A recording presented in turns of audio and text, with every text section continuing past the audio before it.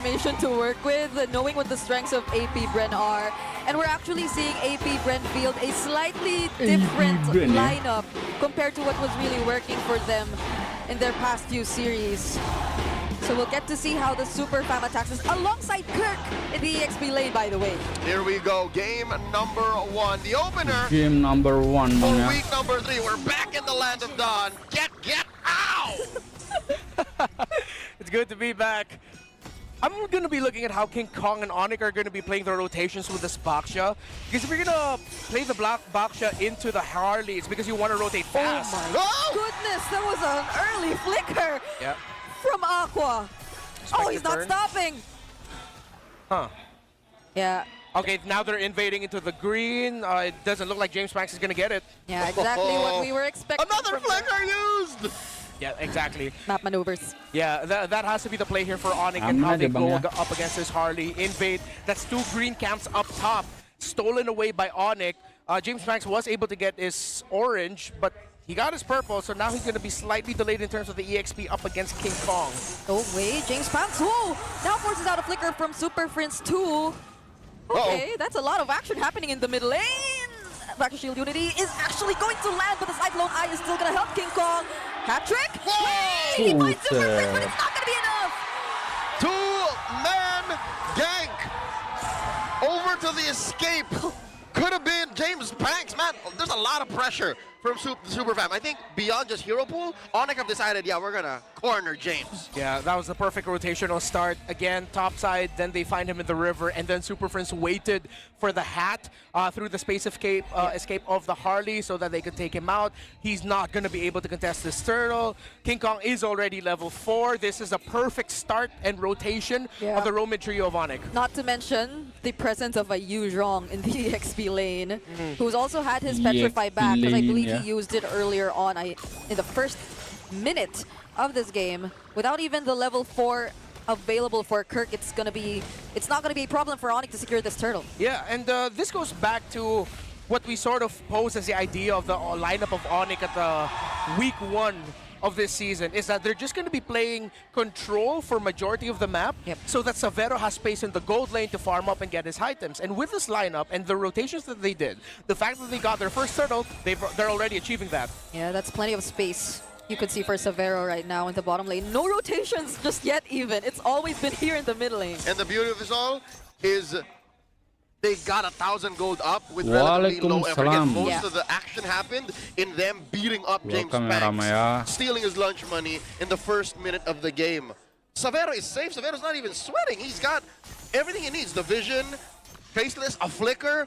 Who's going to catch him? There's no threat of a surprise. Brusco's got all the information they need. Aqua and Nova are not even able to get out of this tier 1. Oh. Blazing to it, already used. Good understanding of the trade there by Savero. Already rushing a Hunter Strike. No boots, nothing like that. King Kong goes in. He's actually going to die. That's a Purify used. But even then, King Kong will pick up the kill. Nova can't save him. This must feel miserable for the former MDL champion. He's like, I'm a glue, but I can't do anything. Yeah, he's way too slow. He's always late to the pickup. It's the hero diff. You understand now why you pick up the Cho. It rotates faster. I mean, we were posing the faster rotating possibilities as well. The Harleys, the Kalis, but they ended up, of course, with one of the signatures of Brusco. There's no other way to put it. Onyx is playing the first 5 minutes of this game perfectly. Yeah, and that was such a low effort. Oh, Masdondon itu sebelum ini dari lu nonton masih muda kah? Onyx here in this fight. KLBJ looking like the next Menurut target. lu gimana, bro? 3, but can he actually find a trade? That's the grab. Already committed over here. But then it's gonna be Kiel who's targeted down by Kirk, and Brusco with the shields. He's gonna be okay. And Kirk just looking for the outplay. James Banks though might just win this one. It's still gonna be a double for Kirk. And Nova flickers in. Aqua takes down Kirk. And just like that, AP Bren are still catching their breath. What just happened? You flip the keys to victory. Onyx are playing fast. It's forcing AP Bren to play so slow, slower than expected already through a glue roam. Banyak komen di mana-mana Mas Don. Setelah main Raja-Rajaan lalu main super-superan berikut dengar-dengar season 14 mau main 5 Power Rangers Power dan Bren Power Toy. They're literally the big kid who Aduh, pelan-pelan Din, pelan-pelan ya, pelan-pelan. are that skinny kid with chronic Kalau misalnya mati lagi, bak kali lagi, RRQ kalah auto gak play off. Ya iya sih bang, kalau itu mah. Simpelnya mah kayak gitu bang. Perhitungan simpelnya. Being able to farm, and now we're seeing almost all 4 members try to work this. Oh, Kirk though. Oh. Okay, that's a. Okay, that's something at least for AP Bren, but they had to commit ultimates for that. They committed the Deadly Magic and the Real World Manipulation just to take down the Yuzhong. Yep. Gue udah agak sabar sih sebenarnya guys. Setiap harinya gue udah agak sabar melihat matchnya RRQ bro. Asli, sumpah. Apalagi minggu ini kan lawan Esports kan ya. Dinda jangan marah-marah. A type of lineup that we haven't really seen as much in the current metagame. It's a box breaker. They're literally all capable of denying AP Bren any ground. And we haven't seen a big 5v5 fight just yet. How likely is that even to happen? Yeah. Gua tinggal dulu mas. Now that AP Bren's very hesitant to even get out of their turret though. Yeah. Although despite everything that has happened, it's only a 600 or 700 or so gold lead for King Kong compared to the Harley.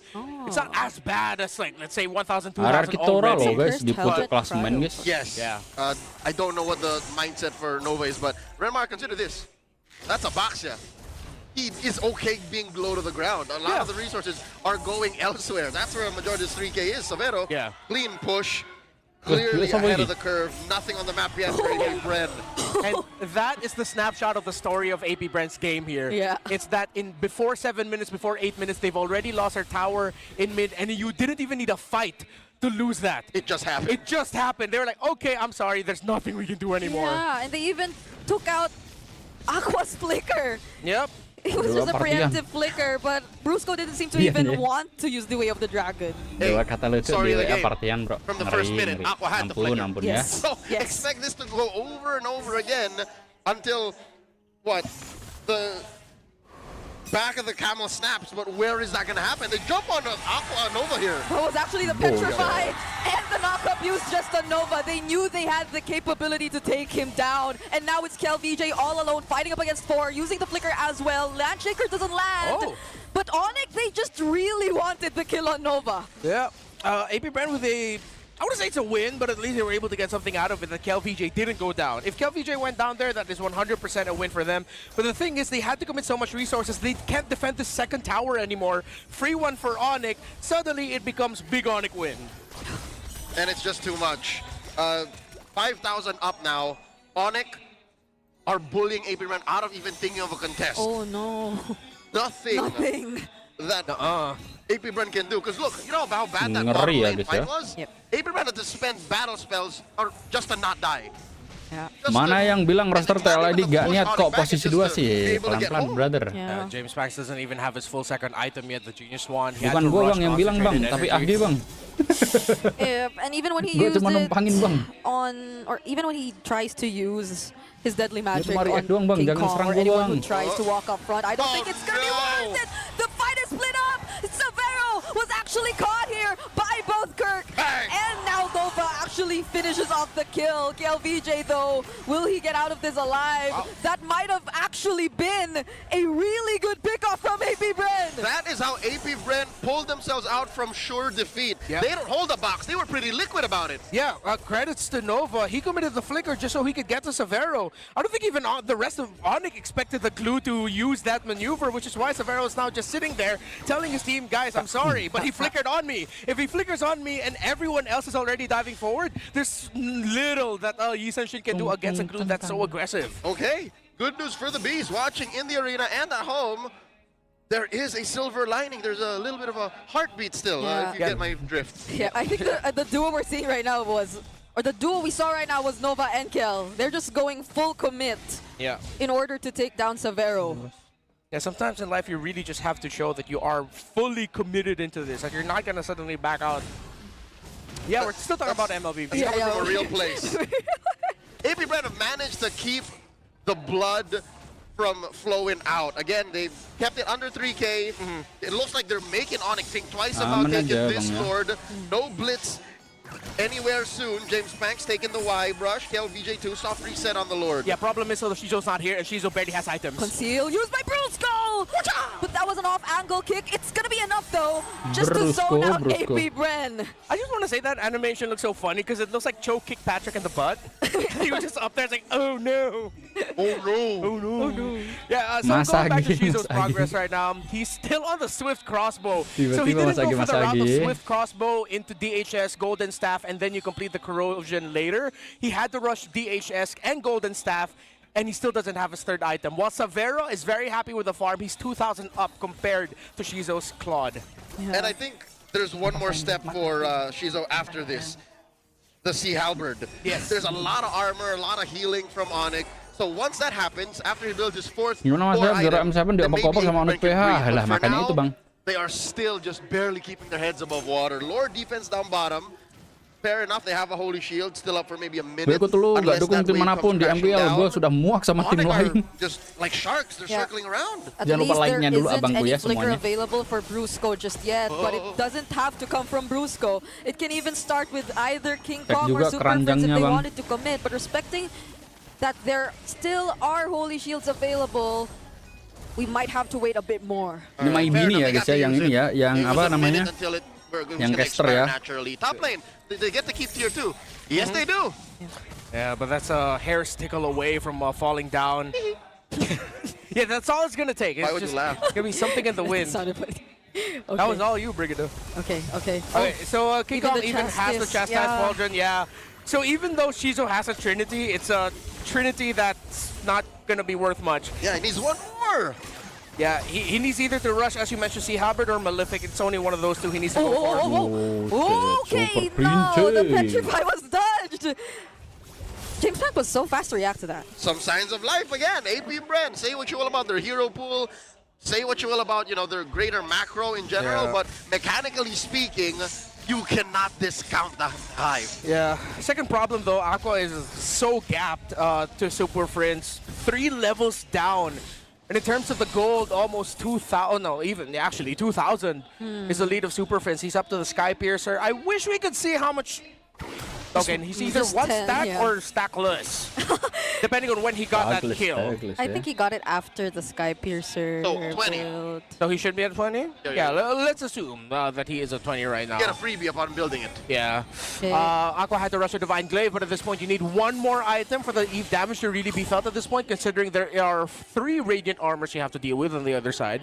And considering the King Kong Baksha also built up the Cursed Helmet as the first one, meaning that's even just a slightly bit more magic defense as well. Or you looking rush a Lantern? Yeah. Look at all the HP over there. Yeah. You're gonna need the magic version of DHS. Oh no, Nova's pants, bro! He's fine. I thought he was gonna wedgie him. Ah. It looks like a wedgie because his airborne animation is him just like backwards. Backwards, yeah. South up. Yeah. All right. Quick rotation by the Super Bam. Again, want to play with this major lead, 5,000 gold. Pulling the Lord slightly over to their side. Savera has to watch out for Nova again. That lethal maneuver of the flicker, mount attempt, almost single-handedly kept AP Bren in this game. And I think that's why they're keeping Savero scarce. Like, all right, always stay back. Have at least 2 members protect you before we begin. Ooh. Okay, KLVJ might actually end up becoming the anchor here for AP Bren. He's up to a Queen's Wings. Play his cards right, and he might be able to carry AP Bren through victory with this next fight, but Shizo can't even go there. They're sending Shizo to farm. They might just give this Lord up. They're gonna play for the defense. Yeah, that's a Mountain Shocker used, so they are fully aware that Shizo's not gonna join this. Not that anyone's asking, but my 2 cents is, it's worth it.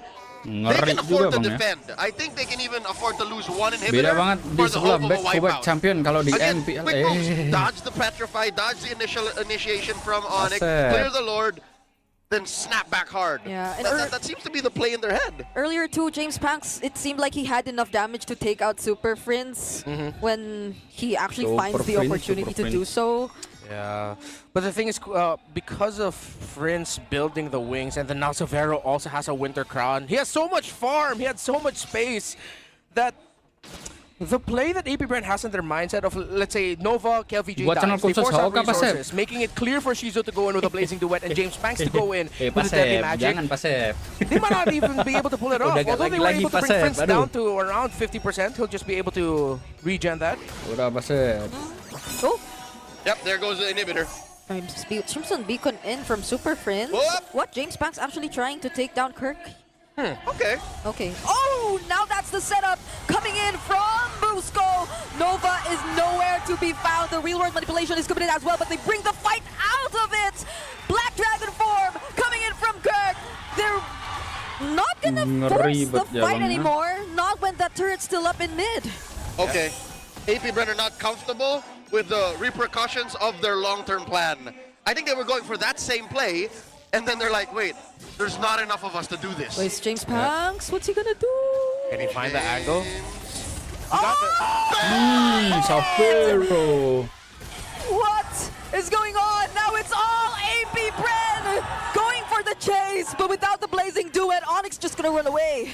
That was just two very slick and elusive cores taken down two from Onyx. Beautiful play by James Banks, and Shizo with the follow-up as well. Severo couldn't do anything. He went down way too quick. Yeah, you want to keep Severo scars, but who would have expected James Banks to come from Did that he not angle? have enough time to winter crown, or was it Udah off kapan di mana dia cooldown? oke Thinking bang maybe it was Pasep? off Tahu of bang. cooldown because he could have winter crowned Yeah, that. there were enough seconds for him to. Yeah. So he just got bursted. Yeah. Maybe he just didn't have it up, but I don't remember him using it at the last engagement, or I might have missed that interaction. So now, it's unfortunate for Severo. The two deaths he had is on the backs of just great individual play. The first one was Nova just showing up with a flicker. The second one was literally James Banks coming out of nowhere that there's no, like, I'm sorry, coach. What can I do when the Harley has full bursted me and I don't have my Winter Crown? Apparently, we're just assuming here. Literally just, coach, you try. Yeah. You try surviving that. It would be so sad if he was just like checking the items or something like that. Yeah, because you were literally theoretically out of harm's way. No one knew that James Banks was there. I don't think there was a mountain shocker to check. Lord respawns once again, same order up top. 3,000 gold. AP Bren looks like they can contest. Now it looks like Shizo is willing to join now. Yeah. Blitz. Yeah, the wave is looking really good down bottom too, but it's just gonna be such a quick blitz from Onyx. Yeah, perfect play. Let's see if AP Bren can survive another defense. This is Lord 3 already. Without two base turrets. Without two base turrets, they only have the one in mid. The two worst inhibitors to lose. Exactly.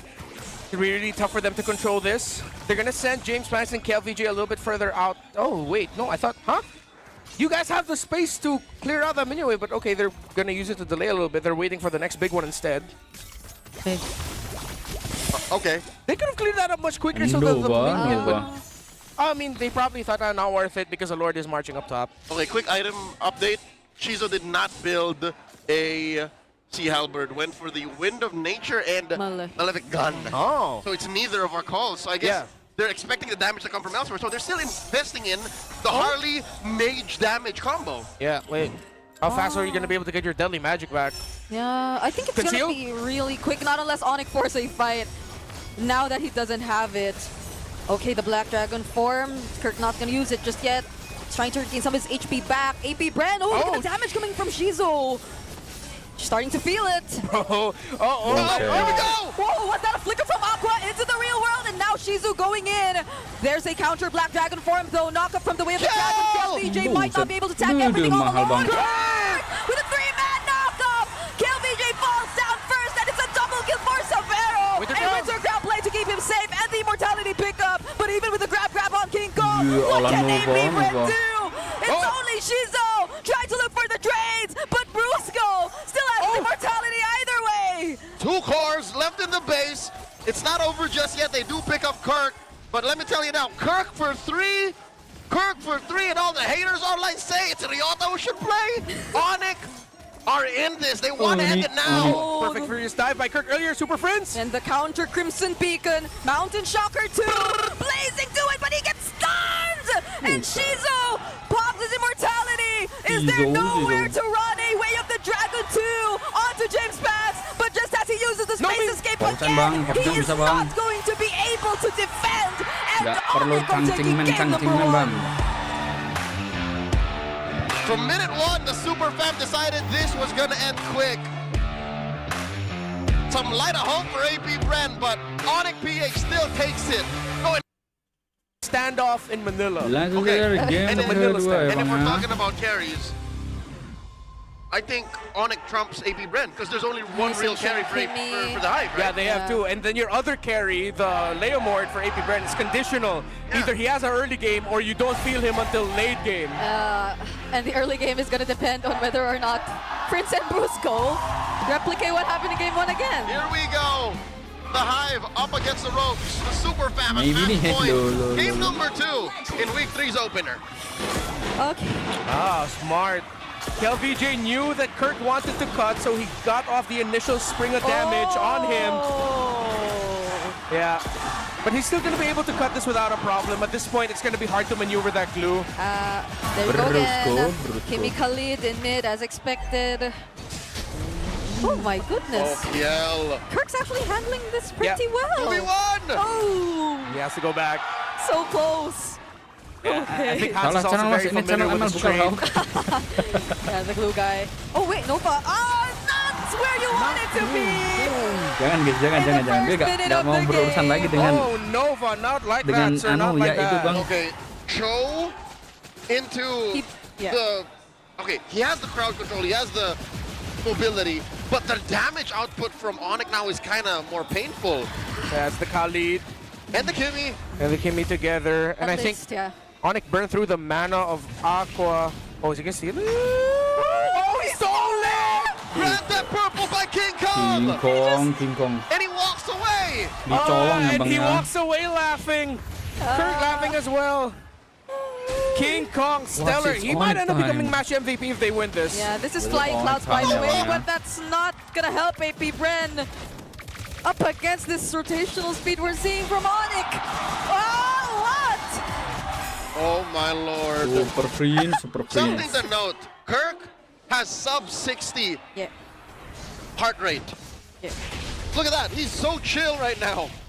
He's the nonchalant guy. I thought he was less nonchalant in the previous days or the previous months, but Yeah. you see it in game, he's still that same guy, you know. Scientifically nonchalant. Scientifically nonchalant. King Kong and Super Friends are currently working out their cardio lightly Oh. at 120 plus. Oh. Kirk using his ultimate already. Oh, this is such a low effort from Onyx again. Especially now that they're on this kind of XP lane. Okay, Yeah. considering that this might be the same story, James? Alright, close call. Considering this might be the same story as game 1. Rose go flicker sideways! Gua kira malam tadi pecah telur, pas gue kira juga iya Bang.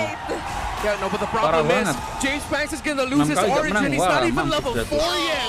Yeah, an early Sky Piercer for Super Friends as well. This is Apakah worse than game tipis? 1. They had the Apakah hopes of ada maybe karma, Shizo Bang? coming Karena, online. ya, They had begitulah. James Banks at least farming. Now, they got nothing. Oh, Traction Pulse. LVJ. Oh, this is not the kind of gameplay you're Prediksi used to pribadi seeing Mas from Don the soal King. derby klasik Sabtu depan. Glue is not a playmaking hero. Posisinya kayak gini bro ya. Jadi Yeah, he's not RRQ loose, is harusnya why we tetap lean onto bisa the idea menang that- harusnya.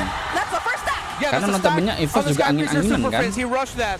Tapi That's ya why we tidak were tahu posing bro, the karena idea itu kan that that's most match likely prime in banget kan itu. Rome glue already. Yeah. We accepted it, and Tapi then tetap Kirk aja just ended up prediksi with something gua more RRQ sih yang bombastic, menang. like the lapu-lapu. Kalau the masih kalah Phobius, lagi, the Yuzhong, excuse me, keesokan the harinya Phobius gue that we gak dukung mentioned. RRQ, bukan gak dukung sih, gak This is prediksi not too RRQ dah. So bombastic. Yikes.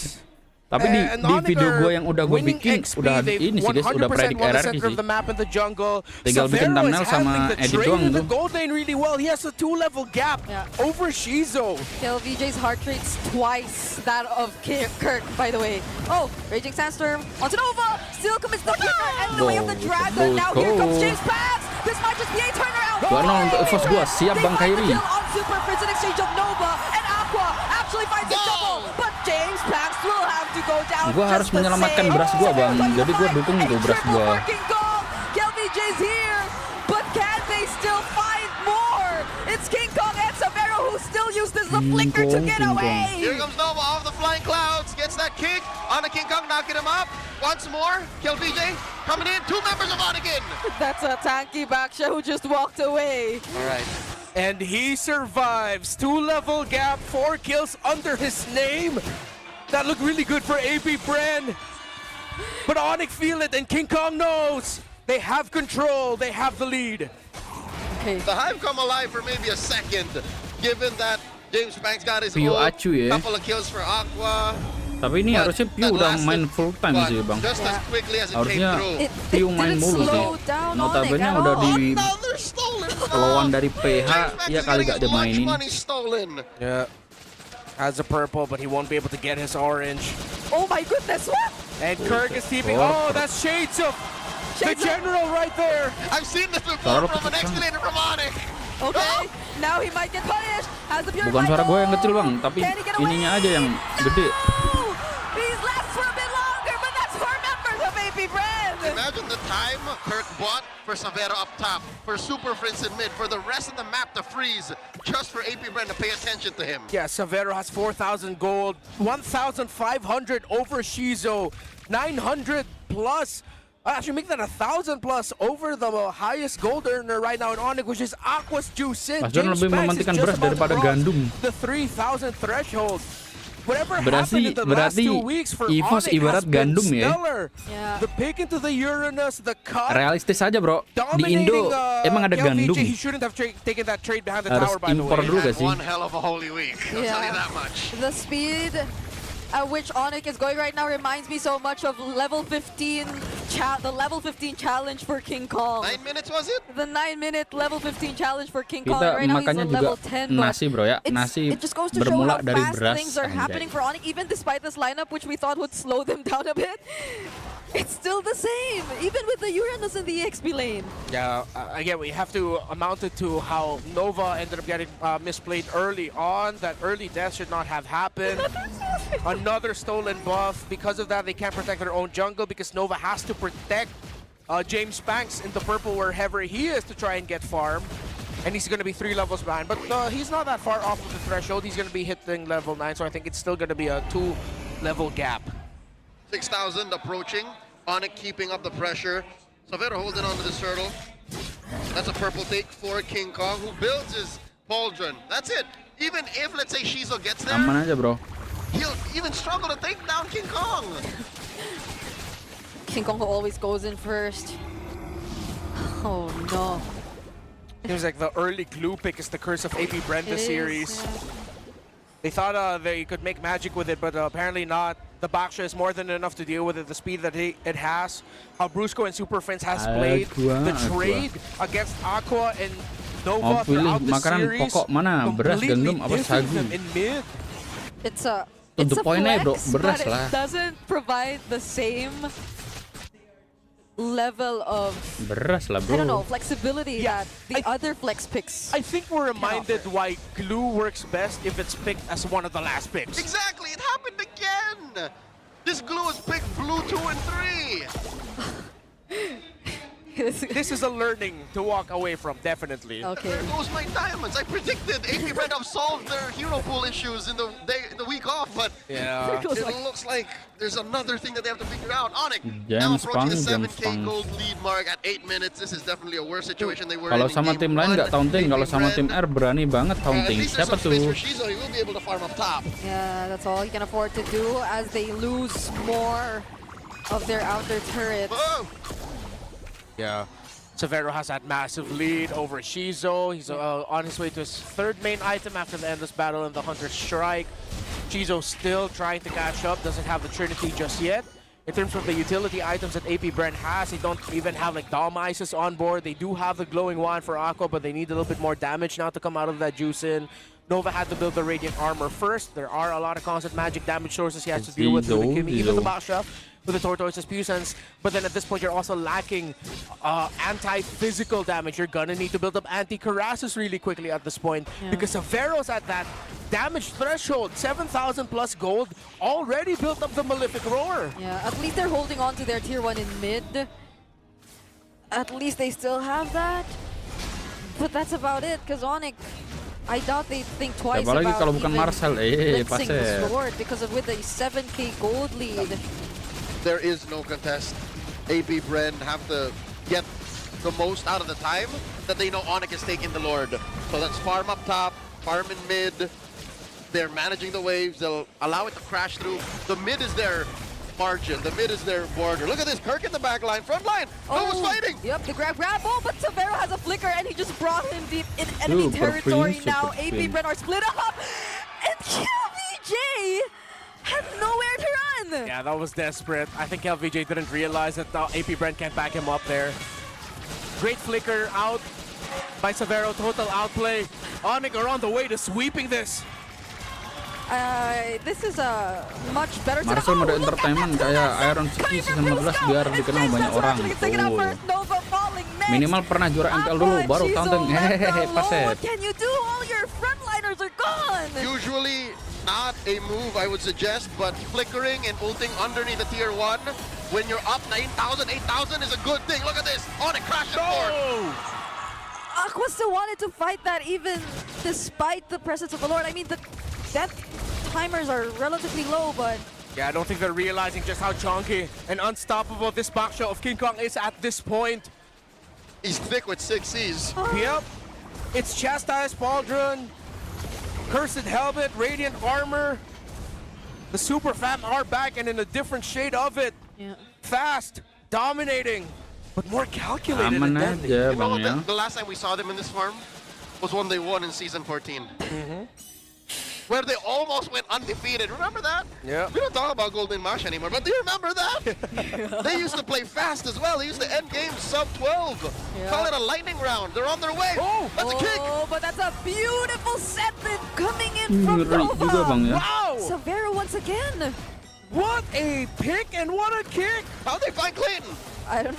That was all Nova. That was all Jangan-jangan Marcel Nova. adalah Wait, was he missing alone? puzzle kayak Iron I think Ski he was in yang that ujungnya pixel pusher, juara. just Waduh. slightly out of it. Nova read it, decided to Kalau go for the Gigfam kick. tiba-tiba Because the juara sih animation of the flicker kelihatannya kick was agak in that bush. I gimana think gitu he ya. just read that Was that really well. All Tapi, instinct? Looks Kalau like yang they're gonna have tim to go Liquid back. tiba-tiba It juara happened so fast. dengan roster yang notabene rata-rata it MPL, happened wah itu yang baru mantap thrice itu. this series. Nova. It's always been. Kalau Iron itu pernah juara MPL, that kalau was Marcel slick. pernah For juara Nova, mereka this has happened twice. Like he's always been orang baru naik really MPL kemarin the sore guy Mas to ya. find those pickoffs against against Severo. Konsepnya But gimana itu konsepnya? okay. So far, the item game between the Leomord and the Baksha is not a fair comparison. James Pack has been living off of alms. This man is on a calorie deficit if you were looking at farm as food. All this while, King Kong is playing the best Baksha game one could hope for. Yeah, okay. So what happened was Nova was concealed and Severo just walked up. He didn't expect, or I don't think he even saw that Nova was there, Jeet Kundoing outside of the last tower in the top lane. Probably doesn't change the fact that Onyx still get to blitz this Lord though. Yep. Still no room for AB Bren to contest at all. And what's more difficult is I think this lineup that they have is worse on the defense compared to the first one. They don't have the long range, they have crowd control, they don't have the damage just yet. Shizo is only level 12. Wave clear is abysmal. Yeah, you have to find that pickoff before the defense even Oh happens. my god. Is this possibly the worst wave clear you could have on the back foot? Because even a Selena could, like Selena mid could clear better than this. It's just the Moskov. Just the Moskov and a bit from the Jushin Leomord. I think I'll still take the... Now this is just pretty bad. Yeah. It's going to be a really bad wave clear sitch. It's going to be tough. They're gonna lose at least 2 inhibitors. Yeah, 2 inhibitors, maybe 2 bodies. Because even that base turret up top is already down super low, even with the presence of the Holy Shields earlier. Look, it's a 4-level gap between Kirk and KLVJ. Now 3. It's tough times. Fountain Shocker. That's it. Yeah. Top turret gets tickled. Bottom lane goes down. She's in trouble. Let's see how long Gua kaget AP Bren kalau is able Liquid to ID hold bisa down juara MPL Guard season Helmet ini, pick up nanti from terjadi King Kong lagi as kayak well, and they still S17, have the betul, Lord makanya itu marching Bang. up top. You have to wait for Window minion waves. nature from Super Friends. Makanya At itu, least they Bang, give ya. us enough time. Yeah, they sacrifice all the inhibitors to buy time. Kirk gets choked up. Oh, Nova doesn't get to connect the way of the dragon in time, and now he might just get punished. Severo though! Severo! He's getting chased! Still has the trace list! And it's a double for Super Friends instead! And now it's all KLVJ alone! And a triple for Super Friends! AP Bren! They saw this coming! Bren harus The turu ya Super Bang ya. Fab are going to take the sweep against the Hive! The break did well for Onyx PH. They have come through dreams come true. The winner of this Langsung match, saja and kita ke almost game. 80% of the fans watching believe this is all Liquid. Who is the 23%? Yang pertama, this Team now, Liquid Neski versus is up against a lot Smart of dive. Omega. That's a lot of dive. The Hanabi with no dash has to worry about. Yeah, he has the AGs. No one else is going to be giving him shield, so it's really just his own skill. And then AGs. But then after that, there's still a lot of continuous damage that could just be dealt on you. They don't have like traditional bursts when you think about it for Liquid, unless it gets to the super late game and then the Eve starts blasting them. But a lot of questions about this Hanabi. Here we go, game number 1. Can Omega turn the tides? Early start. Omega, look at this. Oh, Sanji! Oh, isn't this the best start if you get to force out something, but Sanji doesn't use the flicker? The chef ain't having any of it. Oh, at least they forced the revitalize out of JP. Yeah, that's a little something. So, whoa, okay, he wants the AGs fast, so it's actually pull yourself together on a fighter emblem focused Hanabi. Oh. Yeah, makes sense. Just quick access to the AGs, which he already used, so that he actually used it to be aggressive in the duel in the lane against Teddy. So you can use it that way in the laning phase, but I wonder when it comes to the team fight, because you have to be very balik cautious kayak about dulu your sih pas position, saya you just can't keep going in. aman aja bang, nanti jaga diganti lagi. Ini masih proses editing nih. Okay, at least Jujur so far, MPL Neski's cuma RRQ, handling Onyx, the Evos, dan laning TLID phase. cuma dapat 1. I think it's because Dan Teddy e-sport again lainnya did belum also expect that tuh. Neski would just pop the Aegis real quick so that he Harap can play bersabar aggressive dulu early itu on. buat yang lain A ya. great little decision there by Neski.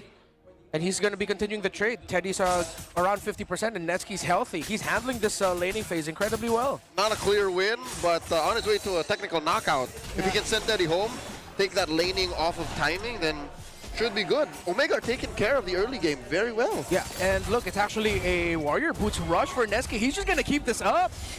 This is like every Hanabi have faced off in RJ, and I don't mean that as a slight. I mean that as a compliment. No, because they did say they're ready for Liquid. Ziva did say that he knew how Liquid played the early game. And it shows.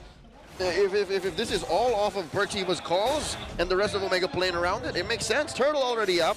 Yep. First of the scene is Smart Omega, pulling it slightly over to their side. Penguin has the Evolt. Okay, Ziva poking down Sanji, zoning him out really well. Sanji's already half HP once again, but it seems like JP and Sanford are trying to work on Ryzen. That's the Phantom Seed already secured! Dave using Thunder Form! Penguin actually picks up first blood up against him, and it's a double for Omega's captain! Omega's TZ ends up captain. getting the turtle though in the end, and Ziva gets away. So it's actually good news for Omega that Ryzen didn't go down there. It would have been a big win trade for TLPH. They would have gotten the turtle and the kill onto Ryzen, but since he got scot-free with barely any health left, it ended up actually being okay for Omega. Which I think is a good deal. We mentioned how, yeah, Netski's on Hanabi, there's so much dive from Liquid, but look at the rest of Omega's lineup. They all revel in the fact that, oh yeah, we're gonna dive. Let's fight in the pit, in the paint. Like, this is what they want. It's a mud wrestling match. Yeah, the idea was Gila banget clear tuh. for both Ulan JP and kabur Sanford during balik that ke PH moment, Pasep. but it was just the two of them. Yeah. Going up against these tanky heroes who Ulan are selama prepared El kabur. to fight back Poland siapa when you bang? try to go and dive them, as mentioned here by Leo. So a clear win for did Omega mention so that. far. Wait, I mean the dive. Yeah, Yeah, he did. He's acknowledging your acknowledgement. thank you. Thank you. That's when you say you're welcome. Oh, you're welcome. You're Nice. saying, Yeah. I was saying that I already said what I said. What? Why are you asking me again? no, it's just that Omega's doing the same Parah thing. banget, They're NXL going gak around dianggap in loh. circles, Yeah. playing that same will Si they, bro won't lupa they. kali si Yeah. bro. And really, the only real payoff Padahal was kan the turtle NXL fight. That tim was the only pertama real pencetak trade in this, sejarah itu. What, 4-minute Timnya game? Awat Good Supriyadi. use of Barbiel actually by Carl so that he could get the last hit on that gold crab. Oh no. Was getting contested, but yeah, Ziva's rotations are man marking Liquid really well. Again, acknowledging the interview. Oh, Oh my goodness, Sanji couldn't do. That was okay. And now I'm starting to believe that Ziva has them all read out. The Yeah. diver gets dived. yeah. I mean, I asked for someone to step up, and it's not just the entire team is stepping up, but also Ziva again. Yep. He did say he has that bit of stock knowledge still there about how Liquid like to play the early game, and it This shows. is what you want, Red Bar. And it's always Sanji. We're gonna be stars. I like that. Okay, Turtle up already. Liquid, weirdly enough, despite being down 2,000 gold, first of the scene. JP with the pull. Okay.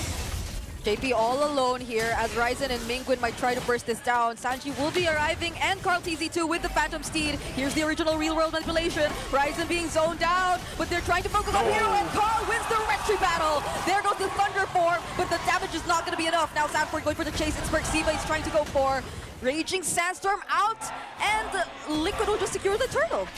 Ryzen wasn't even able to get the retry off. Might have died just a little bit right before the turtle came up, but that was just all gold things, and Team Liquid Philippines handling that well. Sanford, even though he got blasted by James early on, James was forced to use his ultimate and the Thunder Form in the EXP lane, which meant that they lost a lot of the damage that they could have dished during the turtle itself, because James was too preoccupied with Sanford in lane. That is one of the most difficult parts of playing a Fredrin jungle, is sometimes there are some positions you can't get into. Yeah. That's just mainly the weakness of a Fred into an Eve. And again, you can't beat the original. Sanji beat Penguin to the punch. The box came up first, so Omega, get a reality check here. Cut down that lead to 1,000. Okay. Both XP laners dueling again. Down the bottom lane. Could have been close for James. Yeah, really good handling of the Cuma tahu Onyx Evo cara kita lah ini kah? Pelan-pelan pas seheb. Not exactly the same lineup, but both Liquid boys, or Echo.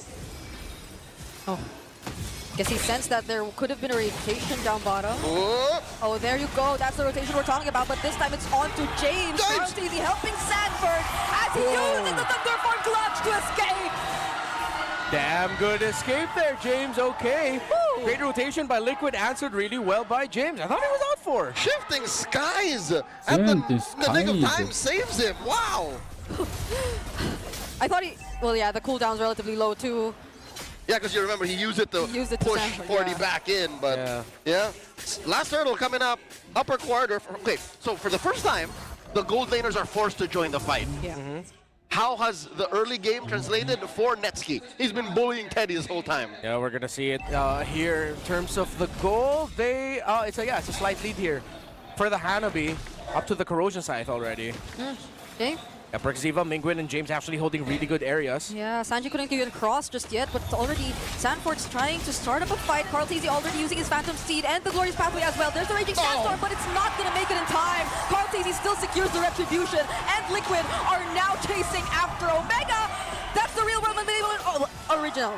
The OG. The original. The OG. The OG. Okay. Mingwin didn't even get to cast He it. didn't even get to No cast dash. it. Oh, Aman aja, Raisen's bro. red from Ryzen. That's Keeping him alive.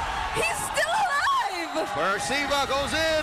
Okay, Sanford once again, Infernal Pursuits. Carl TZ doesn't have the Phantom Steed anymore, but Teddy Cutie all this time, he's just been taking turrets. Yeah, focused on the job, has a kill under his belt already. He knew that he didn't need to join in that little trade, so they are able to break down the tower in mid. You hear the Omega crowd trying to cheer their team back to fighting form, as Liquid are on the verge of another big win on the way to a stampede if they can find that, but it's still a close game and Omega can clap back. Could this have been a 7-minute speed bump to start the stampede? Because that seems to be all it took. Omega are not dealing enough damage. It's all in on Netski, and we just saw right there. He could have gotten 3 hits off of 3 dudes. It just wasn't enough. Are we waiting for that third item? Yeah. Will that change it? So far too, Ryzen has lost all the retry battles against Carl again. Liquid understand what you need to do up against a Fredrin and objectives. Just get someone on him so that he can't dash in. And then if ever you dash, him trying to dash out actually just bumps into you. That's why sometimes when you see Team Liquid Philippines collapse on the Fredrin, they're sharing the same pixel as him, so that the dash can't be used to get away safely. They're not just on him, they're in him. They're in him. That's how bad it is for the Fredrin. Because no, as funny as it sounds, the proposition between in and on, he can't hit you with the Appraiser's Wrath, especially when you're on top of him or behind him. Yeah, you definitely need a bit more help, but again, the question is where will the damage indeed come from? It's a duel between Carl and James, but Carl! He's gonna win this duel! Good things, man, good things. Even under tier 1, Ngeri juga bang ya. James had nothing on Carl. What was James building? He hadn't. All right, he barely had any defensive items. Oh no! Oh, Mingwin claps back, finding. Lo tau nggak grand final mana yang paling gue suka pas seheb? Pas satu grand final yang balik season 3 antara Onyx ID dan Lovely Esports. Okay, quick sandguard cancelled out there by the dark. Gue masuk ML aja season 8 pas seheb. I'm Season still 8 gue on baru that kill masuk. by Mingwin. he was Zaman M1 belum in that masuk bush gua. all by himself, and Carl was Masih like half lihat-lihat health. doang itu. He knew that Nggak good tahu read by EVOS Omega, RRQ tim specifically apa. Mingwen to get there. Knowing Nggak that tahu itu maybe yang that's where Carl namanya wanted to love go, for and Esports. He read it out perfectly, yeah. No deaths Nggak yet tahu for yang the namanya captain banyak bang of this pokoknya. new form Yang barangay. gua belum tahu ya. Lord up. Ryzen still getting his purple buff. Carl, he's not going to go to the orange. He's either going to go straight to the Lord or go for his purple first. Let's see. Well, Neski's down bot split pushing, splishing. That's a new I can word. use that. It makes sense though. It sounds cute. Yeah. NGL. Thanks, I appreciate that. Okay, so that's a slow push by Netsky down bottom. He will be trying to join the fight. Oh, but they get the dungeon after all. Ziva already very low. Glorious Pathway already used. There's the Dark Wave. James trying to find the target, but he gets bursted down so quickly. Carl already very low on HP. The flicker stun from Ziva, but the retribution still. Carl TZ wins it out. A double for 4-8. Flicker from Mingwen, but the Oh my God! Still not gonna save Ini ekspresi Brigida lucu banget sih guys pas momen ini guys sumpah. Kan dia kan pasangannya Sanford kan ya. Kayak girangan banget gitu, Cok. Dia cabut menang anjir. Aduh. No one's gonna win against the GOAT. And that's a wipeout. Stampede Wipe out. activated. Omega have done a lot right. But in the end, it's the difference between a good retry and an undefeatable retry. Carl TZ just never misses. Season 17, we have seen a peak, a new apex of Carl TZ's skill cap. And I thought he's done everything. He literally has done everything. It's just, I didn't know that his retribution could be sharper. Yeah, Perk Ziva committed the Raging Sandstorm on the Lord to try and push back Carl, but at the same time put it down to the threshold. So once that Raging Sandstorm landed, Ryzen will just retry it. But in the end, Carl still somehow got it. And you see here in a lot of these fights, a problem again for the Hanabi. All of this dive, I was talking about it earlier. Yes, he has the shields. Yes, he has a strong front, but without it, he's at risk. Oh no! Okay, 40. Trying to get to Sky Prince. Okay, the Cloud Prince. Okay. Okay, he's fine. The Sky Prince is Someone somewhere else. Somewhere else. This is why in the original lore, Hayabusa picked Kagura. Where's Kagura now? Berarti pas Mas Ade keluar dari EVOS lu baru masuk. Mungkin saja iya, Bang. Pokoknya gue seingat gue itu gue masuk season 8 dah. Hanabi fan. The Hanabu. The Hanabus. Seingat aing ya. There's a lot of them. I just came up with it. It's official Like now. Splish. Let's not revisit that. Pertama kali gue lihat juara MPL adalah At least there is some sign of life from Netsky. You can't count him out. He's on his way to... What is that? Is that a Malefic gun or a... Yeah, I think it's gonna be a gun. See? So he could deal the damage, but... But he's so passive. This is not the Netsky. Well, I mean, he can't be proactive as It's the Hanabi. nature of the hero, I think. He's like, okay, I get dived on, I bring out my ultimate, pop up my shield, try to go back a little bit, basic attack, and then if I have a Phobius and a Leomord on me, I'm praying. Are we looking for a big Higanbana? Well, since this is a dive comp you're looking at, if he can somehow time it with the entry of Carl, JP, Sanford, and Teddy, yeah, that's a massive Higanbana, but that's a really difficult one. He threw out a couple, but none of them landed. a two-man Higanbana I think would be a great deal. That's a bargain. He did get a big two-man Higanbana, but in the end, Carl still ended up winning the retry. It was, I think, Carl and JP or Sanford that was caught in it. But even with them in it, and sharing a lot of the damage of the petal bounce, it barely took them down low. Okay, so maybe, if Omega can make it far enough and Ryzen is at par with Carl TZ's EXP, then maybe the retry battle becomes fairer. But not right now, I think. The second Lord, no question, goes to Liquid. It's a two-level gap. Ryzen can't win a retry battle right now. No way. So quick. Oh no, Ziva! All right. Yeah, had to use the Raging Sandstorm to get Easy away. But Daddy JP says we go for the Jays! The Infernal Pursuit's actually caught up, but then there is a response from Omega. Not going to be enough to punish Sanford just yet though, as Carl TZ2 chasing after Ryzen, surprisingly, and Teddy with the blazing duel. Gua fokusnya dulu ke Bangsin sih guys, terutama guys season 8 itu. Ya walaupun endingnya nggak jadi juara sih gara-gara push bawah itu ya. Ingat banget malah gua. Bangke lah. Gua dulu udah teriak-teriak guys itu bakalan juara gitu, ternyata pasti lah. You know what? Unpopular opinion. Aduh. I think that's worth it. If Tapi Omega videonya survive, udah gak Omega ada ya, don't karena die udah to gua this hapus, load right guys. now, I Yeah. think it's worth it. But Mingun Channel has to sebelah dulu desperately get that bermasalah, jadi gua reroll hapus manipulation tuh. from Sanji, so he has more damage. They're lacking damage without the Hanabi. Mingwen! And now they lose that base turret in mid. Phantom Steed already used. Now they're gonna fight again. Not afraid to do it, even under the turret. There goes the real world card. TZ once again chasing. duet. Two members in the back lines, but it's not gonna be Ya, enough. woi, Oh, mau end woi. Oke. Wah, taunting sih ini, real taunting ini, Oke. kocak. Ada. All right, as we can see on the stage. I think Sempak, bahan, gak jadi guys. izin bang, the recall doesn't izin stop. bang, sorry, Top aduh. Master says it's go time. We're Okay. still inside the base, Lord. Udah Still mau up end, and lu Ladies and ngapain gentlemen, dah, that's how coba she dah. wrote. Game 1 goes to Liquid. yeah. All other Udah members mau of end Omega juga, already ngapain went tuh, down. elah. And Mingwen Gara-gara all nafas alone Nathan kah? without the real world. There's not much you can do on that Singkatnya, Valentina. gara-gara We'll Nathan say deh. this now. Ini kenapa dah ini dah? Ini kenapa dah itu guys? Very execution based Kenapa dah itu? on this one. Hardcore execution based. But right now Ada it looks like ambil there's dulu going to be ya, a lot of bentar. space for the Farsa. I know the Kalea is there, but then you'll have the Purify.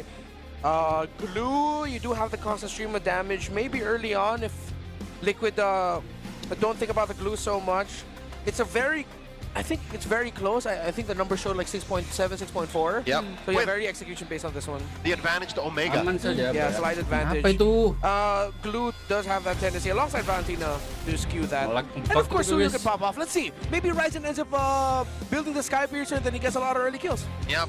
Again, just because there is abundance of magic damage on one side means that's a shutdown on the Suyo. Yeah. Ryzen can play his mind out of this, and he's gonna have to get his team across that threshold to get us to game 3. Hey, PPYT Rupture on the Valentina. Great choice there. You're going to be up against a Gwyn and, well, a lot of the front line dive is going Tahu to be aja pas near waktu you. itu Nathan Oh. OP malah dilepas. wings by wings already. Nah, emang kan nggak respect That's aja bang. such an Bang. aggressive Here start comes Carl. for Team Liquid. Felt like that was a bit of an autopilot moment there by Perks and Mingwen in the mid. But stun! Oh, there you go. We're looking for what the Suyo can offer, and this might just be it. But the spatial migration still gonna keep Carl's easy safe. Early collapse from Omega, pushing back Liquid. So this is them putting their foot down, saying, "Hey, we can be." Oh, it lands on Carl! Perks even with some first blood. There's a two-man toss coming in from Daddy JP, and now Sanji Ryzen, will somehow Ryzen. help him go for the trade. Sanford entering in, and that's gonna be a punish for Smart Omega. Was that a moment of miscommunication? You see how Magic. far Mingwen was up, and Mingwen. I didn't know he was there. That's what I wanted from this game, man. A lot of trades. Messy. But is it trades with purpose? Because at that time it just looked like Ming was like, "Oh yeah, you want to fight? Yeah, no, it was straight up trades of like, no, we got to get something out of this. Okay, let's just take it. I'm in too deep." Yeah, I mean, it's at that point they accepted where they were. It's too late to back out. This is who I am. You're in the nightclub, blindfolded. Just go for it. This is who I am. All right. I chose to fight. Hey, Yeah, they needed to take those trades. After that jungle trade, Mingwen decided to commit. Gets a kill onto Sanji. Ended up becoming a mid laner trade. Just levels things out slightly. I don't like these moments as a Suyo, wherein my pathing is selected for me, yeah. and I can't go where I please. This is not how you reach early level 15. Oh, Are they gonna try to steal? yeah. Okay, they're not. Ah, yeah. So they get the Maksa intel that they're banget. gonna go for purple first, so Kratis is gonna go back. Liquid will try to hold this because Sanji isn't level 4 yet, so they can't force anything until the Farce is level 4, because Mingwen already got through that threshold. So JP pulls it back and holds it. Sanford and Sanji being aggressive. Yeah, this is Liquid setting the tempo for this turtle actually. Yeah, Sanji holding this left mid push. So they already have enough Sanford has to information. check. Oh, they're gonna commit the Tsunami Slam! Sa- Actually on Sanford, now that's one number down for Team Samprot. Liquid. Mingwen stealing away the feathered airstrike as well. JP2 might just get caught in this Aku fight. juga pernah They flicker sebelah from tahun Jade, season and 4 now they're on sampai top! 96 jam 3 14. members of Liquid or two falling down. Tapi selain season itu kan juara mulu kan bang. Liquid into exposing Sanji before they fully collapsed. Yeah, and the difference was this time it was Omega being Ngapain proactive. dipikir dalam-dalam bang. Orang habis itu juara mulu. Ini aja udah ada Kelra ya kali gak juara anjay. Kelra hanya juara bang. The start of the fight was decided by Omega. Okay, so at this point, I think Ryzen has found its footing again. This Suyo is no longer hindered by the rest of the map. It's not about the gold lane. Netsuki versus Teddy. Quick instant replay how that happened. Yeah, so you're stunned. They force Sanji back to wings by wings. And then after the entry of James to get the information, give me that ult. There it is. Ziva went in, got the ult onto Sanford. Unfortunately, the first strike of the feathered airstrike, it's just a nitpick. Mingwin, it actually landed to no one. It landed right next to him. Warning shot. Warning shot. Like, look what I can do. But then he was able to land two eventually to end up delivering those 2 kills. Yeah, great call from Smart Omega. And at least they were able to choose a really good target, because considering how Liquid were positioned earlier on, it was just really Sanford who could potentially start things up. And Carl TZ forced to use the spatial migration, but not knocking up anyone. Yang paling nyesek pas season 14 HIDUP. Itu sih gak nyesek lagi sih bang, gue juga kehilangan beras. So Ryzen has found his stride. He's eating Carl TZ's lunch money, taking small camps away. They're continuing it, a lot of gold, no first item yet, no concentrated energy for Carl TZ. I think we have to accept Suyo might actually just be busted again. Yeah, Ryzen has out-farmed himself. He's looking for camps now. He's taken Carl's. Percuma juara MPL season ini kalau di Intel YTTA dari dulu itu masalah Onyx kecuali pas waktu MSC 2023. Have to accept it, despite the condition. Look at that. Roam mid trio for Team Liquid Philippines is all magic damage. Theoretically, that should mess up the Suyo. Yeah, he died once, but that was after that really messy trade up top. Yeah. You also see the effect of glue that we mentioned a lot when that pick is open. Oh, this is actually a great spot by Mingwin. Oh, okay. Hold the mid. Allow Ziva and James to jump forward. Okay. He's getting real close though. Wow. Yeah, Sanford's not even putting himself up there. There goes the feathered airstrike. Ryzen really good entry battling. 2-man knock up with the dark wave though. There goes the AOG as well. Ryzen might be first to fall, and he finally does. Placing to cancelled out by the Tsunami Slam, but Liquid are still going for the chase. Now they're all trying to fight close to their turret. A flicker from James, taking down Sanford. Another knock up from Carl, but they must get away. Netsuki, he's landing too much. 3 hits. This is the second time Netsuki has left his lane to join the fight. First time around, he didn't need to. Turtle handily went to Omega. This time, he made the difference between a free turtle take and a trade for Ryzen. They're not done, they're still going! Oh, okay, flicker from Mingwin. It's gonna be okay. Okay, nothing for Liquid still, but again, Omega are really making the most of lost time from game 1. Yeah, that was honestly a beautiful recovery by Omega in that last fight. I thought that Liquid would be able to continue to the stampede, but then they repositioned, reoriented themselves, gave a little bit more space for Netsuki so that he could free hit. And Liquid might have blown a little bit too much at the beginning of that fight, hence why Omega had the resources to turn things around. Yeah, that's still a 2-level gap you're looking at between Carl and Ryzen. And a level gap on Netsuki, now 2 on Teddy. Yeah. He's like 300 gold up. That's not bad. Netsuki's playing a much better game now compared to game number 1. And we haven't really seen the combo, like the Kaka combo, right? No Tsunami Slam into a face full of light wheels, yeah. I think we'll get to see it either this one or Lord 1, as teams are now going more into 5v5 scenarios. Carl TZ will mirror up top to stop the minion wave that got pushed by Ryzen. Netsuki and Teddy still just getting farm. Mingwin has the ultimate of the Farsa. Clea is holding RMB. Right mid bush, while JP and Sanford are sticking together getting the information. Okay. Oh, Kanji. Tetep gue dukung mau kalah mau enggak, gue dukung Anjay kayak gitu, fans sejati Anjay. Katanya lu netral, kotak Anjay.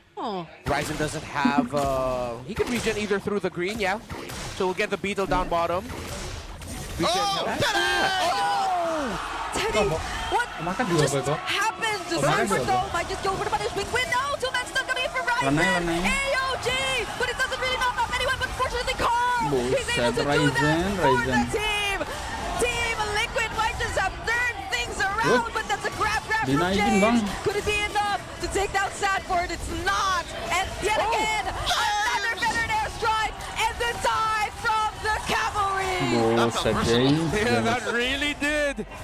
They didn't need to commit that much. I mean, the Lord was already up, but I think they said, you know what, let's just make it a sure thing. Netsky, what are you going to try to do, sir? Netsky. Netsky.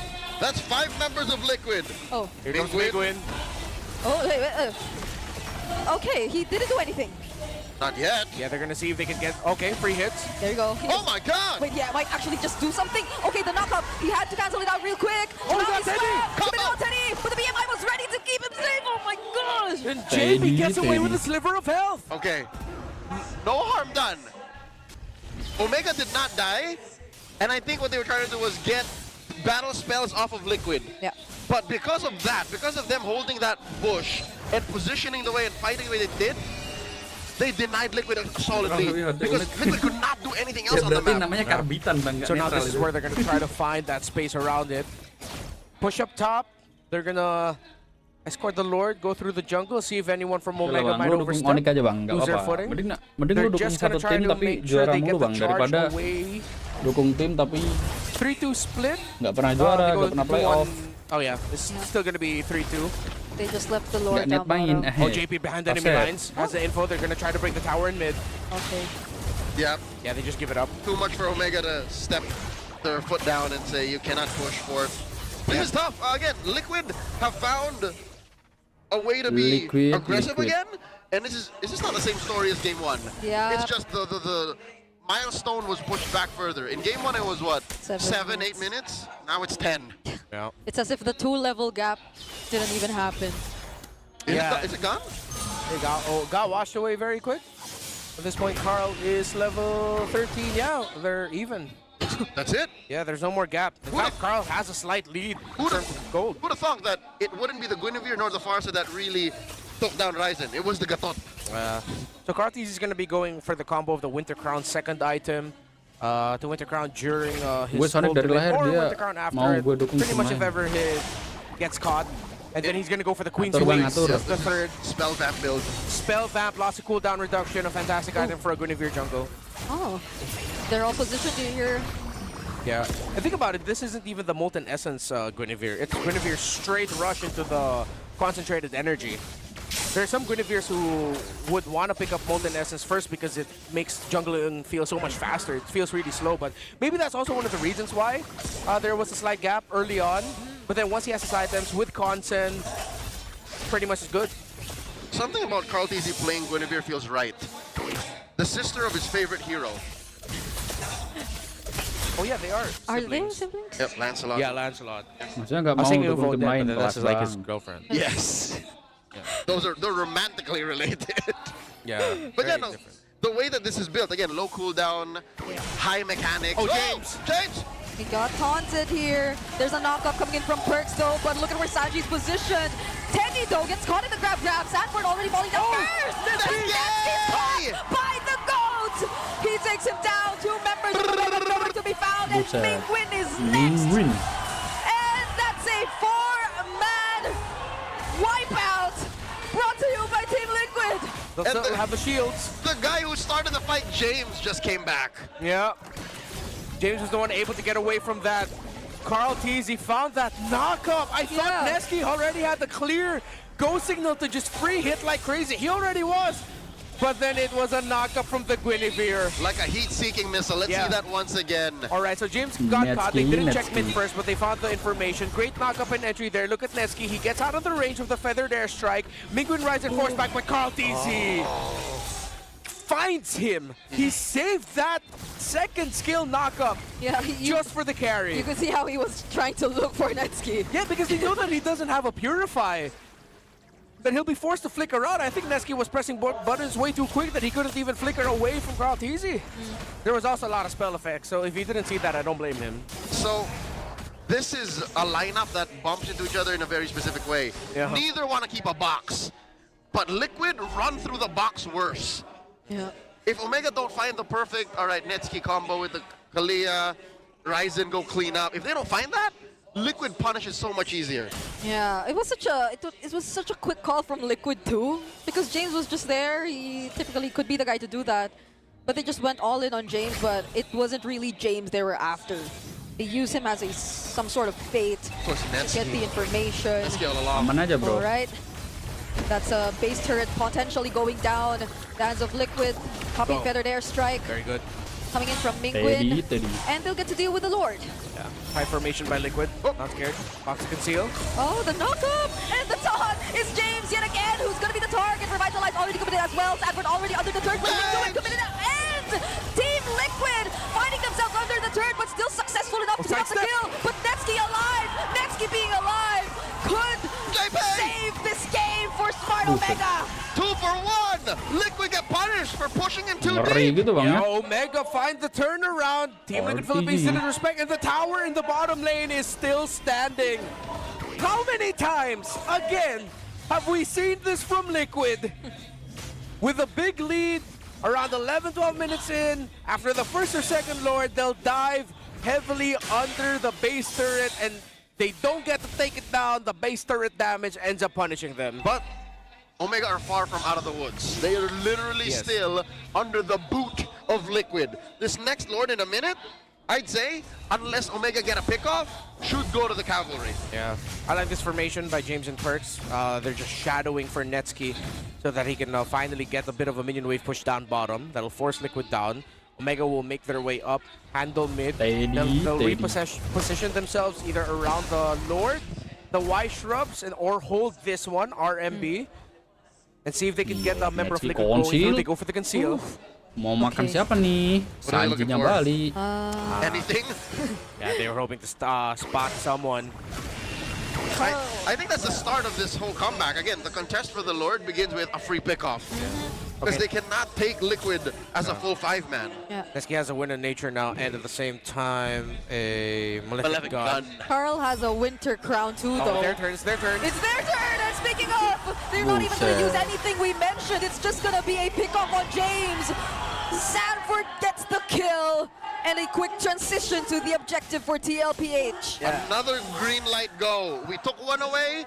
They're scared to even contest. Yeah, they're just gonna have to open up the map. Unfortunate. If James was just able to get his combo off with the too much crowd control for Liquid, stopped him. If he got a mount, that would have been a sign for Omega to try and fight and help him. But since he didn't, that's just an easy Lord for Liquid. The third one of the game goes to them. Ayolah, Mas Seb, dukung Onyx pas waktu Onyx lawan TLID. And this is just me or is Netsky? Ya elah, di situ gua udah predik Onyx bang, kocak. Tunggu aja itu videonya. He's like, I'm done. I'm not doing that again. Yeah. Tinggal muncul aja tuh. Leaves the lane. Fortunately, sabar I dulu ya. think Omega can clear this. And again, they don't follow the Satu-satu trap dulu pas ya videonya muncul ya, karena ya kalau diupload semua tabrakan semua man itu. on the defense now. No, Netsky's not going to do that this time around, right? They're going to need him. Still the same issue. Mingwin needs to get Feathered Airstrike to even think of getting a beneficial defense. Ryzen is going for really far back because Omega doesn't want this to be a 3-lane push. So he'll cut this wave so they only have to deal with 2 lanes. This is Fanny-like and Ling-like movements. Yeah. So 2 lanes. Let's see if Omega can handle it. There's still one wave down bottom, though. That'll be enough for Liquid to take down almost all their base turrets. Ryzen making it back in time. JP having to use the AOG out. Yeah, and they're happy with that. Yeah, it's also just unfortunate that it was a cannon minion that got through. If it was a normal minion, Omega might have been able to handle that, but still ended up becoming a soft 3-lane push just because it was a cannon minion that went through in the bottom lane. Well managed by the barangay. Yep. They're still in this, but again, this next Lord in a minute and a half, I'd say it's still very much wearing a Liquid jersey. Yeah. Skornya berapa Pak Sep? 2-1 sih Pak Sep, biar lama, biar nambah beras. They need more items for their damage to be felt, but they do have the damage already through the Suyo and the carry. But the difference between a Valentina being able to pump up a little bit more damage as a Farsa cosplay could mean, win or loss for Omega. BOD already now for Ryzen. Yeah, Mingwin's obviously trying to get that feathered airstrike. Yeah. But Sanji just won't show himself. Not until the last minute. No. Wow. Or second. Yeah, it's like he has to put himself in harm's way just to steal the feathered airstrike away from the Farsa. And then he'll have to commit dashes to get out. Oh, wait. Is Netsky going barefoot? Yes, he is. Yeah. Goes RGM. Steals, sells, excuse me, his boots. Teddy has the same plan. Yeah, now he goes Windtalker. Okay, Liquid are in the very late stages of their builds. And they're going to try to end it with the next one. Let the minion waves push. Waiting for the turtle. Juga ya. Lord, excuse me, and then maybe Liquid might even, Kok ada because there is a pakai Windtalker kolam on the clock. udah bang, jangan Could be a dibahas lagi. potential angle for a split Kasihan push. itu Kuroki ya. Teddy, make Digoreng like Benny. sedunia itu. Oh, Teddy has to try his best Benny Cutie cosplay here. although Omega have had very long games this Yeah, that's season. true. They are part of the longest game so far. I don't know if it's another late game poison kicking in for Smart Omega, but Oh my god. James? they are capable of extending games if they wanted to, but James that seemed a bit too terrifying. That's what I was saying. This little soft counter situation. Yeah. Glue it to a Claude. Yeah. Max AOT stacks off of a single split. Yeah, he has Blade, Armor, and Chastise Pauldron. This is Art of Thievery. It's just so easy for him to max out. It's like, yeah, Thanks. difficult. Yeah. Okay. Oh, perfect spot for Sanji and Carl TG, by the way. It's the steal they actually go for! AOT! Still knocking him up even though he nearly got away. And now it's going to be Perxiva falling next. The team fight split up, but Aman it's aja, going to be bro. okay for Team Liquid. It's Mingwin and Ryzen left for the defense. But now that they could no longer go for them, it's James who'll have to say goodbye. Immortality bomb, then an airstrike from Mingwin. But Sanji's okay. Buset, He's just gonna Ryzen. go and re-engage and use his original Venom airstrike. But Ryzen shuts Okay. it down. Okay, Ryzen, let's see. Can Omega find an angle to defend this? So Liquid look like they just go for the Lord. They cleared the minions. So it's not done just yet, but this is definitely a devastating blow for the Produk guy. Teddy. They had a really good shot there, but again, Sanji and Kakiji just first to the punch. That push in the bottom lane. Ryzen trying to get close. JP's zoning them out. Yup, the taunt did not connect. But Ryzen, he cannot Buset, make it. Korji. That was more than enough. He needed to sidestep that Sehat-sehat taunt. dia yang dukung And that just gave the space for Liquid to get the Lord. It comes out immediately. Sanji Kalau will be lu back bilang on gitu time. berarti yang dukung Raraki lagi sakit Omega semua ya bang ya. pull off a Buset, miracle and defend sakit yet hati, again. sakit One kepala, sakit more chance. A gigi, big sakit more defense. Though, sakit oh my punggung, God, buset. fourth this game that Omega has quelled and pushed back. This Lord is evolved. He's huge. He's massive. Yeah. Ryzen couldn't go for another play on any side of the map. Liquid have taken care of it really well. JP. Get punished here. Immortality already popped the grab 2, landing on Sanford. And this might just be an opportunity for Smart Omega. Sanford going in, but he's getting shredded down. Another Immortality pop. Sanprot. Sanprot. Taken out by Omega. The Dalam banget tuh Sanprot. Mau caper kah dia depan Bini? Same time, the back line Buset. of Liquid looked like they were zoned out. They knew that they couldn't get close enough because it would have been a big threat of a potential wipeout if Liquid decided to go all in. Carl TZ also couldn't find the angle to try and jump on Netsky. And still Omega are fighting. Let's see how much space they could just find. Because Liquid, give it to them. They actually got that at the right time. Let's see what was happening in the backline situation. James standing in front of the members of Liquid. And since, okay, he pulled back the grab, Teddy. Yeah, it's the presence of like Perks, James here on this wall that they just couldn't. And at that point, if you're Liquid, you're not going to risk it because if you do decide to go for it, you might get wiped out. Yeah, that did feel a bit impatient from Liquid. Yeah. The rest of the map are correcting itself. Omega Sakit lah, gak pernah menang satu kali pun. Buset. these avenues. Mid lane, tier 2 goes down. Top lane, almost. Liquid clean up house. Doesn't change the fact that bottom lane and mid are fully penetrated, so that's permanent damage Omega has to address. Luckily, they can thank their stars that the long lane is where the Lord is. Oh my God, JP! Buset. JP doesn't have his immortality, but has the AOG. Now it's a counter from Team Liquid Philippines. Carl TZ using the Violent Requiem. They'll have to run away. Oh, James might be in a bit too deep. There's nowhere to run if you're James. Ryzen 2 trying to jump in and join, but he gets knocked by the Dark Wave, and now is bursted down by Liquid. But oh my God! Oh my Still gets to God. dash away. Perxiva will be the exchange. Buset, But Sanprot. unstoppable. Picking up double kills. But Sanji with an off-angle finish. Gila tuh Sanji tuh anjing ngeri banget. Wih, Ryzen win terkon. Loh. Bang, ya elah bang. The poison! Endingnya tetap di M minion kocak. Continue their streak undefeated. 2-0 ya Bang ya. GG guys ya, GG. Bit off more than they could chew, and it was the minions of Liquid that has been this close, I feel like. This week maybe. It is split, and I hope this results into being our first 3-game series also. Nanti kalau nonton MPL apa aja. ID utama sih Bang. Even Fry was. It's the first and the Pokok last kalau jalan ID yang utama Bang. Series, right? Yeah, It's the first and the last. Yeah. For this week, okay. It's been a while since we've had that, but take a look at the lineups here. Okay. As expected, Lots of purify. Lots of purify. Ironic for Aurora, it's all flickers, man. So they really want to be aggressive with it, and they know with their dive nature, they need outs if ever possible. Oh, let's go! I'm so excited for this. Well, here we go. So is the MPL Filipino Arena right now. It is electric in here. We're jumping to the land of dawn. It's the international rivalry between Onyx Philippines and Aurora. Oh, okay, already flickering out from Yue. Forcing it back. This is the crazy poke of the Lily and the Kali together. Also note, this isn't the Brave Smite Uranus. Kirk is packing the Impure Rage Uranus there. So there are going to be moments potentially where the aggressive dives of Kirk might be punished a little bit more, and he might not be as tanky. So let's see. Yeah, gotta calculate it a bit more. By the way, that's the newest rock skin you're seeing. Oh yeah, he has a. He has a boat. Is it a collector's? Oh yeah, it's the one that makes him look like an Eldritch horror. What is that? You know, those tentacly faced monsters. It's technically. All right. You would know them as old ones. The old ones. Oh, true. Okay, I get the reference. Look at the boat. Yeah, the boat is pretty sick. Oh, don't tell me this is gonna be a solo kill, and it is. Buset, ambil ID kan, ambil Lemboy kan, Goai. That's a Yang good aja lantar understanding by semuanya Edward. Bang ya. He is backing Concussive Blast, and that he knows his Kirk doesn't have the Brave Smite, that he wins that duel. Yeah, he calculated that. That was literally one of the calculated moments, and that's a great start for Edward. But here mid lane, Yue. No flicker for Yue, but the damage is not gonna be enough to take him down just yet. Do we still call that a rampart?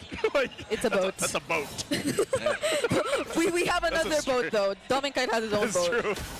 All right, looking at this, Edward. Look at his stats here for the Benedetta. 58 games played. 37 to 21. Yeah, Whoa. That's quite a win rate. 64%. That's pretty crazy right now.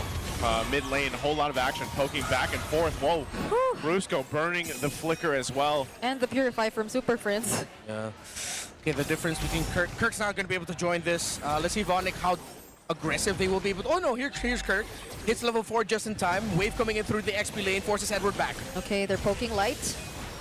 Super Friends 2 here trying to block their way. Demon Kite doesn't land! The special migration! Oh, it's a turn! It's only Edward left alone, eye for an eye, just to get away! And they will take this purple buff too! Oh, GTP. Again, 3 words. Suyo is busted. Okay, so Suryo's busted. That was also just a great setup response from Onyx, especially because the spatial migration didn't land and didn't favor Aurora in that team fight there. So, you know, imagine that interaction got Onyx Philippines actually quite a bit, and that's something, even having a YSS that can pop that Mountain Chakra to help provide some of the vision, they still just didn't land what they had to. So good little start here for Onyx Philippines. Yeah. King Kong still on the way to the Hunter Strike. And again, it's just the threat of the Khalid and the Lilia together. It's people often forget, but when it starts hitting you, you get reminded harshly just how much they hurt. Look at this barrel. Oh, Dominkite. Force the boat out. He senses that there's someone. Okay. Yeah. I mean, he did get to toss out the Mountain Shocker. Yep. And I think it was at the time where Brusco already showed his body language of making a path for the gold lane. Yeah, and you move around so quickly with that Khalid to be able to rotate when you need to, especially, you know, even on this this map here. But so far, I'd say, at least for Dominkite, he's pretty much managed his lane perfectly fine against the Stray matchup we typically see banned out right now. So a lot of the action is happening, like we mentioned, for the other 4 members on both sides. But you can expect for that next turtle to come through, especially since it's on the top side of the map. Towards those gold laners that they're going to be involved here. Yeah. So early on, the matchup didn't favor Kirk, but now as the game will extend and as he is also rushing the dominance ice, it's going to be harder for Edward to bring the Uranus down low. Oh, Rampart into the spatial migration, and the tech charge committed too. They just did not want Brusco to survive after that. Yeah, it's one of those moments where like, I'd like to play, but I'll just set the phone down for a second as I'm trajected into the air. Onyx are bursting this down though. They know what resources are not available. But look at that aggressive Crimson Beacon! And King Kong still taking away the objective. So running the fight, looking for Yue. No brains to reposition. And that's gonna be the trade for Onyx. I mean, Onyx had, well, Onyx Indonesia had a prolific... Whoa, okay. That was a black shoes bait. I mean, Keller did have a prolific game in Indonesia over the gold lane Freya. Wasn't able to win that series, so let's see if Onyx PH can turn their favorites around here in the Philippines. Meanwhile, Vero now, again, in a comfortable spot with his Freya. Still able to walk away. Oh! The sidestep from the Raging Sandstorm and King Kong there to finish off the kill. Brother, that was clean. Now, I was going to say, that was clean. Yeah, King Kong had a Sky Piercer before that, by the way, so... He had a Sky Piercer before that. It was a perfectly aligned shot there, and also Brusco coming through again. I mean, we just saw that a couple minutes ago, and it was snuffed out. Well, that one wasn't. Yeah. And you also see one of the reasons why, other than the damage of Super, for instance, Brusco together, that's making it difficult for you and Light to rotate, is because of where Super Friends is putting these shadow essences always in front of the tower. Meaning that Yue and Light, if ever they want to branch out and try to hit the minion wave so that they can get out of lane faster, they're going to have to eat damage from the Lilia and then eventually eat damage from the Khalid. So Super Friends is simply zoning out Yue and Light from the rest of the map just because he's placing his shadow essences right under the tower where Light and Yue are. And this is the difference you were just talking about with Kirk. You know, now that he's got the defensiveness that he needs, he's kind of able to just do what he wants at this point, unless there's a huge commitment. Because even when we saw Aurora earlier on, they had to layer a whole lot of ultimates to make a kill happen, and whether that's a tech charge or the spatial migration with the Requiem combo that we're used to seeing. So it's a little frightening, I would say, for Aurora to see how much of the game and the economy has slipped over in favor of Onyx right now. This third turtle is just about to come up here. Another thing that's really surprising for me is the fact that Severo's handling this really well. He's the first to actually take down a tier 1 turret. Yeah, and that's up against Domination. He's only 68 BPM right now. Oh no, it went up to 80. I think it's because he realizes, oh wait, I have to join the fight now, let's go. Rotating down, third turtle for the taking. I'm not sure if Aurora wants to do too much. They might just choose to give this one up. Brusco will scout him out. Yeah, it looks like they're just going to give the call here. Give the turtle over. Let's live to fight another day once that Lord comes up. So if we're looking at this for Aurora specifically and seeing how much they're losing across the map here, where's that potential for Aurora in their lineup to make this swing back into this game? Oh, it has to be through the main fights, actually through Demon Kite Light, timing their crowd control abilities and initiations together, maximizing it so that Yue will also be able to make the most out of it. He's not going to be the Sky Piercer holder though. It's actually going to be Dominic out of the YSS. So the second time we've seen it today where a YSS gold lane is holding the Sky Piercer and not the jungler or the mid laner that can. Yeah. Aurora just really holding on to this turret. Spatial migration, Violet Requiem, forcing out the Purify from Super Friends. But this guy's gonna be okay. Still has even the black shoes. Yeah. Small win, but it doesn't look like Aurora will be able to find another sequence to pressure that. Oh, that hurt. Kirk already up to the Oracle as well. Ooh, this is going to be one really tanky Uranus. I mean, they're just tanky up front, and they can just go ahead and deal with a turret like that. They're zoned out from that. No, Aurora doesn't really have much of a choice but to find something else here. So now Edward's in a position where he's just got to kind of manage these waves, clear them out, while the team tries to find elsewhere. So, Demon Kite? Yeah, that's something we don't really see from Aurora just yet, like the tankiness. Oh, and the burst is something we get to see from Onyx though. They immediately burst down Demon Kite and might have just found a way to deal with this tier 1 in mid. Yeah, Suyo is doing some crazy damage. I'm going to have to agree with you, Redmar. Again, Suyo is busted. Say it with me now. That's not just one turret that they took, by the way, that's 2. That's 2, and there's just, if you're looking at Aurora, it almost reminds me of our last match where, you know, Twisted really wasn't able to do anything for a certain amount of time. And they've just found themselves in that position Kirk where... likes to do that, by the way. Yeah, you know what? I think in this position, Kirk, you're fine to do that. With Dom Ice, Oracle, 7,000 gold lead, it's warranted. He knows. And it's crazy. This is James Banks' legacy for Season 17. Suyo Sky Piercer. Yeah. And, you know, you're kind of wondering, Do they just give this up too? I think they do. Yep, they gotta. If they contest this even more, that lead is gonna balloon potentially to 9,000, 10,000, and then they can end it with a first Lord push.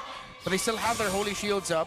Yeah, the Holy Shields will help them. Is there a potential that this kind of lineup from Aurora is actually able to turn things around into base defense, like their high ground defense? Is it actually capable? I mean, the problem is Domicad only has like 2 items. He hasn't even built the Endless Battle yet. There's no damage coming out of US Juicing. There's just at most a Benedetta who can cut or go for the fast clears. It has to go really perfect for Aurora, and it has to be one of those moments where Onyx scratching their heads of like, guys, how did we mess that up? Yeah, like what did we do? Yeah. Like what went wrong? Like a random dive. Yeah. One shield pop bottom, the Lord and the minion waves will get damaged by the entry of their entry because of that Holy Shield. So they'll all be able to pop the shields in this push. Yeah, Lord's gonna go for that charge. That Holy Shield will pop in the mid. Already down in the bottom, but Edward will clear that out. Oh, are they gonna force anything? No. Kimikai just checking things out. He just, I mean, rather quickly. You see how fast he gets melted down to less than half health. Ooh. So that's just how difficult it is for them to fight, and that's why Light, he's kind of got to be that guy to start these fights, give something to Aurora. But even so, let's say you get a tech charge off, it's like, are you even ready to fight? Is Aurora actually there for the damage department? And the answer to that is no, not yet. They still need a few minutes at least. There's a charge in though. Oh, okay, they might just find one. That's Brusco. But it seems like the tankiness is, again, just going to emphasize the idea that they do not have enough damage just yet. So far, the story for Onyx PH for this week specifically is they have been drafting really well. And other than that, their early game execution has been so good and really, really clean that majority of their wins have just been stomps. And so far, it wasn't just Bren, now even Aurora are on the way to becoming the victim of another Onyx stomp this week. Yeah, because imagine just that early flicker from Yue. You're just not used to seeing Yue in this kind of position. It might just be because of the way the composition works here and how far they've fallen behind, that you might almost need to just go for a desperate move and might find yourself just saying, you know what, go next, you know, get to the next game here with this kind of team composition specifically, because even Super Prince, man, we've seen him on the Lilia before. He's able to just go ahead and take down and be a nuisance, whittle down the health bars of Aurora, and then everybody else can kind of shine from there. So Lord's still a ways away, but you see Edward on the other side, top side of the map, just trying to do what he can. If there's any kind of push, because look, they only have one base turret down through this entire game. Tier 1 turret. Yeah. Grand Theft Purple, but now it's in the hands of the Lilia, the purple buff of Aurora. Bloodwings as well. Big oof. Did he? Nah, okay, Demon Kite still got it. Demon Kite got it. Aktor ya guys ya. Little shot out here, but yeah, you're not going to be able to do anything. You just got to give up the Lord. Yeah, and the thing is, we've discussed a lot, but then again, Severo's just also been low-key. Has 2 kills, 4 assists, but at any given moment, if for some reason King Ka and Super Prince falls, you still have the Freya to deal with of your Aurora. It really is looking like it's just a go next scenario. And 10K, there you go. I mean, we do, like, we've seen games turn around before, but even in this case, it's just like you look at the lineup and really it comes down to that. This base defense that Aurora's going to have to pull off has to come from either a massive misstep from Onyx or Light getting the set of his life to help them win a fight. Because even if you look at like Edward and there's a chance he gets to find the Petrifies. Kirk and Severo barely use their Purifies. So it's mostly Super Prince. If he gets caught in the spatial migration, then that's one battle spell down. Edward cutting that wave there. Even Edward knows that he can't mess with the Freya alone. That's a wave, so 2-lane push. Good cut there by Edward, but this is still going to be a devastating defense. Well, and they know he is going to get back in time, but already mid base turret's going to fall. They're putting the pressure up top now. Aurora's got to be on the defense. Yeah, even Kai not using the spatial migration just yet. Light 2 looking for an opening. And they will settle with at least that mid base turret for now. Okay, base turret still stands. They've got a wave coming up top and mid. See if they walk it in here. That's one thing. It's Brusco holding on to the Raging Sandstorm Flicker. So apakah Falcon itu perset doa gue sih gitu bang. Biar bergoyang tuh sama flap TV. You can see Kirk alone actually doing quite a bit of damage against Doming. Yeah. Top turret goes down. They're going to clear out these waves. Right now, Aurora just holding on. Still one base turret there. Kirk, tanky enough that doesn't really feel any damage towards him. He's just, he died once and he's like, yeah, I'm not dying anymore. Yeah. They're being very careful about this push. Oh, and now they find Kirk, but Brusco answers back with the Raging Sandstorm. Can the other members catch up in time? Brusco, he just regains his HP back as if nothing happened. Yep. Severo gets to push his tower down bottom. Onyx are still here, but Aurora. Kirk brought under the turret, but he's gonna be okay. Gila tuh Severo tuh ngeri banget, gak pernah mati dia. All base turrets. Okay. Now let's see how well Onyx will be able to end this, because they are they are all melee. They don't have the traditional marksman to just base lock. Yes. They're gonna have to push back Aurora with their own brute force, with their own bodies. But like a 12,000 plus gold lead, Yeah. it's one of those scenarios where it's not easier said than done. It's just as easy doing it as it is saying it. That is a riddle, sir. I've tried to follow along, but... All right. To keep it simple, yeah, they can do it. Yeah. I should have just gone with that. TLDR on the riddle. TLDR. I mean, look at the items. Chastise, Radiant, after the Oracle Dominance Eyes for the Uranus. King Kong has been full built for a while. Yeah. Severo is also full built already, up to a Malefic Roar. He has the Endless Battle and the War Axe and the Golden Staff, dog. I mean, even in this case, if somehow Aurora drags it out, and they just kind of even the itemization, then there's always that chance, you know? But I don't know if Onyx is going to let it get there. The Lord is up now. Severo's staying some pressure there on the bottom side. He's got Brusco with him. Oh, he's actually trying to take on Edward. Oh. Just put some pressure on Edward, I guess. Yeah. And good shadowing by Brusco to just go with Severo as well. So if ever anyone wants to come in through mid. This is the Hail Mary play right here, I think. Whoa, they used their ultimates on Light. Severo here too, providing the damage that's needed. Dominkai showing himself, but what can Aurora do in this scenario? Oh, they decide to fight, but that's up against King Kong and Severo, who have found their footing in this team fight. Light using the tech charge, but it was only a last-minute decision. It's a double for Severo, and Brusco has Dominkai inside. This is looking like game for Onyx. Yep, they know, he knows, Dominkai can't do anything about it. He's just gonna have to watch the base turret go down here. It goes over, dominant for Onyx Philippines. An almost 15,000 gold lead in game one. In the first edition of the international rivalry this season, Onyx. What else our lineup needed? KOI ada masanya bang, dan My Bini pun ada masanya ya. Them winning through the center of the map, winning through Brusco and Super Friends, completely beating out Yue and Light. Now the lineup rating though does not favor Onyx at all. It's very Aurora coded. Still, the Alice is one thing that Aurora needs to watch out for. While for Onyx, they just have to make sure that they win center and make sure that they can stop Dominkai from farming. Quite simple objectives, actually. It's not one of those easier said than done scenarios. It's doable. We'll see if it's doable or not here. I'm hoping we go to a game 3, man, because it's been electric inside the MPL Philippine Arena, but it's also, we've had a week of sweeps. We need a 3-game series here, and let's see if Aurora can take us to a game 3. Yep. This is a scenario for an Alice that's not as worrisome. There's no pure burst damage to expect just yet, especially considering the early objective fights, even though we're looking at potentially 2 scaling sides. Oh, the spotlight here. Look at pretty aggressive Onyx rotation, yeah. Wow. Oh, that's a spatial migration though, and not the kind of start that you want if you're an Alice.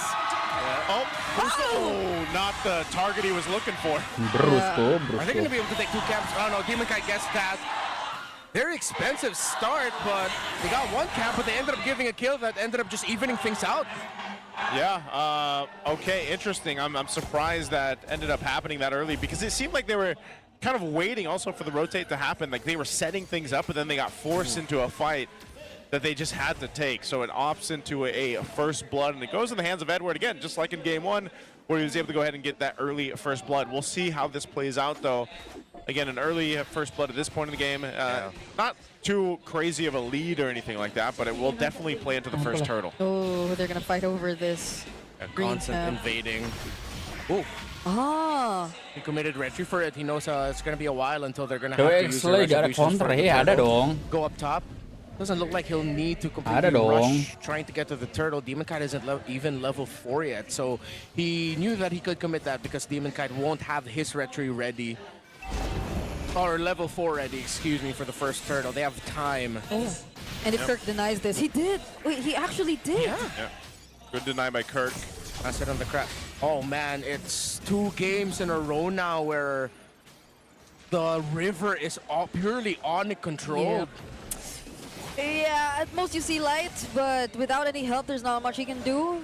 King Kong's just gonna burst down this subjective. Look, even Savero made himself present in this, assuming a supposed fight, but it didn't even happen. Queen of Tanks. It's expanding rivers too, so and he's got a way to kind of get back to the lane pretty quickly.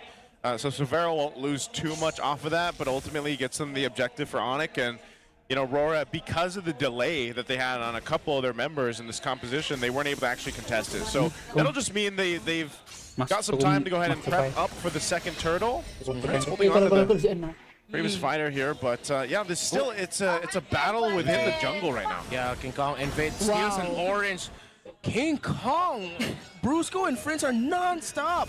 It's the same game plan from when they went up against AP Bren. Yeah, look, I mean, Light just got his level 4. Yeah, they're being proactive with how they're stealing away camps. They're not just like defaulting into clearing their own sides. They're being aggressive early on, contesting golems, contesting beetles, forcing resources out, which increases the chances that King Kong is actually going to be able to invade while Aurora are trying to regain a bit more farm for Demon Kite opposite map. Yeah. King Kong goes to the bottom side, stakes orange and even more camps. This is that speed that Onyx has been playing at that we've been highlighting here, and they're doing exactly that in this part of the game. When you see a game like this start off and there's not a bunch of kills, but what's happening is just stealing resources across the map and where they can, and right now that's been Onyx Philippines. Yeah, and Savero even added more to the vision tracking against Aurora. He just popped the Mountain Shocker, gets the vision, and now Onyx can confidently do this. Demon Kite still keeps getting pushed back. Yeah. I have to punish Onyx. Oh! That's another one from Brusco! Now Demon Kite, that actually caught him! Demon Kite, he could barely even farm! And he even is about to lose his purple buff. Onyx are just not allowing them to take the early game they want. Manhandling the river. Yeah. Manhandling them in the center. Oh, Brusco! Oh, Brusco, don't tell me he's actually able to get the kill. Quick Sandguard makes it in time! With the warning shot charged up. Yeah. But I think they're still going to try to put pressure on Demon Kite here. They might stay a little bit too long. Meanwhile, the turtle was taken by King Kong. Yeah. I kind of get now why Savero was still trying to hold on to that. Yeah. He knew he needed to help Brusco there. If ever Domikite played the aggressive move, that would have been either a trade or just Domikite going down to 2. So now with the 1,000 gold lead for Onyx, 2 turtles, if they can keep up this river control, then there's going to be a long time until Aurora can actually find a way to come back through this. But we mentioned earlier the possibility that Onyx are baiting out the Juicing pick. You a bit the bait and the poke. Okay, it lands onto Brusco, but does he have the quick sand guard? He's brought Brusco, but look at Kirk with that throw to ruin. Edward jumping in, bravest fighter, life shaker on 2. Demon Kite still able to escape. It's only just Brusco who went down. There's no trade for Onyx. Oh man, Kirk. Oh, never mind, they take it back. That was close. Super Prince. Super Prince. Going for a play. I mean, he still has a flicker too, so it's like he could have pressed a little bit more, but man, what initiation and a response to help Brusco out. Yeah. Oh, Savero. Oh! It's a hit. That's probably going to force back Savero, but Savero knows that if he goes back, he needs to pop the regen here, because that's going to be a lot of resources lost for him. Brusco is here to help him out. Oh, and there's a response though too. Dominic doesn't know, and the flicker yet again. How many times is he able to do that? But Demon Kite with the response, especially by Liquid Queen. Savero gets taken out. Yeah, Demon Kite showed himself in the river when Brusco already left, so there was no information for Onyx Philippines that Demon Kite was actually in the river on his way up top. That was a great response. They had to get something. So good reply from Rora. seeing the pressure being put on that side of the map. Now, we'll see if they're actually able to contest this turtle coming up here in a couple seconds. I don't know, they're not too far behind, but it's just, it feels like Rora has been trying to catch their breath and catch up to that pace that Onyx Philippines set here. But they are in position to go ahead and start this turtle up. Domination has Feather of Heaven. Yeah.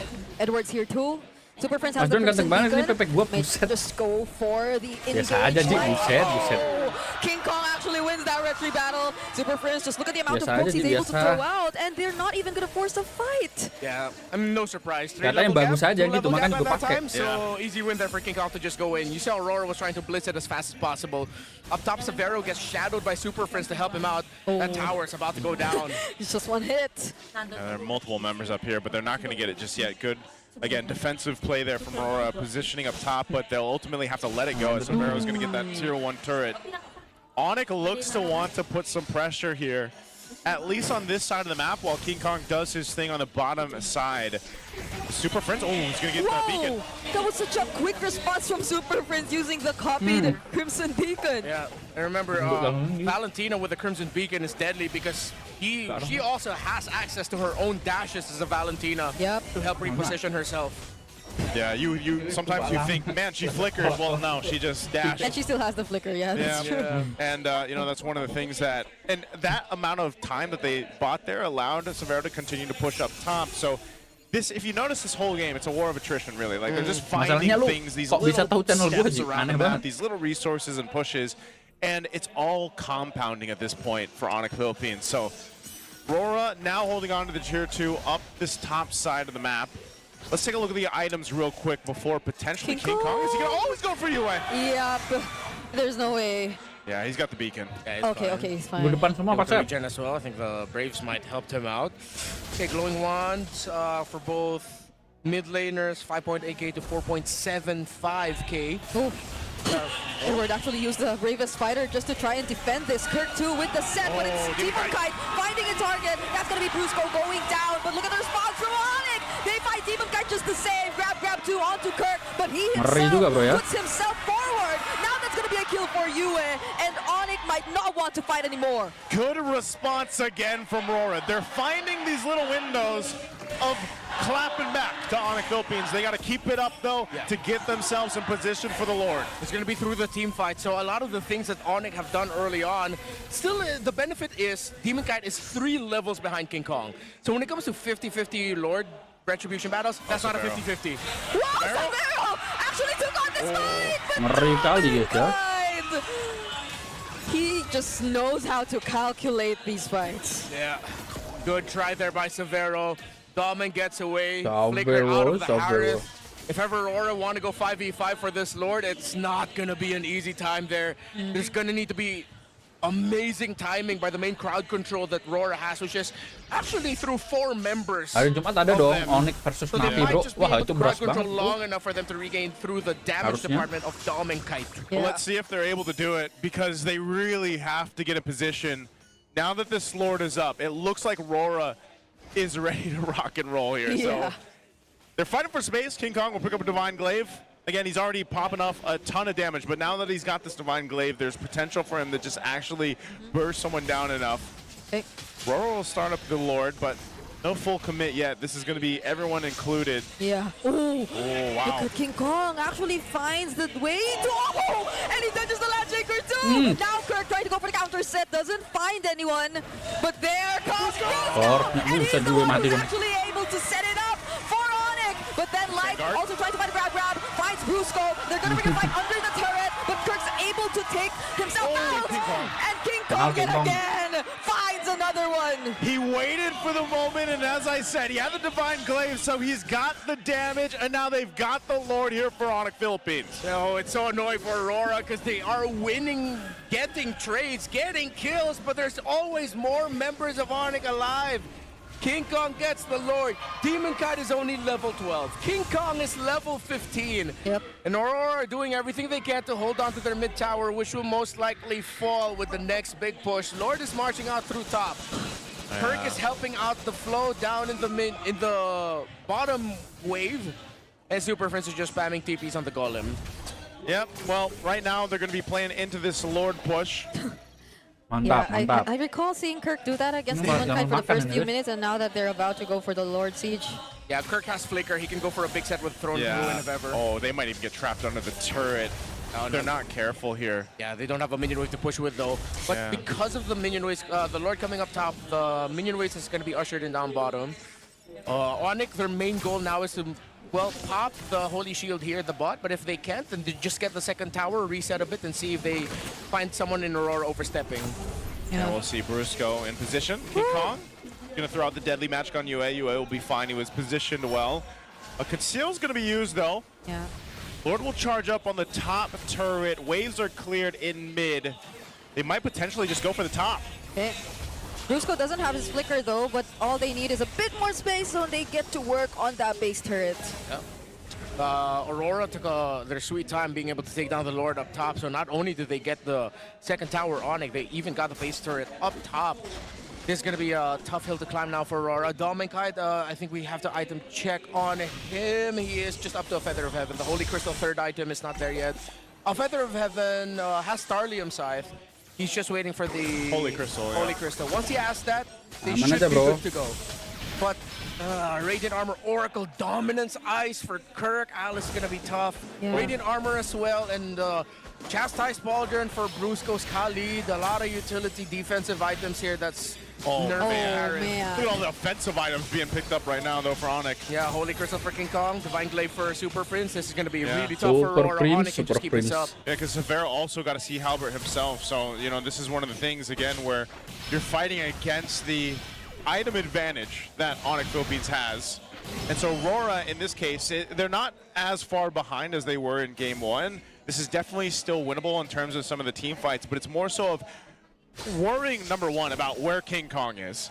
And that also makes it a little bit more difficult for UA because he's really the target. And it can even be, in a sense, Demon Kite. If they just get Demon Kite low enough with the deadly magic and the amount of damage that comes out from King Kong alone, then he's not really able there to contest the objective, and that's a big problem for Aurora. Yeah, I think even Light, UA, those members you expect to be able to be a bit more upfront, can't even put themselves in such a position most of the time. Good check there by Sama MPL udah gak kerja sama kah sama official smartphone Samsung. Wah, gak tahu sih itu. Gak tahu sih. They've already got the information. Brusco rolling around too. Kirk will spot out. Okay. Gets out with a gleam. Half health on the Lord here. They're in the space. Oh, Light down to half HP. King Kong again from the side, finding Yue.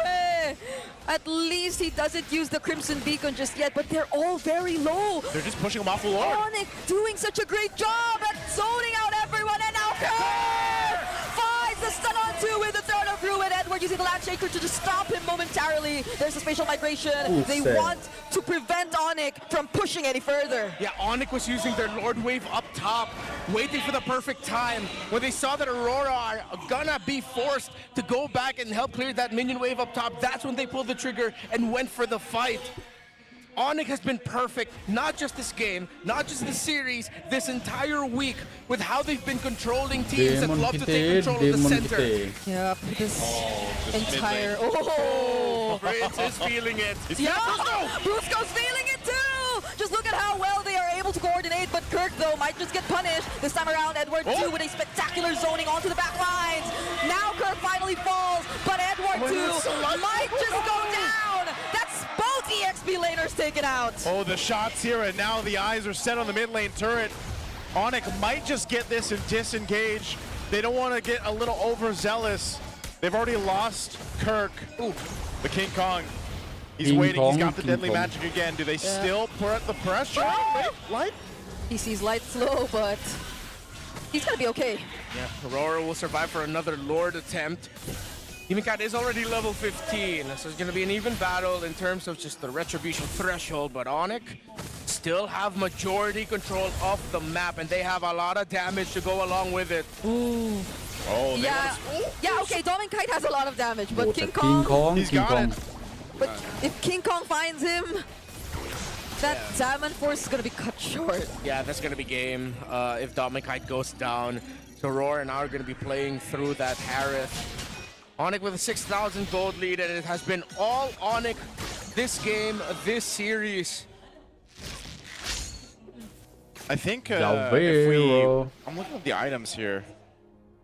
Exactly what you said earlier. Is Dominkai last item? Is he going for Winter Crown, probably. Winter Crown? Yeah. Just so he has that survivability, because they've already got the 2 Winter Crowns locked in, and they need that for the team contest here once this Lord comes up. Yeah, because damage is not a problem for him. He has a damage.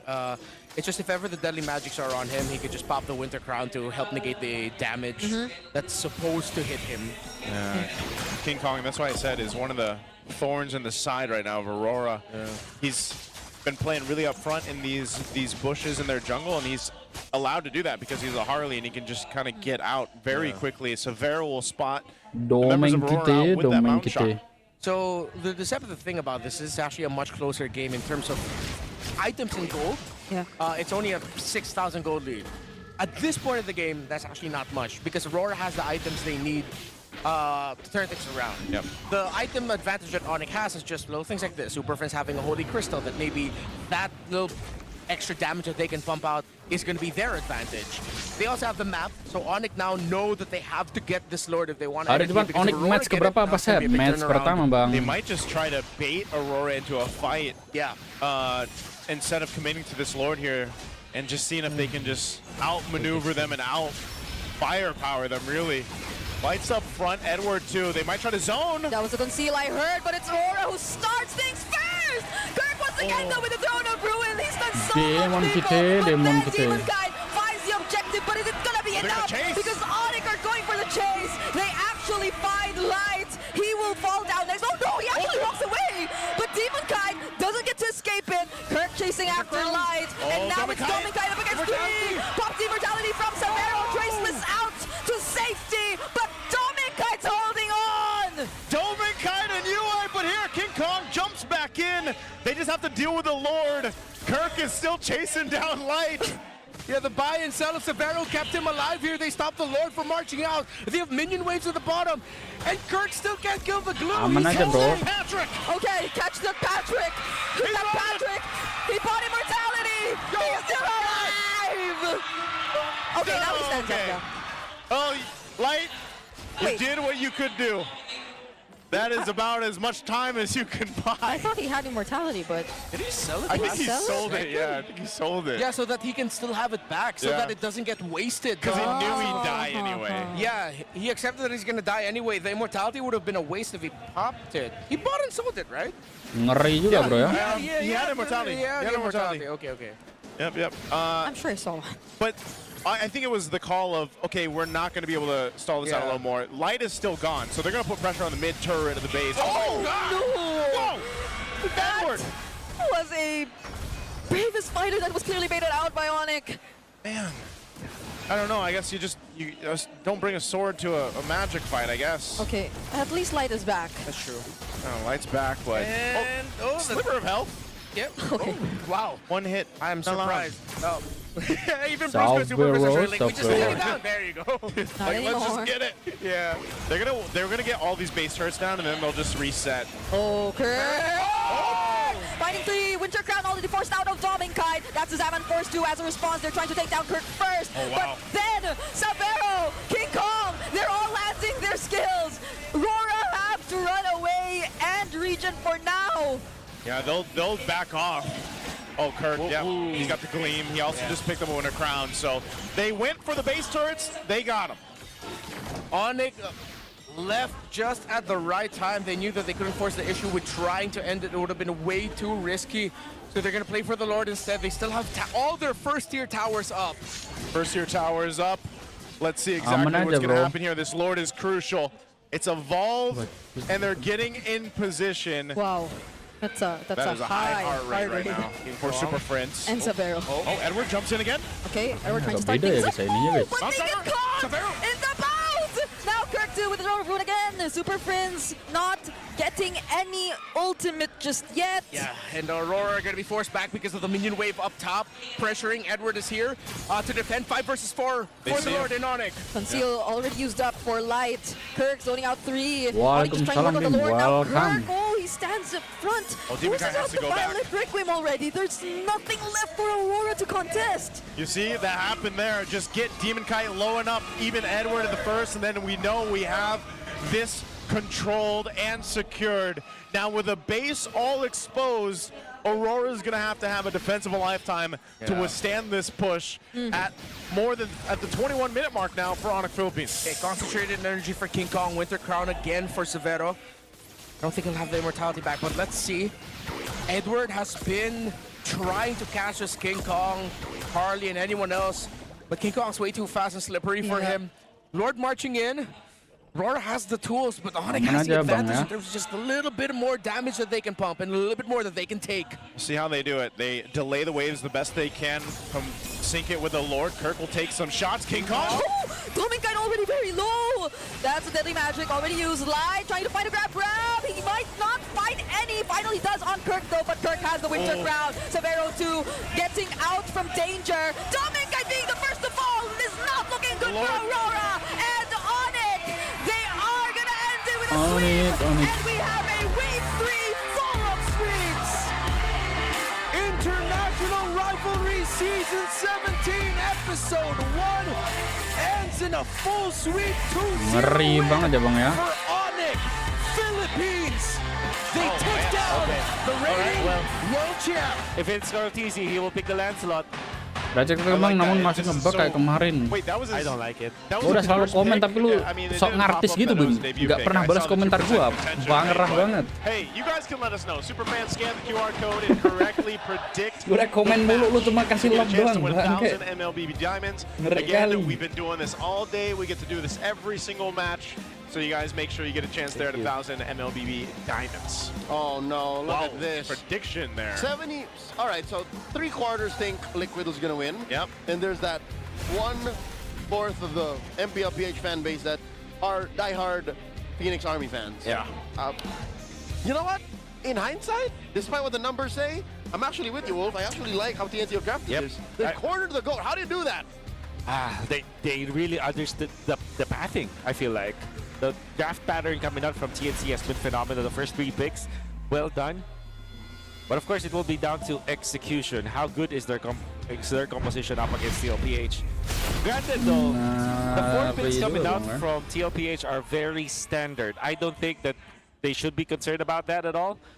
But this Lancelot pickup, I believe the TLPH are thinking, okay, should we go for a safer route or a 10% win rate kind of route, but can win a Ya smart maaf bang, gak in apa-apa this kalau game? sekontes This is ke rare. YouTube. The Zushin and the Khalid combo is so good when it Aman comes to aja, like Bim. playing in the Yang Indo paint main early nggak? on. Yeah. Indo But TNC kemungkinan walked away besar like nothing hari happened. Rabu They kali sent bang. home Danny JP. Rabu. Again, we're so used to seeing that so deadly, but nonetheless, no one really goes down. It was no battle Hari ini spells fokus used PH dulu, Bang. either, so they'll just kind of reset. Oh, aside Besok from MY, Cutie burning the besoknya lagi flicker earlier MPL. Interesting. How did that happen? against Teddy. We really didn't see much action. Ini loh bang. And it happened a minute ago. Yeah, so it happened a while ago, so it must have been. in base? That's a good question. Yeah, 45. That's true, actually. 45 minus. maybe just accidentally used it. That's a mystery. Yeah, Maybe well- BuzzFeed should solve it. Wow.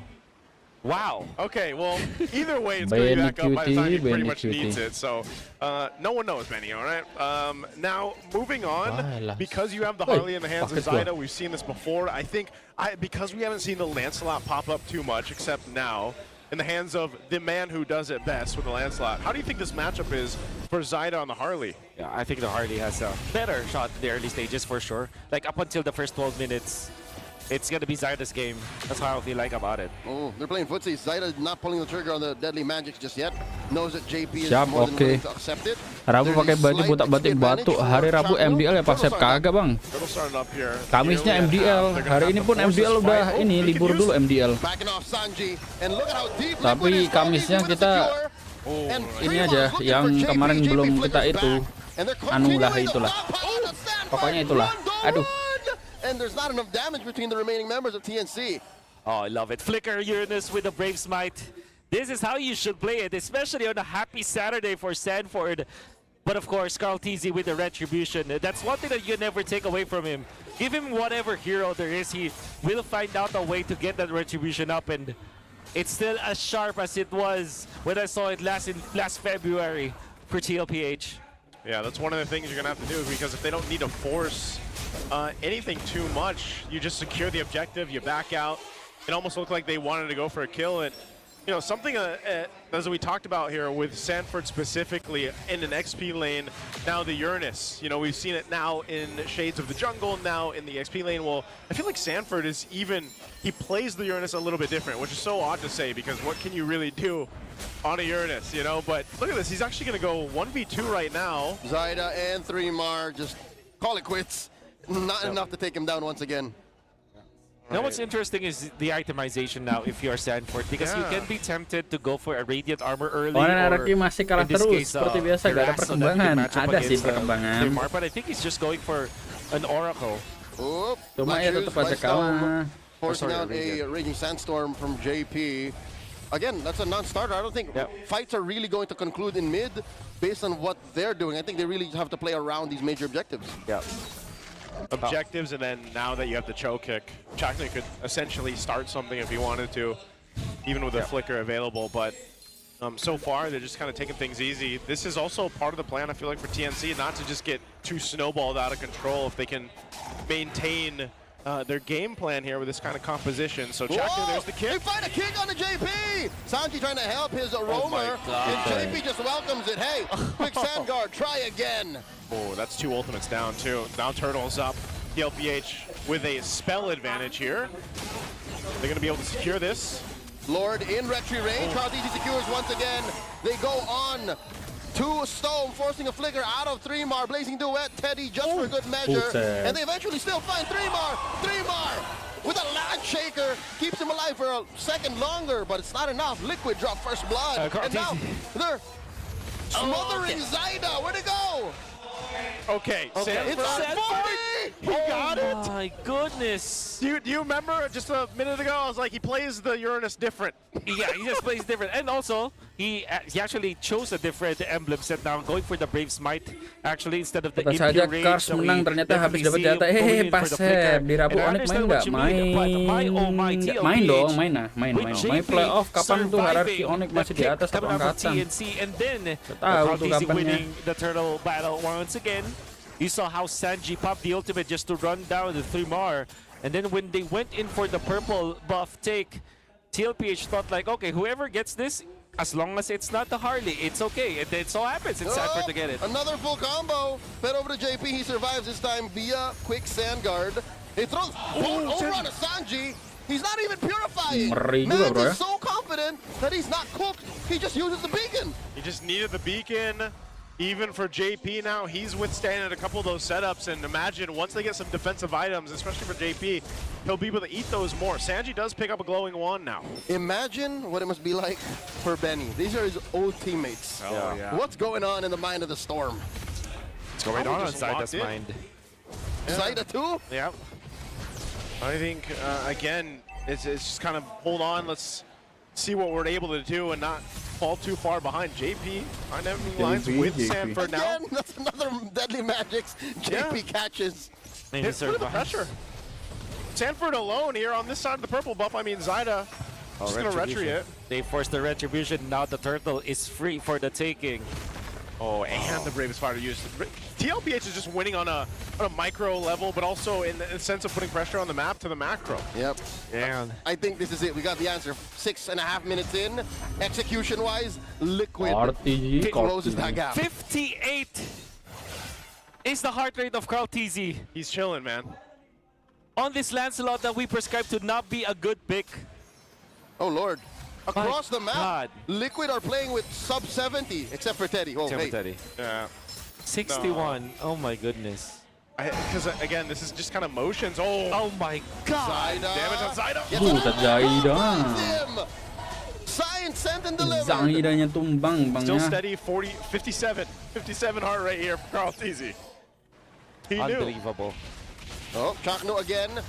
Come on, Joshua, we learned not to do this at JP. Quick sand guard catches Stone. Didn't even get to react. Flicker to nowhere. JP gets that Mount Chakra tail end berbeda sama on him. Sarinot, yo. And now Chakra gonna be up next. Look at this dive. 3mar finds one. JP falls finally. What? But can Sanji get the punish? Chakra falls. Stacks at him and Sanji gets taken down underneath tier 2. Okay, they are juggling under the tier 2 turrets right now. that's just how dominant the LPH is, but they do give a kill over a couple, actually, Sanji and JP. So we'll see if they continue to put pressure. And they're just really delaying. I mean, look at Zyda. He is so far behind in terms of KarlTzy right now, levels-wise alone. Oh my word. And now KarlTzy going in for the brute force breastplate and just picking up the Fury Hammer instead of going for the full commit on the Hunter Strike. His man is on a mission. They know that he knows that he can actually dive now continuously, especially because Sanford as well as Sanji can dive with him. A full dive composition coming out from TLPH, but this time this is that sort of dive that you will actually melt.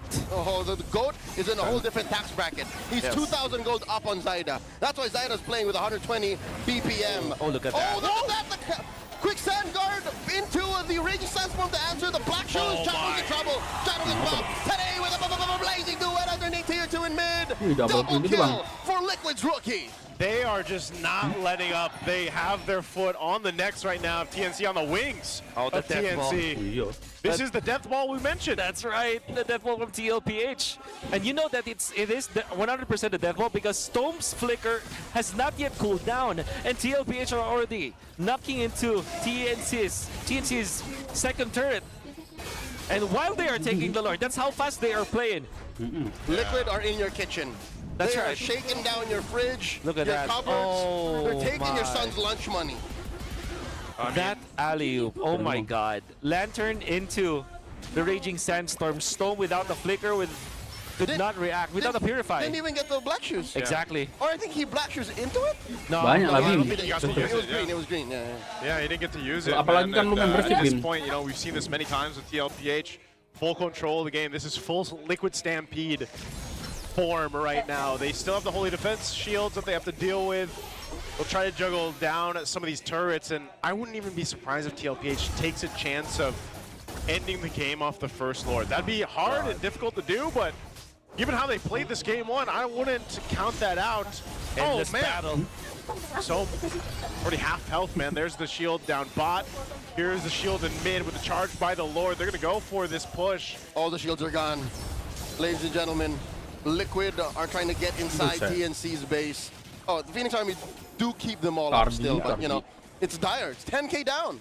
This is the biggest deficit we've seen so far today. Right now, they're still knocking on the base doors. They do find the kick on a JP. Liquid still waiting for that response. Tele takes down the inhibitor. JP's alive here. He's still alive. The immortality was used. 3-mar does go down. Did not get the flicker out of danger. And just like that, they lose 2 inhibitors. Top lane might be next. Unbelievable execution coming up from TLPH. And it's also because of the brute force breastplate as well as the endless battle for KarlTzy. Teleports in. So what I want to explain is that when you go for this build on KarlTzy, it means that you have the sustain that you need. You can last a little bit, you can dive longer. Of course, your damage will be compromised a bit compared to somewhere along the lines of a Hunter Strike.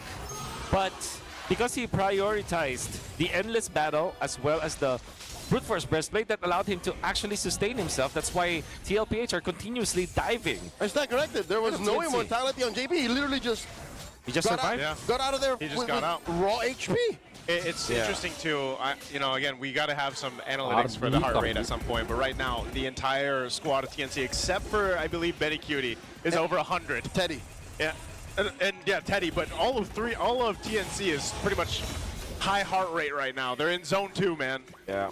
And you know, I think they are even scratching their head here at this one. They're looking at the amount of gold they have to get. I'm not sure if they can withstand a team fight if it even breaks out from TLPH. They don't even need the Lord, really. I think they're looking at a possible angle to at least get this top turret down. Stone pumping out some damage on Sanji. Brings him under half health. So the Lord's going to come up in about 10. Okay. And I don't think the writing's on the wall for this one. That's right.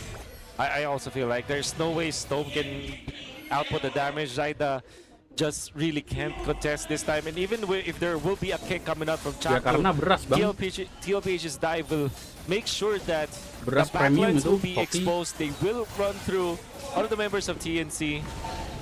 And it has been a one-sided affair. We thought the TNC's composition could make it, and I honestly feel like that's going to be the case, but TLPH are just way too good. There's just something about it. I mean, even taking a look at the items, you can see just how much of a disparity there is here across the board. Again, Zyda really wasn't able to do too much. He was down so much in terms of Carl TZ specifically, but now they got to prep in for this base push with the Lord from TLPH with a massive almost 13,000 gold lead. Sanji with the Crimson Beacon starting it up. Chokin, 3mar slamming him down. That is the Rampaging Sandstorm putting 3mar and Chaknu in jeopardy. Storm gets popped by Carl TZ. The Lord is underneath the range. There's a wave up top. Crashing through in mid as well. Down goes Chaknu. 3 defenders left. Yeah, blazing the way like today. Finds Zyda. Ending with a double. Taking the first game at match point. Liquid starts strong. What an execution. Yeah. There's just a stampede. Stampede, man. There's not much. Ngeri bang ya, kalau tim lain yang tanding dia tetap aja beres bang. No one was Sekarang minimal MPL Yeah. You gotta ban that. ratusan ribu viewer bang. Minimal banget itu. I don't know. Alright, I do understand. I think the Obsidia in some ways MPL-nya doang, belum yang is lain. better than the Yi Shin. However, But not the carry. not the carry, absolutely. Carry's like on top. Now, Claude versus Yi Shin is so Yi Shin sided. But now, Claude versus Obsidia, that's pretty even. At least for the early game matchup. the early So game, you're that's giving Teddy some leeway For sure. to get a good mid-game power spike. In exchange for a later power spec, right? So, at least there is some late game assurance here for the side of TNC. But how do they get there? Yeah, But how do they get there? that was my main question, man. Like, This is Eve and Hylos. And you're in an Obsidia. Kalau and yang lain then standar lah bang. TLPH brought in 2 Purifies here. So I don't know. Let's see. You guys can let us know in the comments what you think. We're going to be a full day of sweeps. If TLPH takes this one here, it'll be all back-to-back-to-back sweeps today for day 2 here in week 3. Or will TNC extend the series 3 games? Let us know in the chat. Who you think will take this one? One thing I do like about TNC's draft that didn't look that available yesterday, earlier on. Oh, okay. Zyda gets that Gatutracha. skill 2 combo on the JP, forcing that revitalize you were saying. Yeah, the Gatutracha is perfect here for TNC. Actually, you know what? It actually elevated both the Arlott as well as the Guinevere. I feel like you have your contact hero, you have a little bit of a sandbag power with the revitalize as well as the potential AOG to get out, and that taunt and the early game control allows you to make the Zushin actually really good in the early stages. And that's something you don't get to the Grok. Sure, That's right. you get that That's big right. ticket ult Very. and some mobility control with the wall, but yeah, no, this is a revitalized hero that they missed out on since Hylos got That's right. taken by JP. So that's what I feel like is good for TNC. This Gatotkacha does not really add to the value of the draft itself on its own, but it raises, it buffs the other heroes, which is actually a cool red 4 pick here coming up from TNC. Yeah, and I feel like this is also just more, it's something that Chaknu can really make those plays on, or even protect who he needs to from TNC. That's one thing that we always see with the Gatotkacha, but also the Revitalize. Obviously, it needs to match up against the Hylos, like we mentioned, and so you can play into that. Now, first turtle being up, 3mar's got his level 4 available. He's got the final slash. They're going to start up this turtle. Oh, they knock up Big Daddy JP. Another revitalized from MRWL. 3mar finds JP. Carl TZ gets Zyda. Where's this turtle going? Of course, the GOAT takes it home. And 3mar keeps Sanford at bay. Quick choke by Storm. 3mar flickering back. Sanford is unstoppable here. And oh, look at the damage on the Sanji. 40 takes a good chunk of it too from Bay. And Stone takes out Sanji. And Tay gets one. Stone falls. And they get one more. It's a double kill for 40. What a rotation. Teddy was like, I want in on the action this time. And it's because of the fact that he mirrored what Perikiti was doing. And Perikiti did pop the ultimate. It was actually, there was a lot of potential for them to eventually take out Sanji, but Sanji had the flicker still intact. JP surviving long enough, and of course Sanford dealing the damage. Kautisi stayed in the right side. 3mar, he's just spell vamping. It's not enough. Gets taken down by Sanford and Carl. And Sanford's feeling the dole right. Oh! AOG knocks up Sanji. The chef got cooked. And that is definitely assist number 3,000. Yeah, that's got to be. That's gotta be. He's got 3. And is Zyda going to steal it? Yes, he did. That's good. Right in Carl DZ's face. Wow. Red Death Purple. Good response from TNC. They needed something to happen there, man. So And good thing. they achieved multiple stuff. Taking out Sanji was also very important. And they have also taken the purple away from Carl TZ. And that is a great way for TNC to recover from this game. Still a lot of stuff that they need to do. They still have to stop Carl TZ from leveling up so much. And despite that purple buff take, Carl TZ is still ahead of the competition when it comes to jungle levels. By an inch. By an inch. Zyda's catching up actually, so this is a better state for TNC than they were in game 1. Yeah. And there's been a lot of focus here towards the XP lane because we got that turtle coming up again, so they're getting in position, see where they can get. Again, they started the fight in the previous one for the turtle, but they ultimately lost that battle, especially because Purify is coming to play here. When they try to set up with the spatial migration from Zyda, but they'll pull the turtle, it's at half health. There's a glorious pathway alongside the RWM. 3mar hits that final slash, disrupting the back line, but 3mar goes down. Carl TZ another turtle take. Too much of a box for TNC to fight through. As Sanford crosses through tier 1 and 2. The flicker from Stone, the big knockup, the Purify, the Apex Predator finds 2. It's all Liquid. Oh, Chaknu as well. He jumps out, but he's going to get chased down. Serves up another kill to the Ngeri juga bang ya. They're not done. 3mar coming in. That's a revitalized for JP trying to save Sanji. Big final slash knocks up Sanji. And 3mar gets taken down just as quickly as he came out. Flicker forward. Hunt the bone. Punishes him hard. He can't get out of there. Why do they keep fighting? They're just throwing themselves. Carl TZ. You can see Benny getting already let go of the ultimate, and that meant that he will tether to Carl TZ. Carl TZ with the pixel perfect, and the timing was great for him to get back to his hat with a space escape, and that meant that Benny Cutie spent so much time in the air getting punished by TLPH. And not only that, there was a time that JP actually was tanking the turret, the tier 2 turret damage for Sanford to dive. And so, I'm going to say it again. Find me another XP laner that plays the Uranus like Sanford, but also the team allows him to play like that and vice versa. That is insanity. Oh, nice. You got to see my execute Uranus. That was a different time. That was a different time. That was a different time. Quick push here by Carl. I could have sworn Benny used the flicker, but it was all Flying Clouds. Flying Clouds, return to Bone, and then hunt to get him there and to keep him down, and then, Wow, what an outplay from Carl. Still finding so many ways to play a hero differently, and of course, Sanford and Carl TZ are the benefactors of all this aggression coming up from both JP as well as Sanji. Daddy Cutie already up 2 items at 6 minutes and 43 seconds. 5k gold lead for TLPH in total. Zyda here, flushed out by Sanford. And that's 5 members of Liquid crowding this turtle. JP gets knocked up. No dice for the Phoenix Army as JP pushes forward. Glorious pathway. Chaknu covering the exit, protecting the rest of his team from even more aggression. Liquid are up by 6,000 gold. And that's one of the things that happens when the Uranus like this has this kind of lead. You can just bully. I mean, look at him go between the 2 turrets if you want. Okay. Real world manipulation, forcing a flicker out of 3mar. And just like that, snap back, it's deja vu. This is the game 1 situation all over again. Oh yeah. Zyda will be able to secure his purple. Carl pushing up top.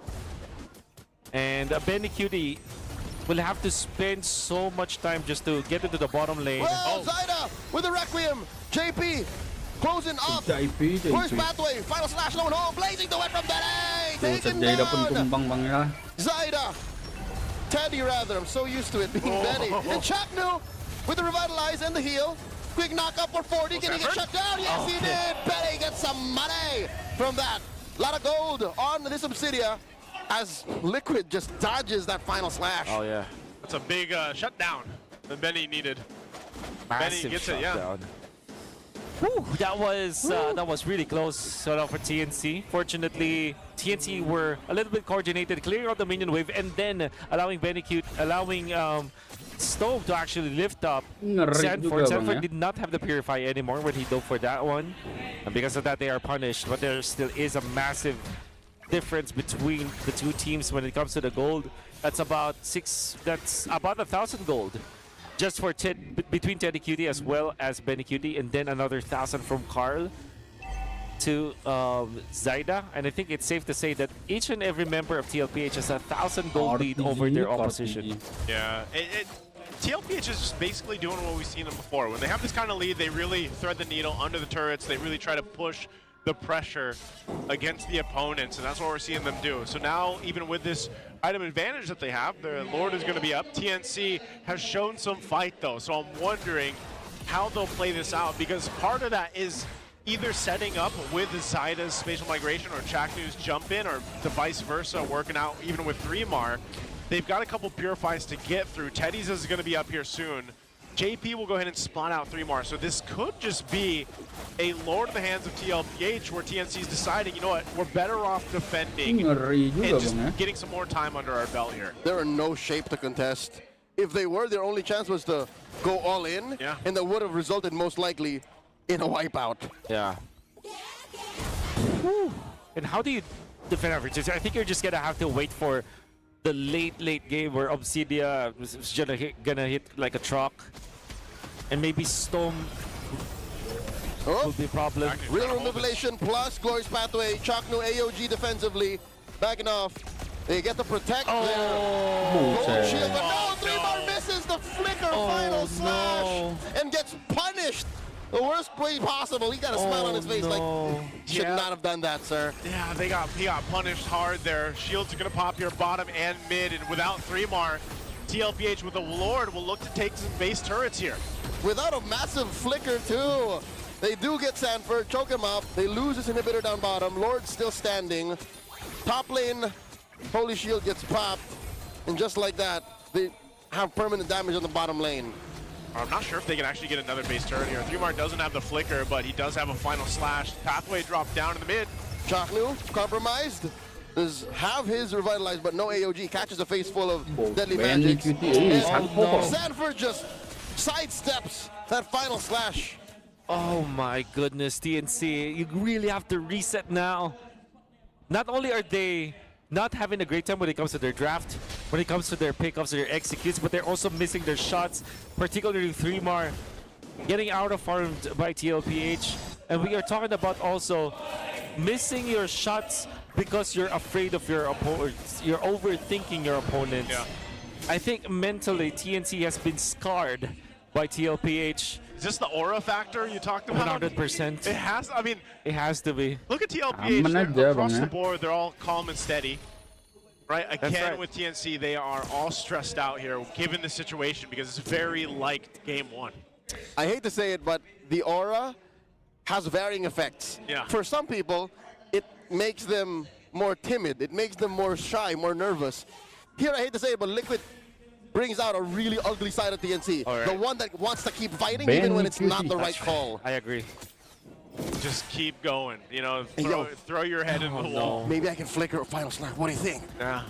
You're going for the Hail Mary plays at this point. I wonder if 3MAR ran that through his team. What would have been the follow-through? Obliteration, man. Because even if you, who would you have caught? That's the thing. And also, I don't like the idea, because what will happen is that you're gonna be pushed back by the Holy Shield. So there is a world where the turret has a anti-synergy. It's a non-ball with slash. Yeah, true. It's like your worst enemy when it's up. Yeah. Just in case. This Lord is up. Again, you're probably just gonna see TNC give this one up and face off against this push in the base. Kind of leaning on the potential to turn things around there, and maybe then the final slash can actually be utilized. But even taking a look at the items, are they in a position to win a messy team fight or a misstep from TLPH? Oh. What's Benny building here? He's got a Trinity already. Could he go and win the nature? Is Wind of Nature good in this scenario? I think he has no choice. DHS, maybe unless... No, you don't go in this battle. Was that would he go for a gun? Probably. Or yeah, a wind talker might be better, I'd say. You need a lot of ways to deal with the frontliners here of TLPH. Winter Crown by Sanford. Uh-oh, Glorious Pathway plus the RWM. 3mar in jeopardy, and he's gonna get taken down here. Oh! Flicker's out of here. Lord is inside the base. Stone with that Crimson Beacon already. Chalk no defensive use of the AOG. Sanford with down half health. Pops that Crimson Beacon. Zaida went in a little too deep. Gets taken down. 4-man defense. Lord is down. Liquid inside the base. 13k up. TNC still breathing. Still breathing for now. They're going to wave in mid to push in. They just have to clear this out. Chaknu blocking that wave. Stone daring the rest of Liquid to try and come in. JP obliges, drops that Glorious Pathway. Chaknu very low. That is the unbreakable backwards. Gets taken down by Carl. The base langsung kan bisa sih.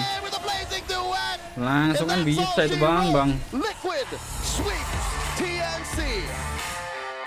6-0 the start for TLPH. Their 6th victim is TNC, and this time it's a heroes that they're also able to pick up here, if it's just being able to run down Twisted Minds, there's a counter engage potential that we're expecting. This is looking to be a draft that I might lean towards for Falcons. Yeah, so for the main conditions early on, I'm looking at first, of course, as typical, how well will Haji and Ogwen handle the mid lane duel? Secondly, how will Twisted Minds deal with the Alice? Because we saw yesterday, they could get to the point where the Alice is unkillable and you have no options for it. And of course, if MP the King will be able to snowball with a Leomord. Well, here we go, jumping into Land of Dawn. Both these teams came off of a sweep yesterday. One of them is going to have to lose today, and we'll see exactly who that's going to be as we round out week 3 for the MPL Philippines. And already, when you're looking at this, any emblems sticking out here that are unusual? Unusual? Not really, no. Besides MP's marksman. Besides MP's marksman emblem. Yeah, I mean, for MP, that's normal. It's normal for him. He's the marksman emblem guy on the Leomord. Yeah. So far what we saw is Haji's regen got forced out early, and now Ogwen just popped this regen as well. Kaloy decided to go into our perspective right mid-bush, jumping right away on Haji, forcing back his regen.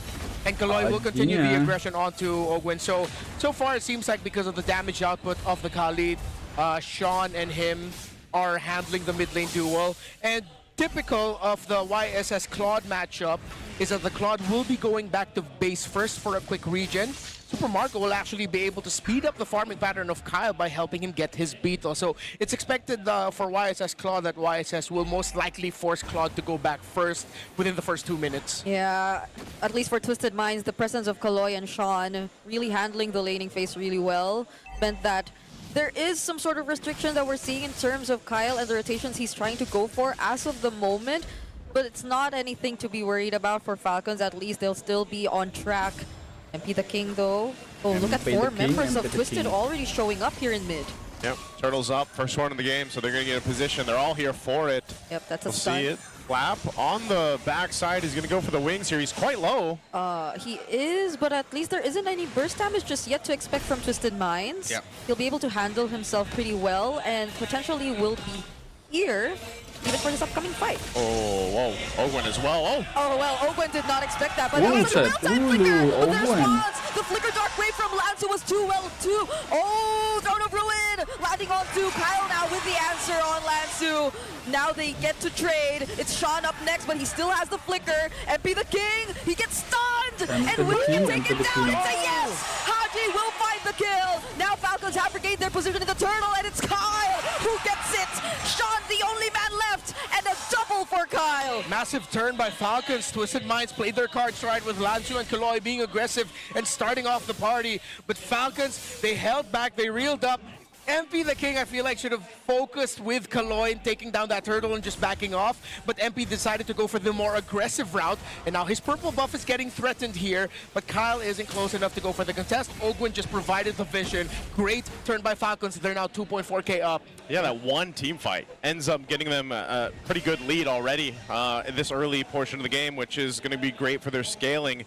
And that's one of the things. You have to look at how they juggled around that turtle fight, and that's Aman something aja, that Bang, Twisted ya. Minds is going to want to take in consideration here. It seemed like they had the upper hand, and then it just kind of fell apart so quickly, and maybe that was because Lansu got he went a little too Admiral on that one. He's like, I want to go for this kill. Especially when we saw Flap already looking like he wasn't really in the best condition to actually help his team during that turtle fight, but it seemed like they were able to kite things out of it. Haji too was in a position where he didn't really have to expose himself. The feathered airstrike just laid down perfectly, and he even came closer after that because he knew that he could provide additional support. Yeah, great repositioning by the Wings by Wings, and again, it was one of those scenarios where I'm just wondering why MP the King decided to turn on the heroes. I know he was trying to save Sean, but at that point, him and Kaloy had a good hold on the turtle. They could have just played for that, and if ever they didn't get it, back it off. But no point crying over spilled milk. We go back to reset for these two. Kyle now has 3 kills, and in terms of the gold, it's a 1,000 gold lead now for Kyle against MP the King. That's not where you want to be. I MP mean, anyone the King. against Tsuyo, right? You don't want to fall too far behind him because not only is his mobility crazy, but also the amount of damage that he can pump out here. So if you're looking at Twisted on where they can look to possibly win this next turtle, because that's going to be the focus for them. Just the nature of these lineups is obviously surviving that initial setup and also keeping an eye on Flap. Flap has done this so many times on the Atlas now. Oh, you can see this. Sean actually taking the Mountain Shocker. Yep. They got to go grab this buff. They might be a little too late for this turtle take. Yeah, and Owl won't be able to join anytime soon, so that's going to be a free Ailnya objective. dapat, Feathered Bang, ya. airstrike from Haji. Oh, and they might lose the orange buff here because Haji was able to send Sean back. Oh, I thought Falcons would continue the aggression, but they decided not to risk it. So MP the King will still be able to get his orange buff. Yeah, he'll grab that. That was pretty much an uncontested objective. They don't have to worry too much. So right now what that's telling us is Team Falcons has this control, and Twisted is more opting to kind of wait for that moment. I'm wondering too if part of the plan here is also depending on what Sean decides to take, you know, if it's going to be that feathered airstrike. Yeah. And you have to also take into the fact that when you have these multiple ultimates to take as a Valentina, the ones you take in these earlier team fights will change the course of this game, because even if they don't force a fight, the way Team Falcons is farming, they're slowly getting further and further ahead against Twisted. But we have seen, you know, those 4,000 or 5,000 gold leads before be turned over off of one team fight. Yeah, and you see with Thunderbelt already on, and as the game goes on, it's actually difficult for the Khalid and the Valentina to manage this Marcel. Ogren has been literally taking pictures of Kaloy nonstop like he's in a cosplay con or something. This feels like a man-to-man defense that we're seeing. Conceal play from Ogwen. Now he spots Owl. There's no one nearby, but it's just all to take or buy time. Yeah, literally all vision on Kaloy. It's hard for Twisted Minds to find an opening elsewhere, and that makes the first main loss that they got in the first turtle even more devastating. Kyle goes in. That's a stun landing on Kaloy. Does he have the quick sand guard? Not going to use it just yet. They have position over this purple buff. And Kyle is just going to freely take it away from MP the King. This Team Falcons is literally just saying, like, come fight us if you want. If not, we'll just continue to take what we want. So MP at least gets an objective. He takes the tier 1 up top down. And it's really just for them to kind of get to that point where they have that power spike that they're looking for. And, you know, it's going to be in a couple different areas. A feathered airstrike used from Sean, but quickly averted as he has to get out of there because he is quite low. He's at half health. But look at this. The turtle is up. Third one of the game. We'll see if Twisted even wants to contest this one. Timing-wise, though, MP the King has to get his orange buff first, and they're going to be able to melt this down really quickly. Twisted Minds are going to be looking for recovery and trying to go for Lord 1 instead later on. Yeah, and they also use their resources, or I mean, Sean at least used that feathered airstrike earlier too. It seems like Twisted Minds weren't really in position. And Flap right now, this is what we were talking about earlier. If the Alice comes to a point where they're just not able to deal with him, that's just a lot of pressure that they could put across the map. But the Raging Sandstorm was also burned by Kaloy. I mean, the Haji did use the flicker, so I guess it's a small win.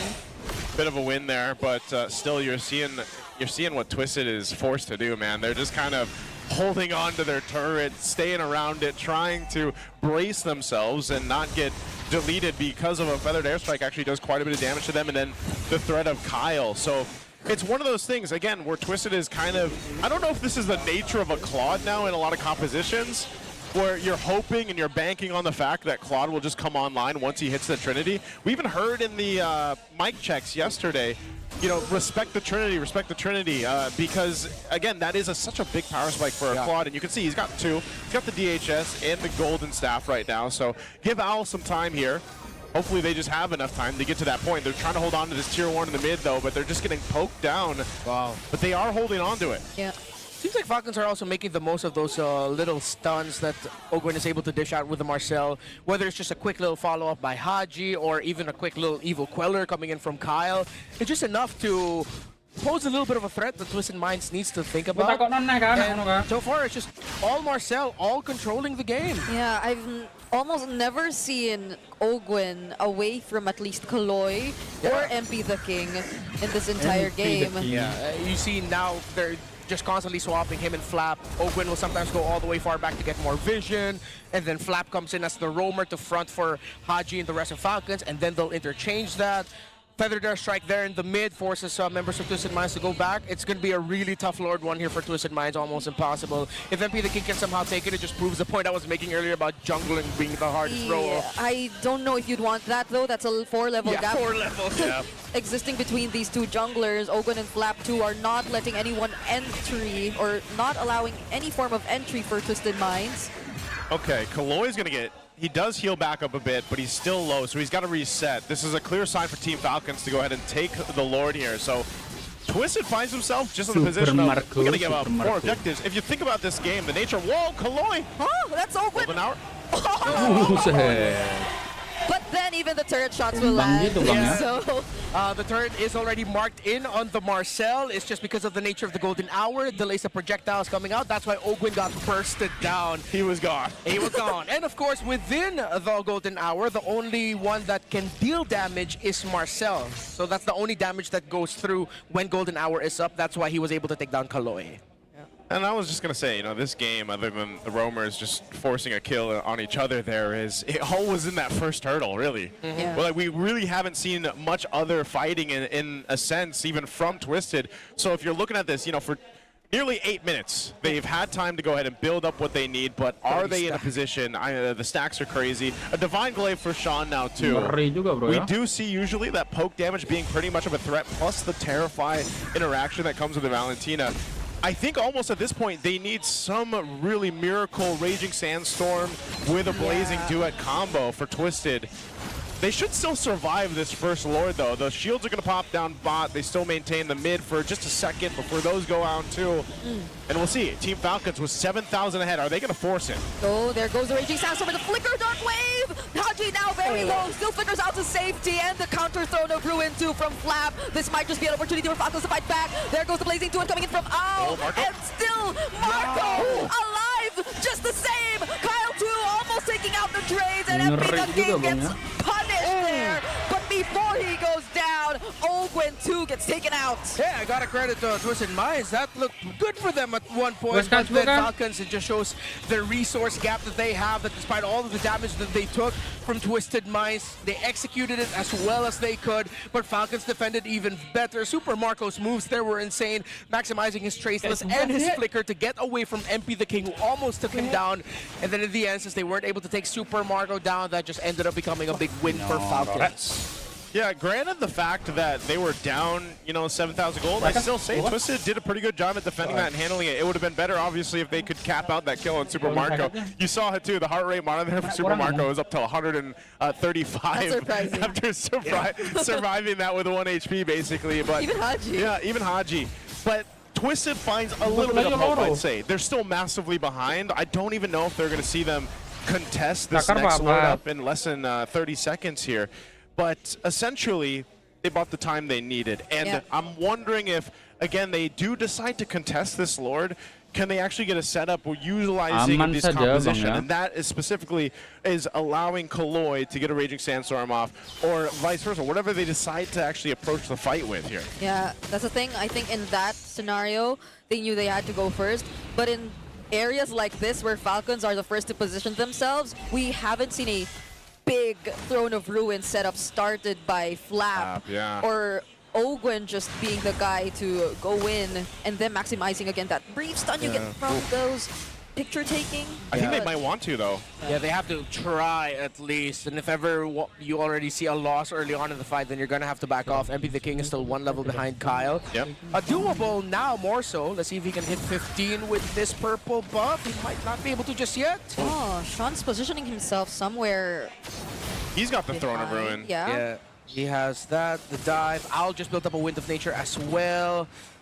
Falcon still, rightfully so, playing this a little bit slower, waiting to build just a smaller advantage first, and that might be it. It'd almost be better if Twisted was able to get out one of the key ultimates here, but they're getting poked down quite a bit. Kaloi can always heal back up with a Quicksand Guard.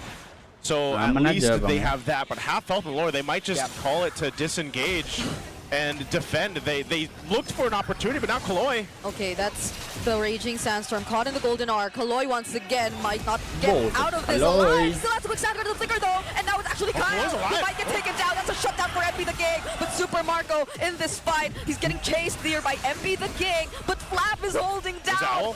All other members of Twisted Minds gets terrified, and Owl! Blazing to it! Oh, Super Marco forcing out the flicker. BMI out for now. There's some life from Twisted Minds. Kaloi, I said he was going to have to do something. Well, there you go. He started that whole thing. Yeah, clutch terrified by Sean as well, which led to Kyle going down relatively quickly in that fight. And that's why you saw Falcons, despite the lead that they had to play that carefully because they knew that Twisted Minds, condition-wise, had enough damage. Hell, even in the last fight that we saw close to the bottom lane turret in base earlier, that was already a warning shot that Twisted Minds is starting to hurt. That's why they had to play it slow. So the initial condition was when Ogwin got that 3-man micro stun onto Twisted Minds, that's when you saw that Flap and him already had the formation so that they could quickly take the Lord. But in the fight, Twisted Minds are definitely still in this. This 5,000 gold lead is a bit of a mirage. You can't fall for it, man. Yeah, I am. It's a sweet dream right now. Starting to feel the marksman emblem. Yeah. It's more than that too. I think even Kaloi, I'm not sure if he's actually going to go and build the Blade of Hepsies because he did have the dagger there, but he does have enough defense, I feel like, now too, to kind of withstand the initial burst, and that's kind of what we're seeing. And also just playing around the timings of the Quicksand Guard. And so for Team Falcons, I think even they'll keep themselves in check a little bit more once this Lord comes up in about 1 minute and 10. But this is what we've been wanting to see from Twisted. They needed to buy enough time to catch up into this game. It was pretty much just a null game for them after that Turtle 1. Well, now they're in a position to actually contest, it seems, here. But the stack's obviously still building here for Ogwin. He is still a nuisance, and the golden hour can still change some of these team fights the way that starts, but it can also work against them in a way too. Yeah, earlier. And so we've seen that a couple times now. So let's see what Team Falcons decides to do. All this time though is helping Twisted. 40,000 damage dealt by Sean. Orange buff will end up going to Kyle, so Wrath Theft Orange there for Falcons. So Sean needs to maximize his Terrifying, the damage that he's been dealing throughout. The quick rush on the Divine Glaive definitely being felt there by the squishier members of Falcons, specifically Kyle. So you have to watch out for Sean's positioning and Kyle's timing of entry, because if he gets Terrified again, he might just go down as quick as he did in the last engagement. Yeah, Get bursted. even earlier it seemed like Sean was trying to look for these off angles. Yeah. He was starting to steal away the Throne of Ruin rather than the fettered airstrike. And maybe that's what they might want to pair up with the Raging Sandstorm and the Blazing Duet. That's still a combo that clearly worked out for them. Yeah, good push up top by Twisted Minds. Falcons might need to consider thinking about that wave, so that's their advantage. While Falcons push the minions down bottom, it's going to be a full 5v5 fight. No, wait, Kyle was the one assigned to get upside first. Twisted will get advantage here because of that. Oh, that hurts. Full feathered airstrike, checking things. Lancer jumps in. Yeah, Flicker, Dark Wave, canceling out Haji, but the Phantom Steed! Everyone gets caught in the Golden Ore, the Mountain Shocker! Landing on multiple members, but still Twisted Minds with the sustain are fighting back. But then, we haven't seen Kyle just yet, and here he comes! That's the Ruin from Sean, but it's a bit too late! The King Super Marco. Let's see if they have enough minion waves or if Kaloi will be able to destroy the 2 minion waves coming in through mid. Falcons have their eyes dead set on ending this. Okay. It's Kaloi. Kaloi versus 1 minion. Good. He gets stunned, he gets bursted down, Kaloi. and there's no defense happening for Twisted Minds. Team Falcons are taking this game. Langsung guys ya, GG. You saw the effect of that mishap on the first turtle. Slot that in, okay. Yeah. Okay, Agrim Kimmy, dulu ya bang ya. we haven't seen too much this season. Comes In mid, through. yeah. In mid. Comes through. And they have a whole lot of crowd control, man. Yeah. You're definitely going to need some purifies over here if you're Twisted. Yeah. But you can see the difference in the compositions and how this is going to work. But I would say even Twisted's lineup, it's not like that it's bad or anything. It can definitely work here. Even with a Grok alone has such value, especially playing into the first objective, right? The Turtles, which is where they lost it in the game 1. So, but I think my biggest question is, how will this YSS perform in the jungle since we just haven't seen that in Season 17? I mean, well, from games from Indonesia and Malaysia, it still can definitely work out. It's not necessarily a bad jungle pick. You just have to play around it really well, make sure you take care of the center of the map well with it. And they have a Kalea. Even though they're up against a Grok, they have a good amount of crowd control to deal with it. And of course, the Kimmy as well. So it's supplement. Oh, excuse me, the Valentina. Valentina. Valentina. So it's supplemented well. This is the revision Grok. right here. Sorry, I mixed up the Kimmy. Oh. Okay. There you go. Whole lot of, that's kind of what we expect though with this combination, especially having a Kalea here for Ogwin. You can just kind of heal back up. That's what I'm wondering. I'm a little worried for Twisted in terms of Sean and Kaloy. If they get poked down too much, but I guess that's where the Grok comes into. He's rather tanky, he can actually do a lot with the Rampart. And then once that level 4 comes available, both your roamers have such good options to set things up, but Twisted, they only went with 1 Purify. Again, we see a lot of compositions against Kalea. Roll with double. Oh, he flickered forward. Yeah, they saw Kyle was kind of low. Now Kaloy has no way out of this. He's actually going to get first blood for Falcons. And a great start for Team Falcons. Yeah, that was a terrible decision to try and take the trade. Kyle already had the Blade Surge. Even though you commit the Flicker and the swing, Concussive Blast, is not going to be enough. And if you get caught and you don't get that Suyo, it's a Suyo with a killing spree. It was the easiest decision for Kyle to just rejoin the fight, get that stun off, regen through the killing spree, back off. Not the best decision there by Kaloy. Because it did look like Twisted Minds already knew well enough that they should have played carefully. They should play carefully because they have to guard the Yi Sun Shin. They should enable him to farm, allow him to get the space. But then Kaloy probably saw that window of opportunity to get at least an easier way out of that early game. So they took it, but then right now it seems to be backfiring. And again, Kaloy, the second time around, he's taken out in this game. Lansu falling next. Still has the flicker though. Stun doesn't land, but that's space for Falcons yet again. Lansu's alive, but yeah, look what's happening here. Kaloy's gone down twice. This is going to be an objective, potentially a steal on the purple buff too, unless they can stop this from happening. MP does get there. Flying Clouds will help them. Oh, tough one, but you know, that's the thing, man. It's these decisions before the first objective breaks out that's biting Twisted Minds in the foot here.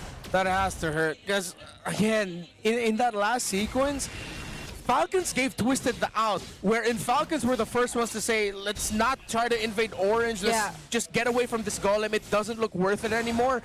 But then Kaloy pulling the trigger and decided to go for the dive just ended up costing them. And in the big picture of it all, it even costed them the eventual purple buff of their own jungler, making that this YSS take an even longer time to farm. Again, silver lining is now that they have the Harith with them. So now they're going to have to recalibrate and focus on making sure that Owl is going to have a more comfortable time getting the farm. And then at this point, the Yi Sun Shin is really mainly utility. Yeah, just delay the game long enough for the Yi Sun Shin. MP the King's job is vision, stun with both, and get farm. Yeah, he's gonna have to make that work for the YSS in his hands, but also Kaloy, I think he's gonna. I'm wondering if he's still gonna be playing that aggressive, because usually we see that with Grox, and you know, even if you get killed a couple times early on, you're still able to adjust. And now that you have a level 4. You're still able to get great sets, and it could just be one. What could be one tech charge that changes the course of the game for them. So, you know, they're not too far behind. It's just a 1.5k gold lead right now for Team Falcons. It's more so the way they're moving around the map that we need to see the adjustment made for Twisted Minds here. Exactly. I don't want to make it seem like I'm dogging on Kaloy too much, so I'm going to encourage him, even though he's never going to be able to hear this. Keep being aggressive. Yeah, who knows? Like, you have a tech charge with you, and as long as he times things, that's the asterisk. Time it well with the Terrifier of Sean, or whatever MP the King and Lasso can dish out, and then your tech charge is going to be worth it. That early game mishap is just going to be forgotten afterthought. Yeah. But it seems like Ogwin has his eyes on Kaloy, though. That was a stun that didn't really land, and now the Tsunami Slam will be committed onto him. Fortunately, he's tanky enough, but not in front of Kyle and Super Marco. That's the Blazing 2 and already committed. The trade is going to be Haji, but Flap 2 here to join the fight. Infernal Pursuits on multiple members. Sean falling next, and Lansu not being able to use the grab. He's just getting chased down, and they will disengage. Are they going to go after Owl here? Would be really bad for Twisted if they lose their Harith. That's 4 members of Falcons around him, but they decide to back off. I sort of feel like a dad right now that really wants to encourage his kid, but I just saw my kid try to shoot the ball when I was screaming, "Pass the ball!" from the bleachers. He's like, I got this. I got this, Dad. Son, your teammate's open.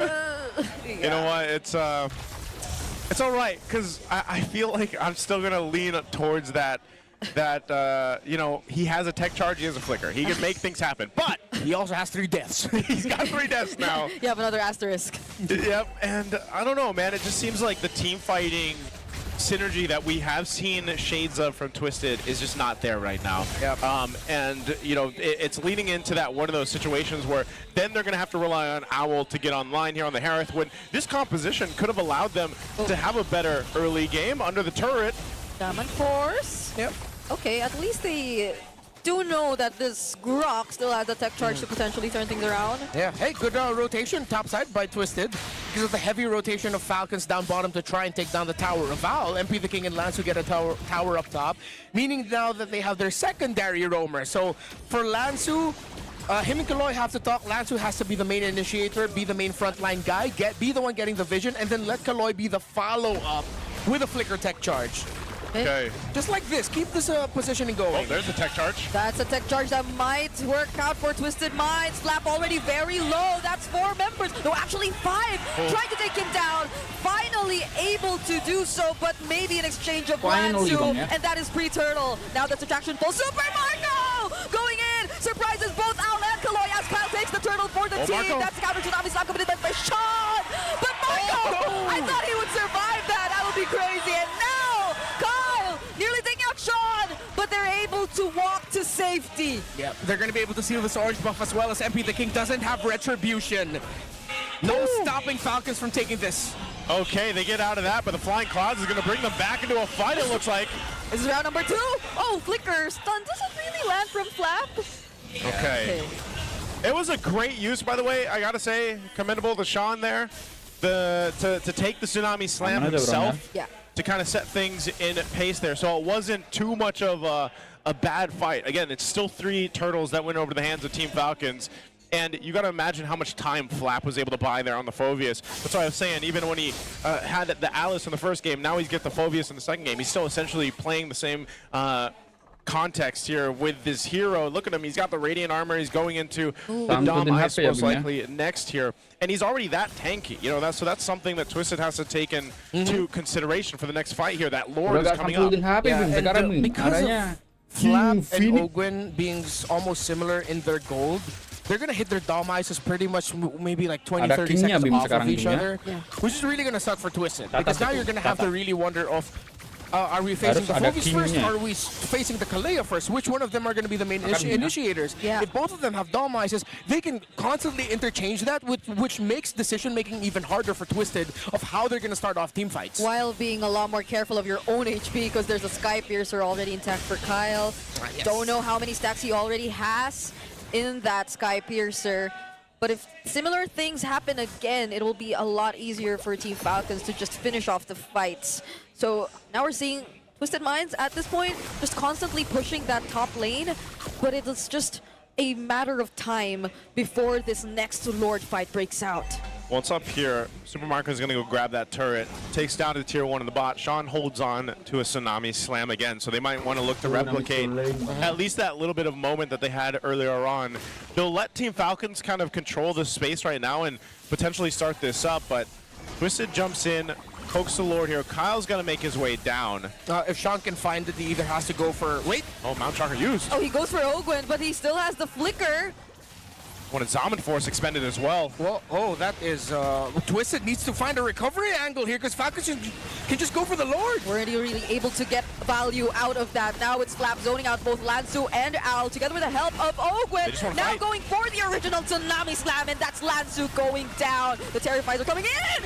Al! It's twisted down by Haji, and the Blazing Duet coming in from Super Marco to finish it off. And it's Haji with a triple after that fight. Not the best start for Twisted, and Falcons capitalize. It seems like Twisted froze under their own indecision or realizing midway that starting off by trying to take down the Kaleo was not their best decision. Right before that, what I wanted to say was Sean should either eye out just either Kyle or Haji with the Tsunami Slam. Don't try to go after Ogun and try to blast him down quick. They're already up against the Phobies. Remember the point I was making about their Dom Isis. They both had it already. They want to go for Marco. Okay, Super Marco cannot survive that. At least for Lansu, they find a pick-off against Team Falcons. Sean, too, has the Infernal Pursuit. Will be using it against Ogwen, and that's a tech charge landing on him as well. 2 members taken out by Twisted Minds. Remember Flying Clouds. It always gives you the option to get yourself back into the game, and Team Falcons stayed a little too far in Twisted's territory. It really looked like for a moment Falcons forgot that they were in the Clouds map. Oh, Lansu gets caught. That's 3 members on him. No way out of that. Kaloi looking like the next target. Knock up from the Dark Wave, and a double kill for Kyle. Well, they forgot Kyle's got a Sky Piercer too. And that too. Super Marco now has the Corrosion side. Twisted Minds is just trying to stop this Lord from charging into the tower. Al even dashing away from it, and they get to stop the charge of the Lord, but Sean had to take a lot of damage for it. Will they be able to stop that minion wave up top? It goes through, popping the passive of the tower. Yeah, and this mid-base turret might just go down. That's a Salmon Force from Al. Mountain Shocker not landing onto anyone. And the Flying Clouds. Okay, okay. All right, Patrick's not committing to that one. Yeah, he's just taking a gander from the cloud, but that's fine. I think Twisted is happy to hold on to their at least all their base turrets. I know there's like one hit on the mid base turret right now. So Team Falcons clearly finding themselves once again in a comfortable position. The driver's seat. They want to take down this tier 2 in bot, but Twisted will hold their ground. It looks like. Not sure if Ogwen will be able to set anything up with the Tsunami Slam, so he doesn't. They're stopped, but they lose that mid turret now. That does fall. It looks like they still want to continue to put pressure on this side of the map. Gold-wise, for gold laners, it's only a 300 difference between Owl and Super Marco. So don't count out Twisted Minds in terms of having damage. But the thing is, majority of their damage right now is magic. Magic item, you have a Radiant Armor that was rushed earlier by Flap. Ogwen 2 with the Radiant. Let's see what they're going to build for their second items. I think either one of them is going to be going for the Chastise or the... No need for the Blade Armor. Chastise is going to be good enough. And then MP the King rush the Malefic Roar. So, yeah, Falcons still need to be careful. Despite the lead that they have, it seems like the damage dealers for Falcons, for Twisted Minds, excuse me, are online. I'm going to say it again. It's Twisted kind of beating themselves up, honestly, in this game. It was the case in Game 1, and now here in Game 2. That last team fight especially... Just they continued to be like, you know what, let's just go for it. I know we've used some ultimates and battle spells, but we might as well just fight, and they ended up losing terribly to it. So they might try to pull something fancy out here. Sean has been holding on to mostly the Tsunami Slam, and you know, it depends on how they actually fight for the space around this Lord. Now that it's up, 13 minutes of the game, Twisted is down in terms of itemization, but yeah, just look how fast this Lord is gone. Too fast, man. No, Twisted Minds wasn't even able to get in position. And you don't want another kill in the hands of Falcons. Fortunately, had the tech charge to keep themselves alive. Kaloi. At least for Twisted Minds, they didn't lose anything. Yeah, but no tech charge though. Yeah, I don't think they'll have. Let's see. They might just have it just in time by the time the Lord gets back. Yeah, tier 2 is definitely going down here. Oh, Winter Crown already by Marco. Falcons are going to go for the end angle. Yeah. He's going to go for something really aggressive here. Blazing Duet to the face while popping the Purify. Winter Crown, forcing them back, and then it's just basic attacks from Haji and Kyle to focus on the base. Yep. And again, Kyle hasn't died. He's still got stacks in the Sky Piercer. Now they're going for the bottom of base turret. Twisted will hold on, though. They deal with the Lord so far in the mid lane, while Falcons focuses on these top and bottom turrets. Kyle will work on this one. Mount Shocker are going to be used, but ultimately, top turret goes down. Do they get the bottom here? They still have a wave pushing in. They're going to wait for that to get here. They should try. They have the waves as the 3-wave push. They definitely should try, but there is a tech charge by Kaloy. There you go. That's the conceal already coming in. Some get cancelled out though with that barrier. Oh, the Tsunami Slam used on Kaloy. This time around, it's Falcons who actually try and go for the attempt, but we didn't see Kyle do that.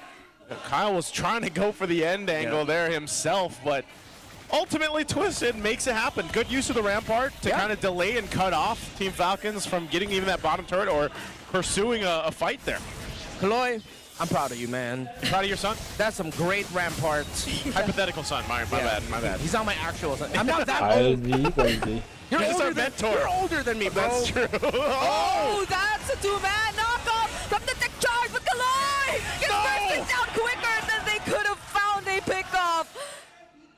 I thought that was an opening for Twisted Minds. Yeah, I think at this point, no, that was just Falcons flexing their lead in gold and resources. And another stack. Yeah, it's like, nice try, you hit a 3-pointer, but you're still down 30 points.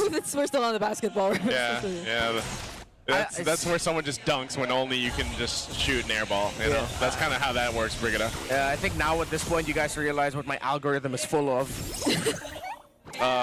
Basketball?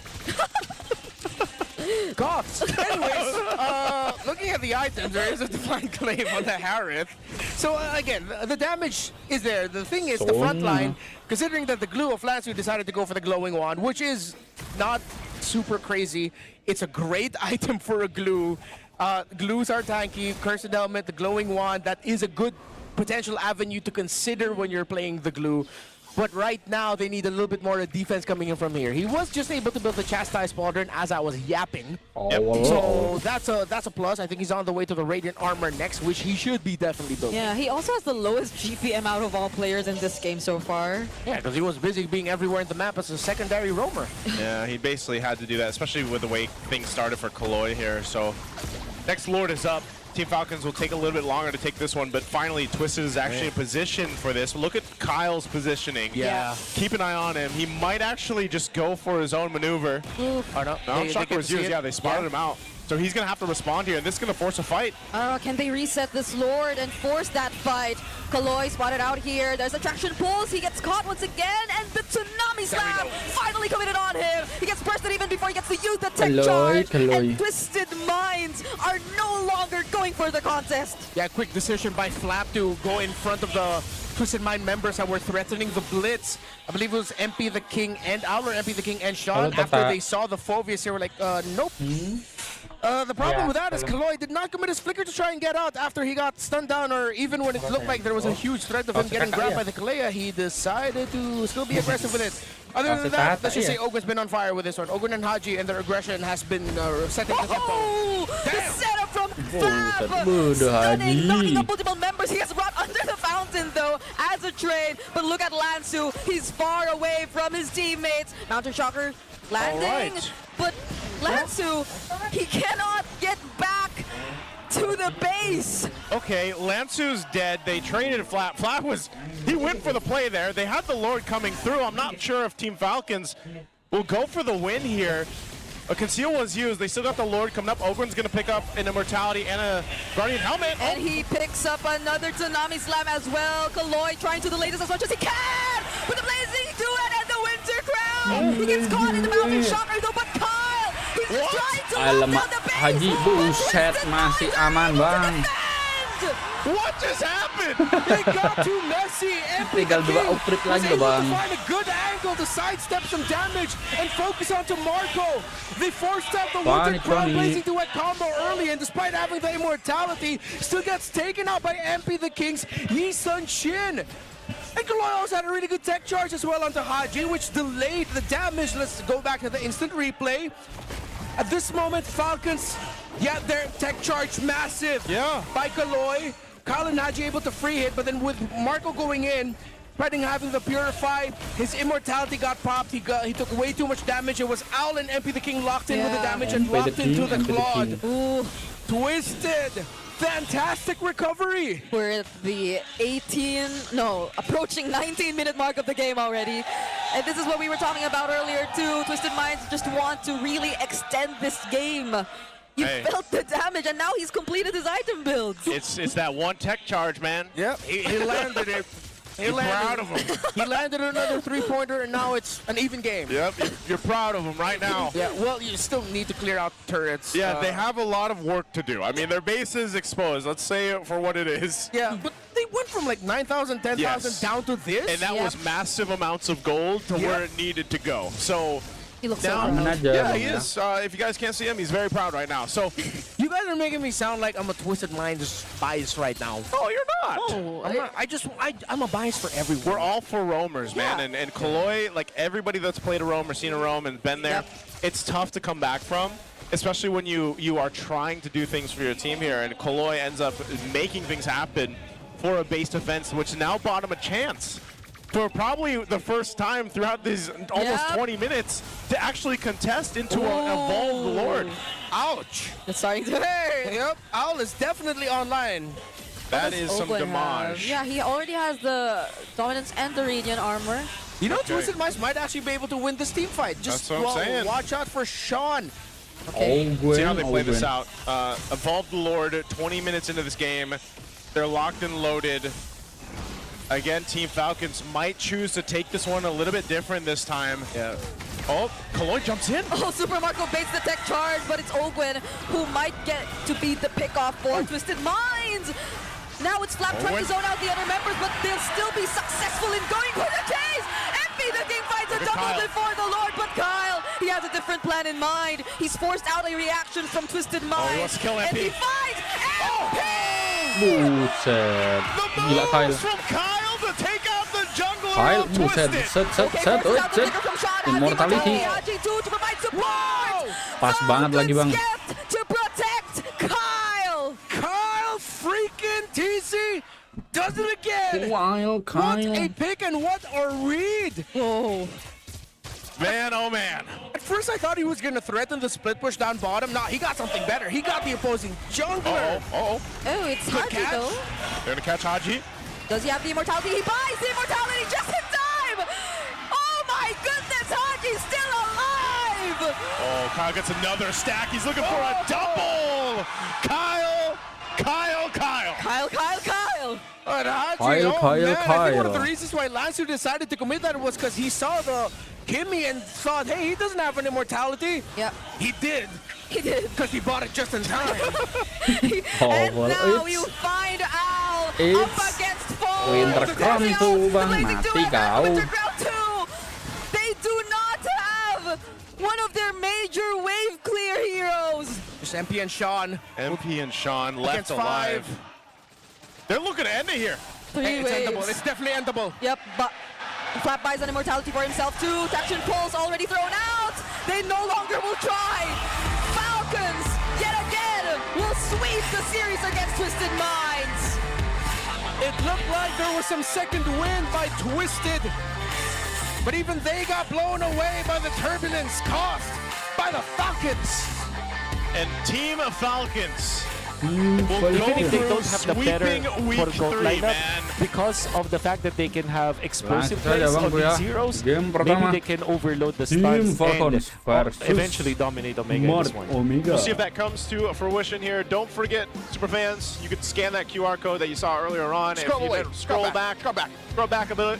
Scan it. Predict. You get a chance to win 1,000 MLBB diamonds. That happens every match.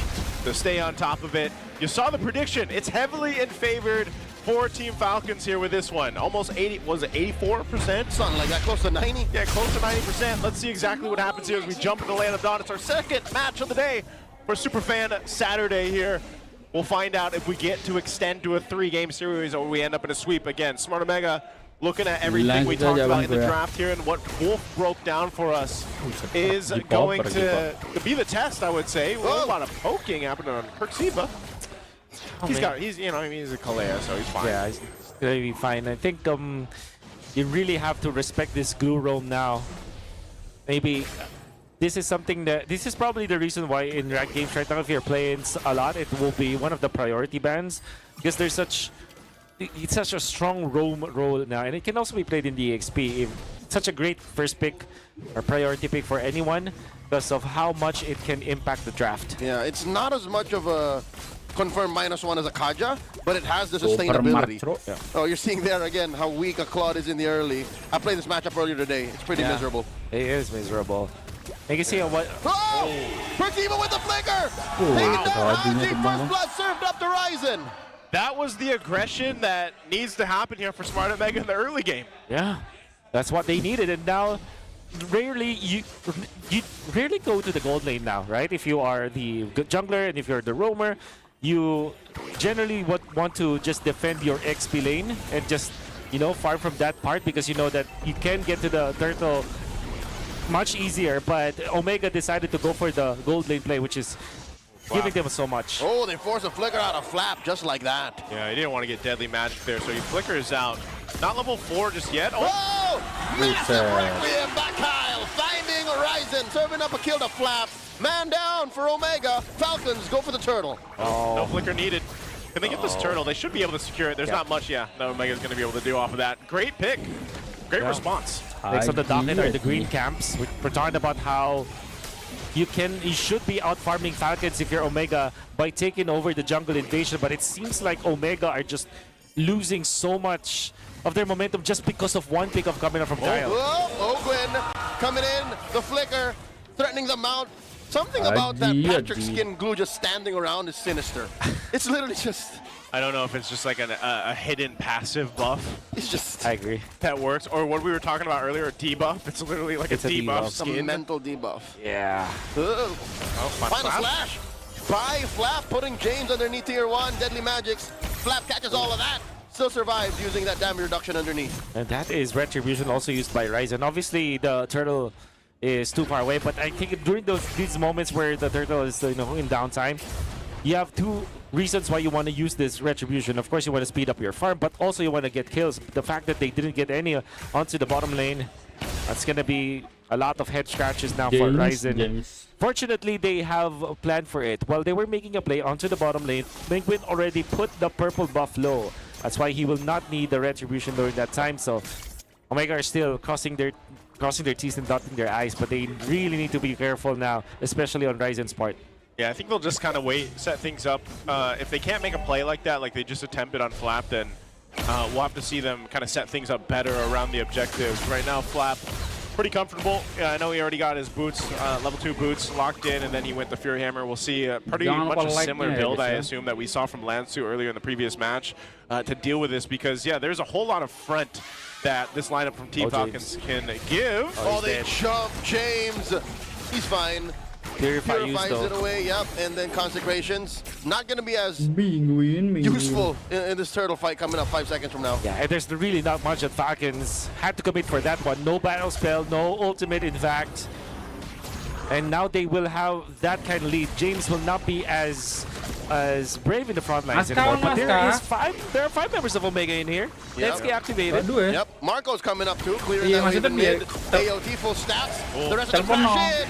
Requiem plus double. Feathered airstrike. Kyle still gets a supreme retribution. Blazing to it by Marco. Underneath as Flap finds him with a vengeance. Double kill for the Filipino cannon. The rest of Falcons collapse on to Mingwin. Happy birthday. But Marco dies off cam.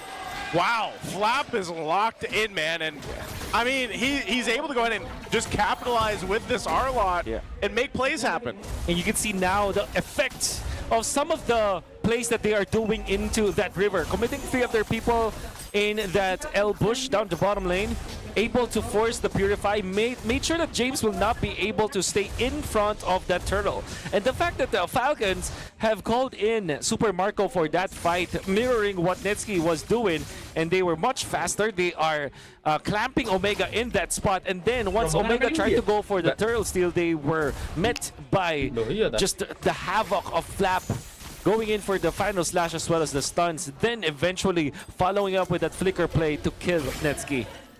Picks himself up and oracles too, and it looks like Team Falcons is ready to go ahead and punch down at this top base turret of Smart Omega, so they'll go ahead and capitalize on that, and they've got control of this game already. 5 minutes in, and I can smell an MVP performance from Flap already. He's playing this R-Lot like it's 2023. Yeah, it feels like it, man. I mean, it's season 12 all over again. Season 12. I remember the R-Lot there. That was picked up almost all the time. Yeah, That was him. That was that was him. him. There was even a time during the Empire World Championship where he chose the different emblem, like a wrong emblem, and they still won the They game. still won. That's just how good he is with it. Those heroes, it favors Flap's playstyle so well. So, you know, when he gets a hero like this, he's able to go ahead and capitalize on it. But it's also just the way that the synergy between having an Arlot, for example, and Kyle being able to play this Guinevere. I know we shared some of the thoughts in the draft about it coming through, but so far it's been working pretty well for Kyle. And now Team Falcons starting up this turtle, third one of the game. Tsunami Slam. Slam starting it up. Catches open with their strike by Haji. The KD machine goes ahead and blasts away. Smart Omega Barangay loses their captain. Pertiva might be up next. Now he goes off cam. The rest of Falcons are working on this turtle. Clean take, the final one goes over to the nest. What a bad decision to go for the glue. Ogwin is probably the worst target to go for. I do understand though. I think at what, maybe 10 minutes, no. it's gonna be a valid take, but now let's see. He just stands there and takes it. Oh man. He gets blasted. Right on the mark. And they're still looking. And there's the final flash on the James. Able to consecrate out of sure death plus a purify. Oh man, this is looking bad. Falcons up 5K. That feathered airstrike, even here in the arena, that's like one of those slow-mo moments. Oh, Ogwin looking for a mount. Does find one. And it's on James. It's so deadly. How many times are we going to see that with the glue right now in the meta currently? And even when you think you're escaping, you're not. You're being brought back to the team. The glue is a problem. Now with the Chastise Pauldron, this itemization coming up from Netsky will not give them anything, especially because at 8 minutes, Netsky only has 2 items to increase his attack speed, and up against a Chastise Pauldron. Position 5-0 for Falcons as the roamer. Oh my goodness, this is going to be difficult. And now Perxiva, they utilized the Tsunami Slam onto this glue before. Now it's even more of a bad target. It's gonna be an uphill climb now for Perxiva when it comes to finding the right target to use the Tsunami Slam on. Yeah, What are the valid targets? It's just potentially get a Purify now, I guess, unless they somehow are able to burst down Flap, but he's going to be so hard to take down. That's not going to happen. As an Arlot, yeah. I mean, your only real choice is to get down either Haji or Super Marco, but them themselves are so hard to target. They're slippery. They're slippery. They're escape artists. Ooh. I mean, if it's like that's probably why they went and got the glue, man. You know, if it's, I think even for Smart Omega, they're like, who are we gonna go for with a Tsunami Slam? But Falcons quick take on this Lord. Yeah, there's no contest here. Lord secured. Team Falcons. Oh. Well, Final Slash is thrown out, but they have complete control of the game at this point. Smart Omega trying to get to a point where Netsky's online, and even so, when he does get to that point, I'm just wondering if they're actually going to be able to utilize the carry pick into this Team Falcons lineup. Yeah. Honestly, Omega's lineup, it should not look this way, and it all started with their demise at the bottom lane, especially when Ryzen was first taken out. All of their momentum just, went down the drain. Deflated. And I think it's also big props to their fourth pick glue, as well as this Guinevere priority, instead of focusing and relying on Harley or maybe a Leomord or even the Suyu. They just chose to go for the Guinevere, which is such a strong early game composition. Yeah, read this. They've been strong all game. Team Falcons 6,000 ahead. Lord coming up on top. And they're taking the tier 2s now. The bottom still stands, but mid's going to go down. They'll take everything they want. Flap throwing out a Final Slash just to check the bush, just to see what's there. And then they'll get ready for this push into the base. I mean, the shields are still up, and this is only that first Lord, so ultimately Smart Omega should be fine. Unless for some reason there's a force fight that comes through from Team Falcons that ends up into a devastating wipeout. Yep. Should be fine being relative. Like they should not lose just yet. Yeah. But they are far from fine. The Falcons are crashing into Yang udah like gua doain turret. They're rezekinya makin inside the base. berlimpah ruah, Bang. And Amin. the clock is ticking. The barangay knows that this is crunch time. By the way, you can see Ogwin transition into that conceal very early on. Typically, you would choose to go for selling your encourage and or canceling encourage and going for the conceal, maybe 18 minutes, but this is the 10-minute conceal now for Falcons. He wants to end it quick. Yeah. James barely survives, dashing through. Keeps it purified though. Kyle tracks onto him. Kyle taking a lot of damage. Gets hit with the Tsunami Slam. Kyle does the freeze up. Requiem just to survive. Gets shut down by James. Falcons get punished. Yeah, that was a little... Oh no. Perks! Close call there. Survives with just a sliver of HP. Joseph, you were saying. Yeah, it was a little messy. Messy of a team fight, the way that it was handled. Good thing they cleared out the wave. They still maintained that middle turret, but yeah, Team Falcons clearly still in the lead. Smart Omega buying time, and this is what we always talk about with Smart Omega. Like, late game potential isn't there this time. Yeah. Ryzen Invasion. Actually giving them significant amount of gold, but clearly not enough. They need the 4th item on to Netsky for sure, and maybe another item for this Uranus. We opted to go for the Radiant Armor with the Oracle. But definitely need some Kiras coming up from Omega, maybe coming up from Persiva or obviously James. They need it. I can see at least for Omega, they're trying to minimize this lead. They're trying to make the plays happen. Oh, James spots a Lord take. For sure, Falcons are not gonna allow him to get away scot-free. The rest of the map is being cleared out by Omega, so there's some room to breathe. But they're not crossing the river just yet. I think Falcons take this again for free. Oh, they're gonna get... Kyle gets it. They jump onto James. James looks to purify, gets hit. Buset, gue bingung mau pakai apa sih. Clean it up. Still, Onyx bahlil aja gak sih? Their idea was to go for James just scouting out where the Lord was, but it's really just not going to be it. I think that Omega are not giving up so much free kills for Onyx Falcons. MBG, buset. And they even had to pop the Purify for that one onto James. So when James gets back to the fight, he's not going to have the Purify for 60 more seconds. And this might be the way for Falcons to really break this base down. Yep. It's not like their wave clear is amazing. Yeah, it's tough. This Lord's in. Can Smart Omega defend this? Open with the conceal to flicker in. He repositions, finds a mount. Feather strike coming through. Flap takes down Ryzen. Exploring into the jungle, blazing the web by Marco. It's just a matter of time. Marco! Next up is the base. Marco getting blasted down by Penguin. But Falcons take it swiftly. Game 1. Great idea coming out from... Ngeri juga Falcon ya. All the time. Yeah. Langsung saja pas saya. You could even miss your Barbiel, like your Phantom Seed. That's also true. You were trying to run into it. And Yeah. And if you already are mounted, I will just pop the golden now where I waste time in your ult. Yeah. I just don't like it. Look at their lineup rating, though, man. Like this. That's because mechanically speaking, there's so much going on for Omega. Okay. To be fair, they have the S and A tier heroes though. So Yeah. The lineup from Team Aman Falcons aja bro ya. reminds me Match of point like buat tim something you Falcons. see in one of your games. You know, like you jump in with and you're like, all right, yeah.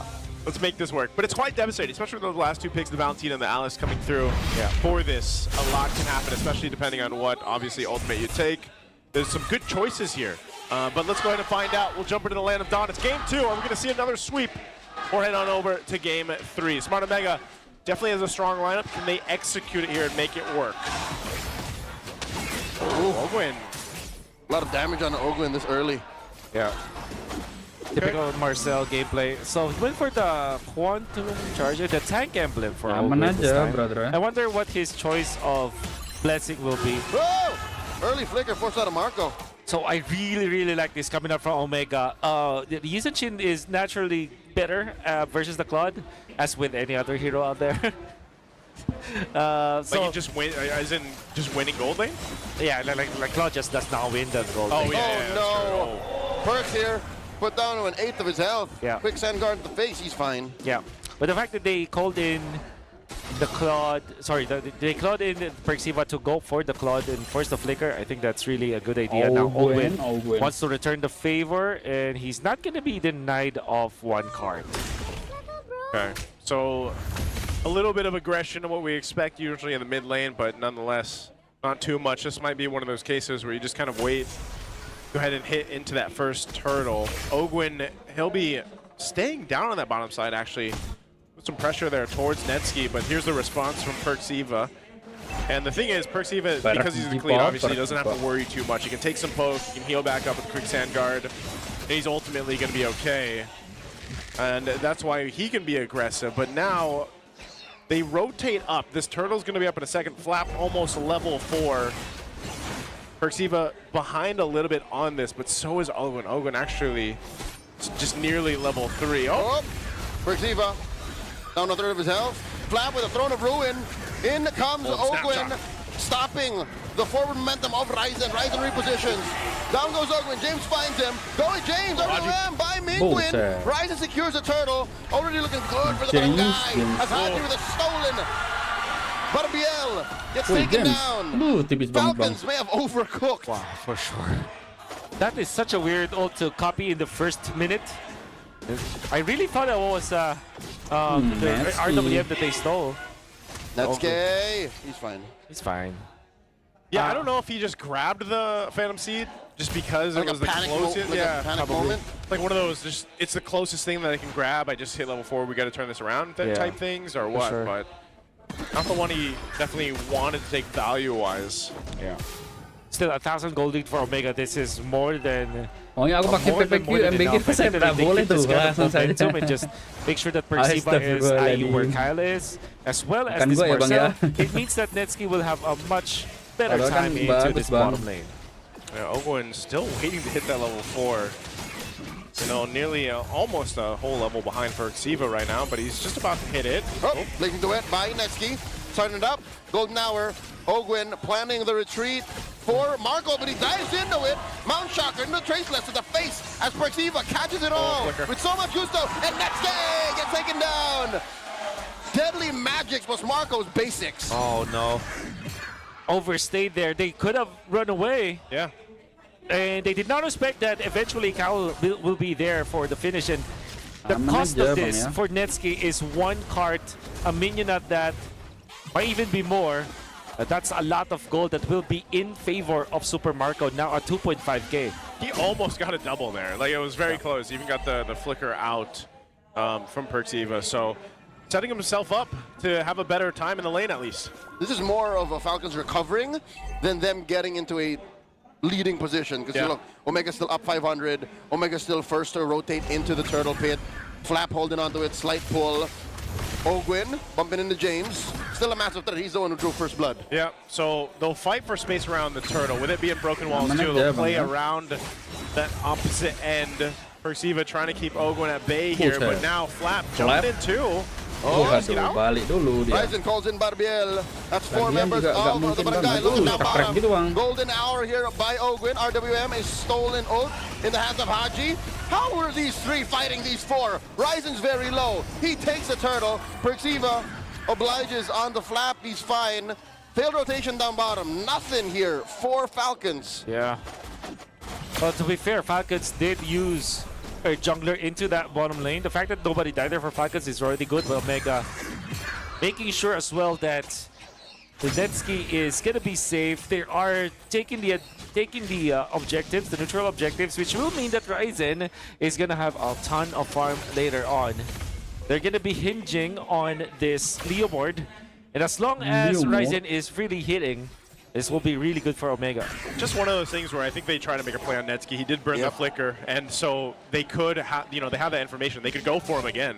But it wasn't worth it, I'd say. Yeah. But the map did slow down. That's why Falcons have closed the gap. So I guess long term it was worth it. Because maybe. Again, it's not like Omega built a lead on it and they still have this 500 gold small advantage. Interesting use earlier of the golden hour. It was more so just kind of delay things, and that's one of the options or utilities that we see with this Marcel. So it's nonetheless kind of a stalemate across the map right now until they lead into what they want to do, because that's 2 turtles in the hands of Smart Omega. They definitely could get control of the 3rd one as well once it pops up, but there's a whole lot of focus down here on the gold lane. We'll see if this breaks out into a fight. Quick tracking shot and snapshot by Ogwen. Flap retreats via the gleam. This is weird.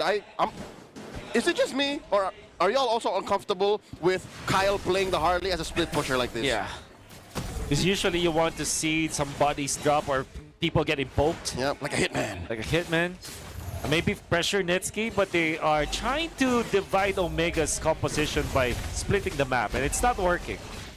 Oh, they're just poking back and forth now. Nice flank by Haji and Ogwin, but where's the payoff? Pertiva just shakes it off with a quick sand guard. Haji holding on to the Phantom Steed again.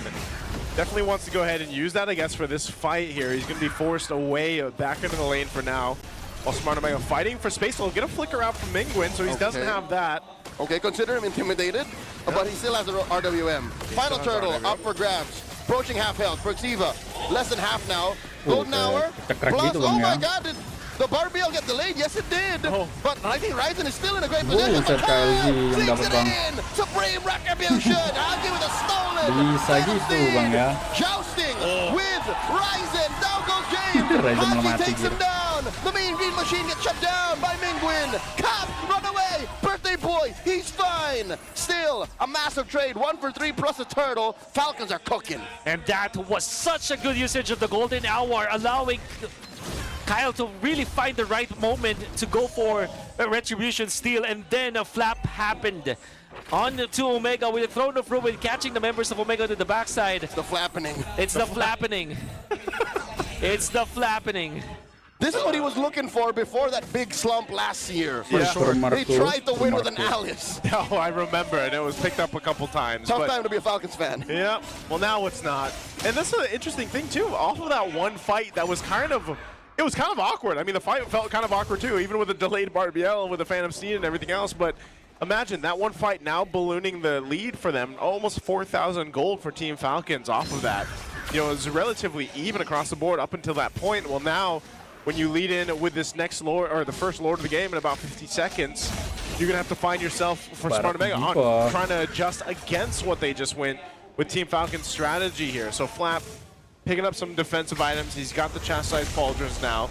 Look at the amount of gold that Super Marco has actually been able to farm up here. Yeah, and if you recall from the previous series, we also saw the Eve with the Golden Hour. This time, of course, Haji is not playing the Eve, but he does play the Valentina, which is still an Eve.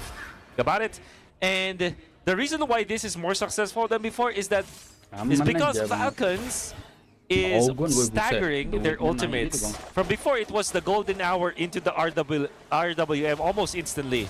This time, Falcons are waiting and are utilizing one ult after the other to force some of the resources to Omega that eventually leads into the Throne of Ruin, catching 3 or 4 members of Omega. So I like this a lot coming out from Falcons. They're staggering their ults so that they will have maximum amount of crowd control.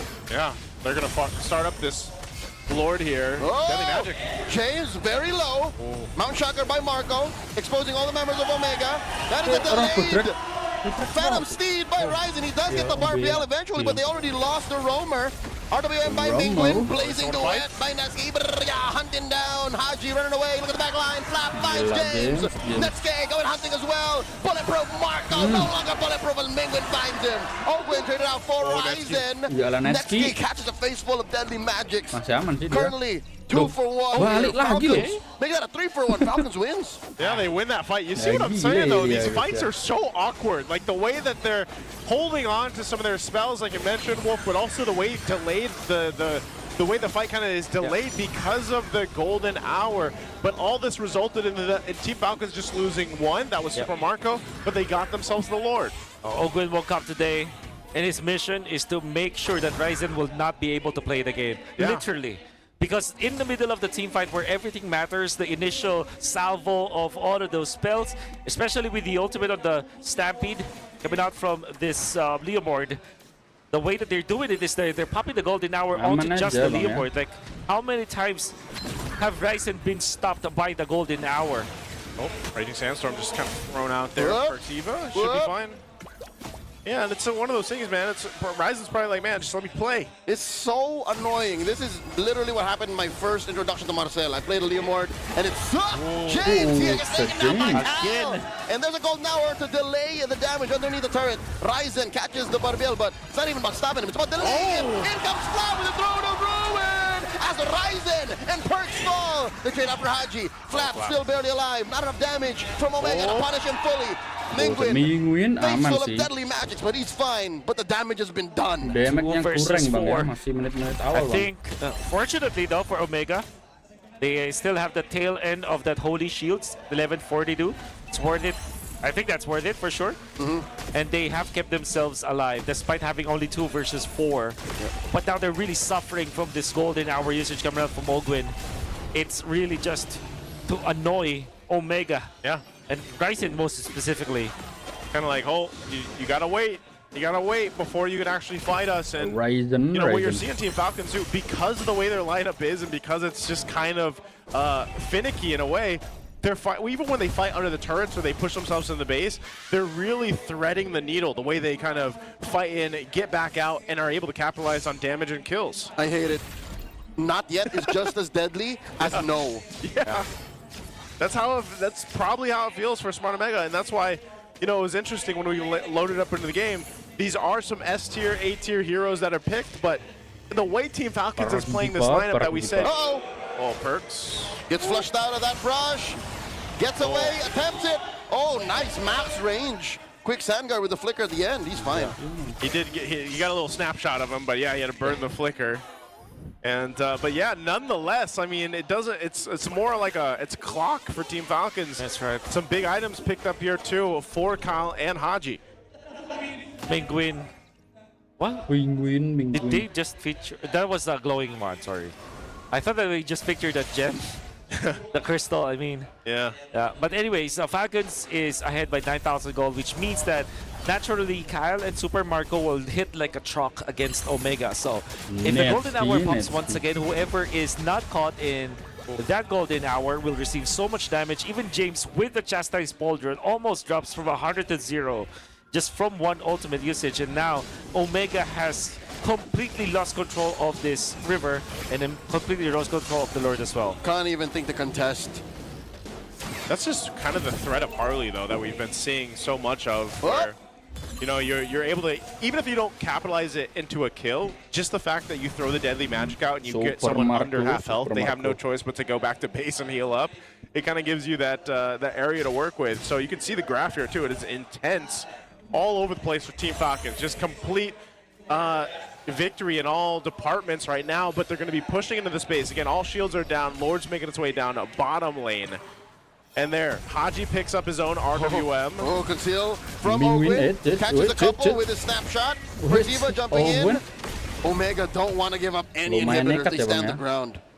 Going to stand it for now. Lord slowly making its way up here. So we'll see. They have the options they can. There's pretty good clear, though, it seems, for Smart Omega, but this is where they punch it in. Haji with a stolen RWM. Starting a fight from out of range for Omega. Mingwin answers back. That's the golden hour. Stopping them. Ryzen with a Phantom Steed from off range. Does not get delayed this time, but they lose 2 inhibitors. Wow.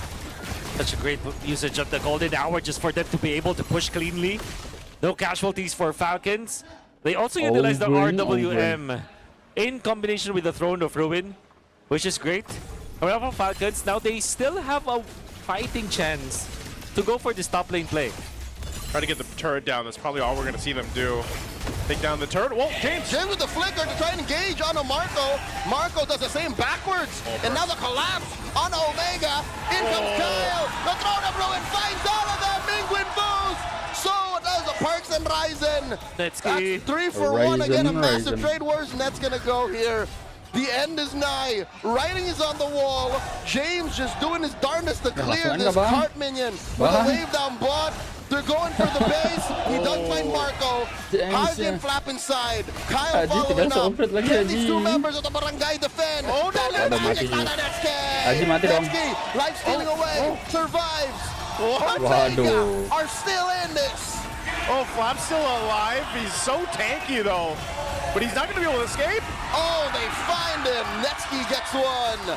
What a great usage of the Rose Gold Meteor coming out from Netsky. Only reason he survives there. Say what you will about Netsky, but his command of the Claude is impeccable. The only time that he died was during that moment in the bottom lane where they overstayed up against members of Falcons. But Netsky being a threat against Kyle and then eventually against Flap. Now with the RGM and the full item with the Malefic gun now. He is now online. How can Omega take advantage of this? They can take advantage of this by taking this and contesting the Lord, I would assume. You know, the past two ones went freely pretty much for Team Falcons, and with that, you are going to see them rotate towards this. Netsky doesn't have a flicker for 30 seconds. James is waiting for his as well, so they might just try to take down a tier 1 turret unless Team Falcons doesn't give them the opportunity to breathe here.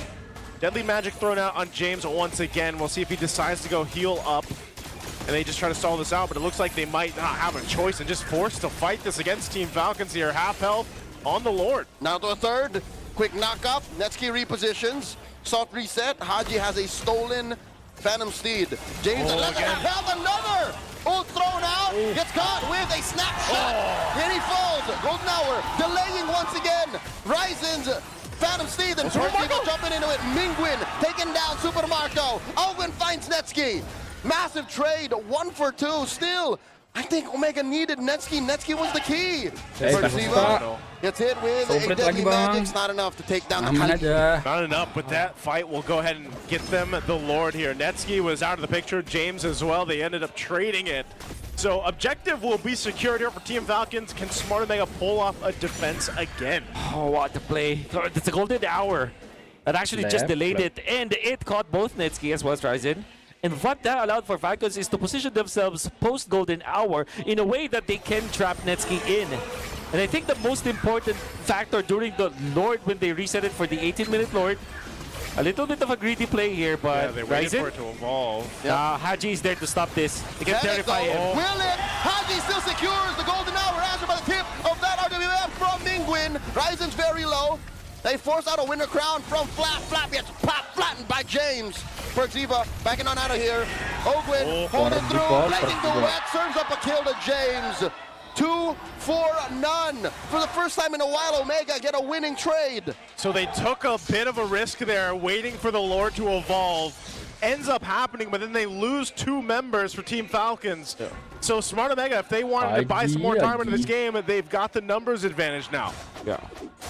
And this is definitely gonna make sure that Falcons will not be able to push. Having only 3 of their members, no initiator. And Cal being spotted by Perks. Yeah, I think the most beautiful thing that Falcons was able to accomplish in the previous clashes that we're seeing is the fact that they're poking James to a point where it's no longer a poke, it's more of a jab, actually. From Falcons. It's a gut check. It's a gut check. There you go. It's a leg kick that could at any time break his foundation. Yes, that's right. I love it. Picking up the winner crown too. That's going to be very valuable for him against this because of what we're seeing in these team fights. And we'll take a look at the replay how that broke out again. This got a little dicey here, man. James does take so much damage too. And I mean, you have Ogwin jump on in there. A great throw of Ruin setup from Flap, but like even this Super Marco jumps in and gets punished hard here. Like, you know, Super Marco saw blood in sight, and he just ends up getting stopped in his tracks and dies. Conceal's going to be used. Mountain Shocker as well. They'll do everything to try and take down this tier 3 up top. 1 HP on the turret, man. Delayed wave.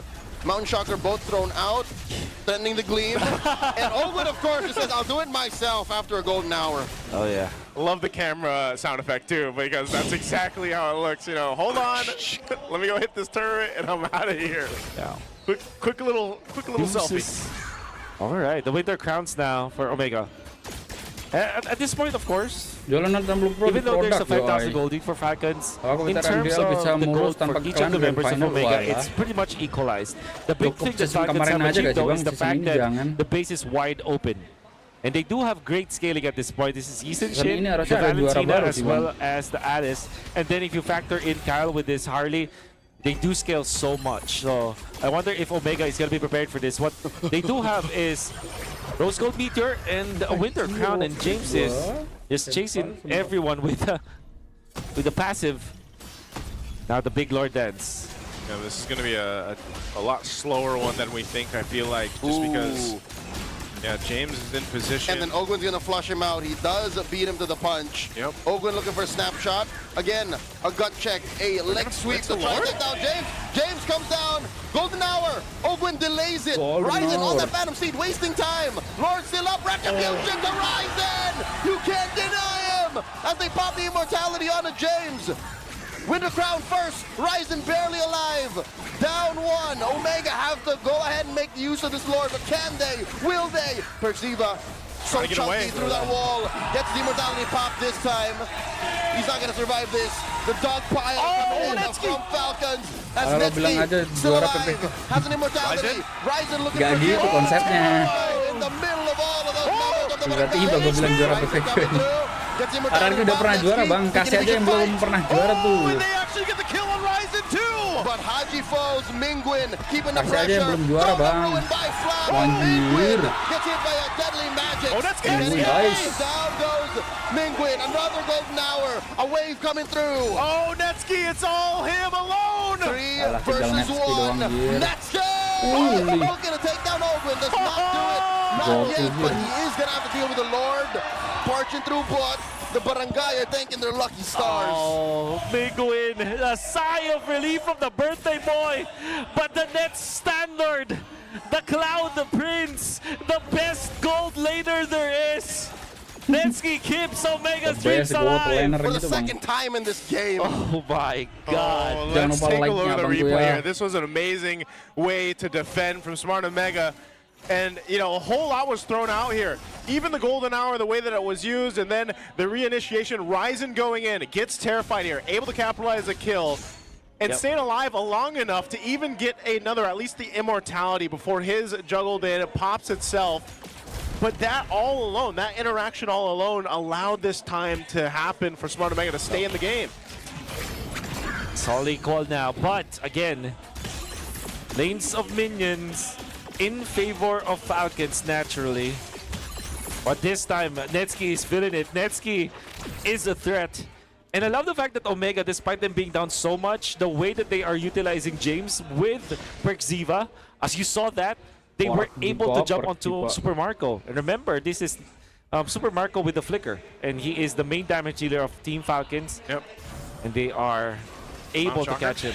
They find James, or James finds them. Perxiva clearing the way, making sure that Omega isn't ready to get collapsed on just yet.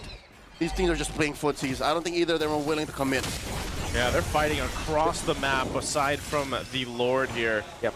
They're setting up for the long lane for Omega because they have to make sure that when they do go for the Lord Dance, at least the bottom lane is equalized. And it will never be equal it will never be in their favor. That's what I'm saying, because of the natural push from the super minions in the bottom lane, in all lanes in fact. But if they do clear it out, at least they set it up. Oh, that's a conceal from Perks. Proactive now is the Barangay, and they collapse on the James! James here, gonna get taken down! Oh, James. That Phantom Steed won't do anything, Rise, and they lose. Oh, no. One of their front liners, he had to spend a flicker too. Massive loss for Omega here. Can they even contest? Oh, I don't know if they want to. They're going to force a fight anyway in the jungle. No more Barbil. Lord's going to be worked on. Frontliners. The Barbiel should be up in about 5 or 6 seconds from now. Ogwin. Lord at a fifth of its health. Marco and Kyle are wailing away. Ogwin looking for a snapshot. Finds Perxiva. Golden hour. Kyle secures. Ryzen here. Terrorized and taken down. Marco secures. 3 defenders Lagi for the pantau Barangay. teka Oh, tim they're on Dewa the run. terlagi Wolf, he apalagi did tuh. exactly what you mentioned in the previous match. He cut off the team, and Ryzen was left alone while everyone was stunned in the golden hour. That's how you play the Marcel. It's just surprising that Nova wasn't able to Why do did it, but you- Ogwin has Dewa been tak phenomenal with this one. Now Netsky! Netsky! Too Oh much to no! expect to survive a 3-man Kenapa tank. Geek Fam lu As pantau bang? Kenapa Perxiva bang? here are just trying to delay the inevitable. They're inside the Kenapa base. Geek Fam lu They're on the pantau dah? crystal. Team Falcons sweep Smart Omega. Netsky Ini put on guys the ya, 2-0 game. semua anjir. Was the hero for Omega for many times, but in the Coba end they minggu were ini minggu corrupt. paling Ogwin with cakep the sih guys backstab dari play. PH ya. The fact Lacking? Because Soalnya the tapi Irons mereka are standing 2-0 business semua again. guys. They are here in droves. Like we filled half of the stadium with them. Yeah. What's going on? Where are the minds Hey, at, man. y'all? Because So- I'm gonna echo what you just said. I like Twisted Minds lineup. Yeah. It's very proactive. Yeah. They fight when they want to. They're online literally at what, 6-7 minutes? Yeah. Maybe you're doubting 6-7. how dormant the KLVJ fans were. Maybe they're just, you know, they have been very quiet for a long time. And now Another finally, Yes. Because the king's back. Because the king is back. oh, they're like Long this, live the king. They're like the silent group of just It's a secret society. The king's back. The King's back. The loyalists, you know? The loyalists. The king is back.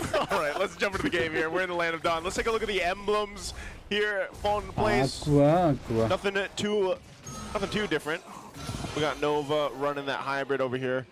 This is one of the things I like seeing him. The quantum charge too, like it just allows him to be more annoying on the Marcel. Now I know when we first saw Marcel grab his first couple of wins here in the MPL Philippines, it got back-to-back wins, and so now we get to see it come through in week 3. Was it picked at all yesterday? I don't think Marcel was, right? Did not see a single snapshot yesterday. Oh, Marcel masih lagi very low. kupantau. KLBJ might get punished. Vengeance through. Tiap orang tahu unting lu pantau gitu ya konsepnya. The flicker, the takedown. Kloy, And kloy. Lancer suffers first blood. Now goes Kiel. The king has fallen at the hands of MP. The king. For sure, for Twisted Minds, they're going to be happier about that, especially because it was MP the King having a time of his life. So the idea for Twisted Minds is to ban out all of the heroes that can invade the jungle. So they're just left with this Marcel, which will mean that it is not the best when it comes to like dealing damage onto the invasion, and MP the King can just farm it out. Oh, he's gonna go back. Hat-trick, space escape, back in. Kaloy very low. Kaloy. Might get taken down here. MP gets a revenge kill on to Nova. Both roamers have fallen. MP gets a double. Aqua. This. That's fancy footwork right there by MP, man. For sure. And there's a reason why this Harley has been so dominant. Now sitting at 3-0 already. You know, you see some Kalau the source of the misalnya composition of squad Twisted Onyx Minds, ya? right? They have Apa? Kaloy on this Katanya glue, kalau room glue. kuat regular that season is berlaku not satu gonna season be total as Onyx ya. effective Lah lu kan as tai. the EXP later, but they put it in the roam. Apa, Ji? Now it is a Tiba-tiba good lalukan. sandbag for MP the King, and also a lot of vision. And if you combo that up with the Jushin, they have so much mid priority. They can clear out the waves so quickly so that they can help MP the King. If ever AP Bren decides to put 3 people in front of this Harley. And that's what Kaloy is doing. Look at this, pushing 4 back into that wine brush. Taken down very low. Can he get the split? Gets the mount. Gets it off. Flickers back. Where they go in? Kiel can't dive in. Can't deny the take from MP. Aman aja, bro. Who scores a turtle, swiping away Aqua. That's a defensive use of the RWM as Twisted Minds get the big one. Good work by Kaloy. I mean, he just bought so much time and space for Twisted to go ahead and secure the turtle there. Yep. Unfortunate for him to go down, but job done, at least for Twisted. Up, Shizu. Trading ults with Owl. Blazing duet for the Zaman Force, pushing back the Claude underneath tier 1. See, this is the reason why you pick up the Harith, though. Of course, overall, you see that the Claude will be such a good pick for AP Bren, but the struggle of the Harith is that it just wins the lane for you. So long as there is no carry, you're going to have a great time in that gold lane. And even something like a Claude is not going to last that long in front of a Harith. So now AP Bren, it is revealed to us that their MO is to win the lanes, so that eventually during the turtle teamfights, it will be in their favor. So watch out for turtle number 2. Of course, Twisted Minds has got the lead in terms of gold, but this composition from AP Maksudnya gue Bren harus is kayak scary Probi come Panjoro turtle gitu, 2. ijo-ijo. They know they want to make a play down here, but this is sniffed out by Twisted, so they're here for the counter play. Not sure if this will actually fully commit on either side, so they just kind of stop things, bad things happening to Al there in the gold lane. I think this is what's best for Twisted Minds. Again, I don't know if this is just making sense now, but this makes Teddy's performance all the more impressive. Claude rarely wins the matchup. Yeah, for sure. And it's mainly because it's a pure 1v1 here in the bottom lane. There's really just no help from the members of Twisted Minds into that gold lane. And of course, Harith will excel in that Oh, matchup. Nova! Put down to a fourth of his health. They commit the deadly magics. Massive final slash from Kiel, taking down MP. No retribution for Twisted Minds. Kiel VJ taken down by Lansu, 1-for-1 so far. Nova looking for that snapshot, stopping Kaloy right in its tracks. The split, saving Twisted Minds rover. Lansu trying to stop the turtle take away from AP Bren. Sean underneath. Where's James? There's the retribution. Do they find Sean? Sean gonna get taken down here. The man with the million moves finds him. Oh, just a little bit of disconnect there coming out from Twisted Minds. They did commit onto Nova, I mean. But the fact that Nova was able to run away with this Marcel, again, if you pop your ultimate, or at least you get those snapshots with your passive, you get so much sustain and you're very tanky. And then Twisted Minds got into AP Bren's zone. KLVJ was just hiding into that bush.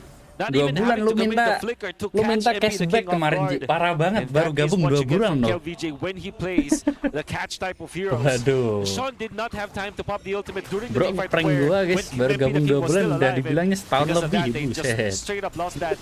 Sean having to pop the ult far too late Betah-betah ya meant Ji. that they lost Bang so much Khairi ground. semuanya, Bima. Owl here. BMI out as James Banks threatened him, popping that place out. You see that? That sudden final slash? Yeah, I mean, he wanted to use it, but that's what I was wondering. Well, okay, dropping down the Zombie Force just to get the turret. So I think Shizu will be happy with that, and they'll go ahead and rotate across the map. But yeah, this one thing you have to kind of be worried about if you're Twisted is Kill VJ's Arlot. We highlighted this even back in week 1. And, you know, he's able to really test the limits, I feel like, with this hero and set things up. And even when we compare the 2 XP laners, the captains here with both these squads, Kill VJ and Lancer, you're seeing how it's being played out. And even the build that he's going to be going for, he only picked up that little bit of Fury Hammer to have that little bit of extra damage. Oh, yeah. But then he's going to go ahead and build into more of the, a defensive hybrid Arlot. Yeah, I want whatever MP's having. He's spiking at 160. Compared to his roamer and his XP laner at Kawan gue minta 60. cashback, buset. Gila 2 bulan gitu cashback, yoi. Yeah, Kalo is very chill, but I feel like MP the King has always been the most energetic person. And I really love talking to that guy. That's why I always get him on my podcast whenever possible, because it's like as if I'm talking to a shoutcaster. MP's a talker, y'all. He's got a lot to say, man. Yeah. I remember sitting in the audience with him one time, and Oh! Sean here with a third of his health. A fifth, maybe even. Oh. As they catch Shizu! Deadly Magic's enough shields to stop him from popping. He's fine. Turtle here. James Banks on it. Marcel can just tank up so much damage, like Wolf highlighted earlier, especially whether you use the ultimate or not, just the way he works in his kit. So now the fight for this turtle, does Twisted actually want to do anything here? MP with a sneaky retribution. Space escape out. Just gets out of the RWF as well. Hat-trick again. He's juking 3 members of AP Bren. They try to take him down, but it's not going to happen. Crimson Beacon by Sean. MP goes back and lands him in the back line, cutting Aqua off as Nova's next. Flickers on out. Catches the Deadly Magics, and that's all she wrote. Twisted Minds, another turtle scored. Oh man, MP the King has not always been on top of your list when you're talking about the top junglers, but this game so far, MP the King has been phenomenal. Despite that one death, a wonderful retribution, and then you see how he juked the members of AP Bren even after the golden hour being committed, as well as the real-world manipulation on just one hero. MP the King making it happen for Twisted Minds. I get why he's such a big star in Cambodia. I can hear Cambodia. people watching this now. He's got the moves, man, and it's something that always to look forward to when MP the King is playing. But they've garnered themselves a bit of a lead. Again, Twisted has control so far this early game, but the way this composition works for AP Bren, they can turn it around, especially when we get to the Lord fights. And this is where we start to see also the gold laners come to play here. They've basically been able to just kind of farm up. You see the standings that they have here. They have the items they essentially need to go ahead and contest into this first big objective in about 30 seconds. Nova picking up a little bit of defensiveness here with that winner crown. He's gonna need that. 2 bulan bro, sibuk mencari duit it is guys. expected for Gila. AP Bren's members to pop the Ngeri sih, winter crown W, just because Aji, of guys. the presence of the Harley. Kelas lu Ji. And there is also that Jangan lupa trick buka where kelas ya, you Ji, ya. go for the golden hour and then you go for regen afterwards. Then you just spam up your skills, and then when you're in turn again, you go for the winter crown. Of course, not in the golden hour because that's counter to it. I was gonna say, you juggle it basically. You juggle it. stack That's it. right. Al picks up his golden staff, so he's got that. He's got the Trinity. We're gonna take a little bit of a breather here. So just locked in as the Lord comes up as well. Gua besok-besok So, itu now, guys. this is what I was mentioning. You know, they're in good fighting form to contest that first Lord, and the way things have gone, again, I think we're gonna see this played out in a way where AP Brand's just like, all right, let's try to get the Deadly Magic out. Let's try to at least get one of those cooldowns down, or even survive it like they have, and that's mostly been Nova to survive that. That's why also that Winter Crown can come into an actual big moment for them, because that's one of the main ultimates to deal with. Obviously, the and like I mentioned, the Lord is up. So what does he have? Let's take a look here. Langsung saja bangku ya. Do we have? Well, we don't have it just yet behind us, but It's he's got encourage. Phase boots encourage. He's not in your camp, Wolf. So he's on his way to the Oracle. All right. But he's still going to be able to provide a lot of utility to the team, obviously. The Lord's sitting at half health. They might blitz this or just try to force a reaction from Twisted. Soft reset. MP the King marched his way in. PPK astagfirullah, seriusan Catches beliau Nova. tuh. Nova with the golden Si hour catches nothing but long longs. seriusan So that's a dia. huge resource Twisted Minds can note. Yeah, that's a big ultimate down. Lanzu jumping in. Jimmy James jumping in as well. He takes the retribution. James MP Punks Bob dapat, Bang, Shizu Bang. finds him. And now they go underneath the Zaman Force. RWM as well. Kel VJ gets taken down by Owl. Crimson Owl. Beacon by Sean. Choking up Jimmy James. James Banks got the mount on him. A lot of members of Twisted Minds want to take down the back shot. Punish him for taking that Lord. Nova freezing them on the way out. And finally, Sean finds James. 2 for 1 the trade. Still big for AP Bren. This is going to be massive for AB Bren because they were able to get that Lord. However, Twisted Minds, they did get important kills onto Owl, now contributing to the team fights. Big props to Shizu though. He was the main reason why MP the King was far too low. And he actually caused a lot of panic onto the Twisted Minds side. That's why MP the King was very low when the Lord was in range of the retribution between two of the junglers. Actually gave James Max so much confidence into taking that Lord.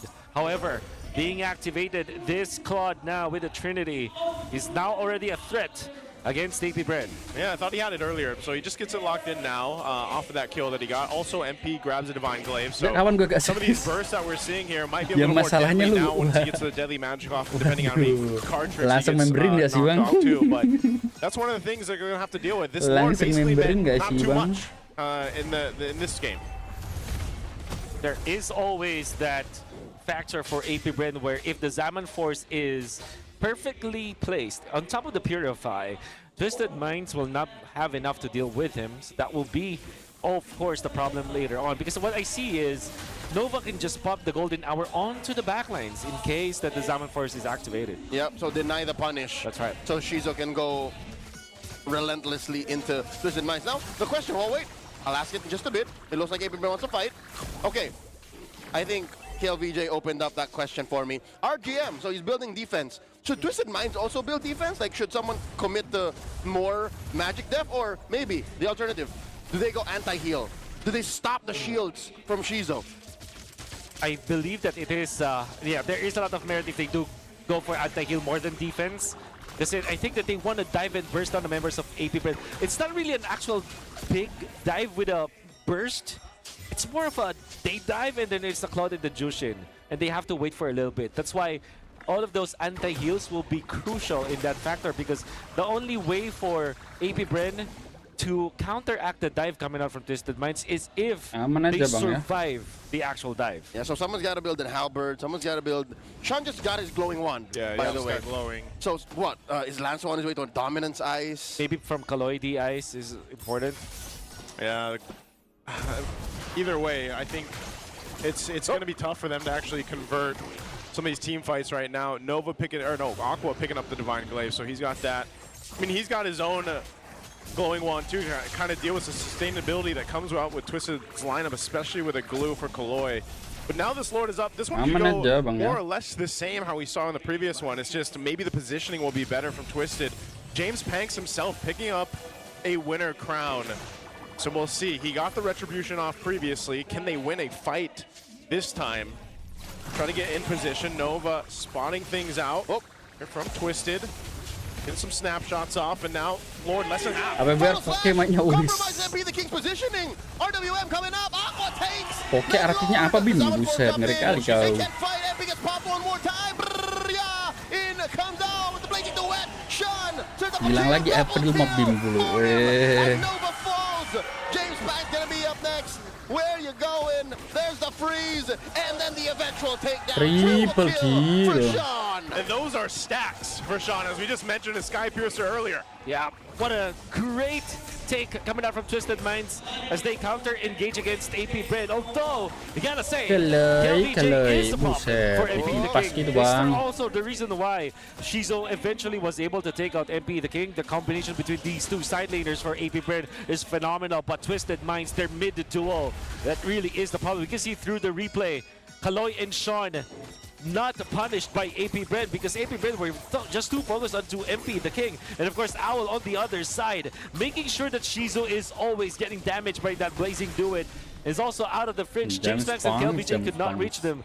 And we are also seeing why Twisted Minds, or why we favor Twisted Minds' this composition. You can see this dive from them is just too good. I love the veterancy and the ballsiness of Owl to position there when he knows that there's like 2 more members of AP Bren to his left. Yep. I think he's almost in a sense of the safety of having a Jushin, for example, like fighting around that beacon, and then even Kaloy on the glue. The threat that they have in such of like a circular area is so threatening that Twisted has with his composition. And what we're seeing with AP Bren is, yeah, they're having difficulty finding that window where they have that opportunity to either get the objective, the lore, or even win a fight once everything's kind of expended. But it's fighting into a beacon and a Blazing Duet that's so threatening. Yeah. And that's also the reason why I kind of didn't really like the Harif boleh kayak going up gitu ya, against both adik-adik Jushin ya. and Glue already, because when you dupe up your Zaman Force, surely you have your, well, you have your Purify, maybe you'll get the Winter Crown eventually. But the fact that after one set of dashes with the Zaman Force, you're left with nothing, and if Twisted Mind survives, you see how deadly it could be for Twisted Minds. But of course, I think that there is really a fix here for AP Bren. If they go front to back, I feel like, against Twisted Minds, and then take advantage of the golden hour, that is the dream scenario for them. Make sure that Shizu's always going for the -1, -1, and maybe not focus on the objective anymore. Surely they're getting all of these lords, but they're not winning the team fights because they're not utilizing their composition the way that it was designed. Yeah, part of that fight for the lord that we've seen now twice. It's going to get tougher for them, especially when we get to evolved lore territory, where even if they throw themselves to fight Twisted, they're going to just have a bit of a rough time dealing with that circular area. You see Owl picks up his Malefic Gun, concentrated energy for MP the King too, because MP is actually the one, he's basically the squishiest one. He's probably a sacrifice at this point. Yeah, at this point, he's more of a distraction. He needs to stay alive for the Retribution if he can get it off here. So they're starting it up. Yeah, Lanzu has the D-Ice already, by the way. So this is also what we talked about. They got 2 sources of anti-heal. Yep. All right. That ultimate from MP the King will be back up. The Magic will be there. James Pank tanked up a lot of that, but it's just the same thing. It's on this side of the map. They're fighting for space to set things up. Aqua especially on the eve, Mereka tuh where he caranya wants menang, to set kan, up mau his gimana? RWM.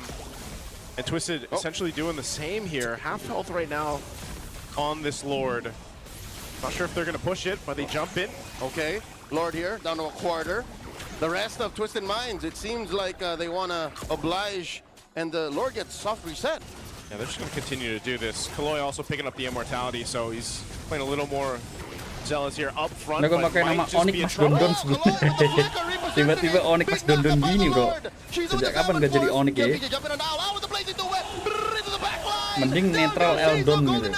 Catches a few. A lot of members of Twisted Minds underneath it as well. RWM, Nova gets taken down by Kaloy. KLBJ gonna get taken down too. Double kill for Sean. In the back line, it's James with MP the King. Hat trick coming through. Card trick, throwing it out. This is already looking bad for AP Bren. Oh, the defense, they do have the Eve. But this is the entirety of Twisted Minds. Lanzu can actually jump onto Aqua. Oh, he does. Bravest fighter to the face. And they get that inhibitor up top. Mid gonna be up next. 2 lanes penetrated by Twisted. Oh, MP. Oh, nice choke here by Sean. James Banks running away. Possibly sounds a little bit of damage Bang, memangnya lu gak mau tim yang di atas terus dan juara terus buset. Disogok gini guys gue guys. Disogok gini konsepnya ya buset. Just in the last moment when Twisted was looking to cap out Enakan game netral 1. bang. But AP Bren buys themselves some more time. 7,000 gold behind though, and just it's the same thing when we saw that fight break out. They lost the battle. The team fight is not in their favor right now for AP Bren. How can they turn these team fights around? Is it all on the whims of KLBJ to get a final slash or set something up that way? First, don't panic when Kaloy is trying to go for the place. Second, take note of Lanzu. Third, go front to back. I think that's the only solution here for AP Bren. All right, they start off again. The same thing as Deja Vu for this Lord. Fighting for positioning. A couple flickers down, though, on both sides. Both teams probably just going to wait for all those to be available as they're crucial battle spells for both these comps. Whoa, whoa, whoa, whoa, whoa. What is MP going? MP, you're in danger. This is not good. Oh, massive space escape. But Amazing, again. guys, ya. Yeah, he's playing pretty aggressively, pretty upfront. He wanted to go for Aqua, but they got to clear the base, so this is an opportunity for them to go ahead and secure this Lord here. That's a clear go. Shizo with the Zaman Force Lord here at 10 of its health. Lansu, Bravest Fighter in. The choke by Shan, displacing. Oh, Big set Banks, MP the Twisted Mind king. score their first Lord.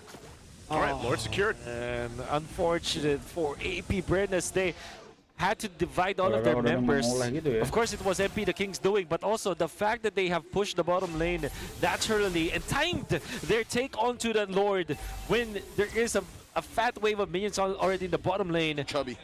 Chubby wanted that, and as AP Bren will have to answer that they divided all of their pieces. Tetapi pun nggak pernah nggak masuk playoff, nggak kayak They tim even sebelah. punished James Banks when James Banks wanted to go for the steal. That is so good coming up from Twisted And Minds. you know what, Sok? They lost that turret anyways. That's right. Offset gitu bang lu bang, parah banget. Bima ditampain ini Bima, James kocak Banks ketek. is compromised. James Banks down to a third of his health.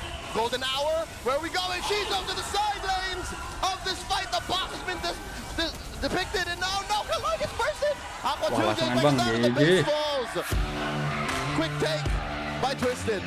Oh Unfortunately, guys ya, game terakhir real guys. world manipulation and golden. Klubnya error anjir. Right now, I would favor the Serius red klubnya side error, team, bro. right? Buset. Especially because I want to see more from KLVJ. Like I want to see a catch hero, but just on the surface level, just thinking about like the face value of all of these heroes together, I'm favoring the red side.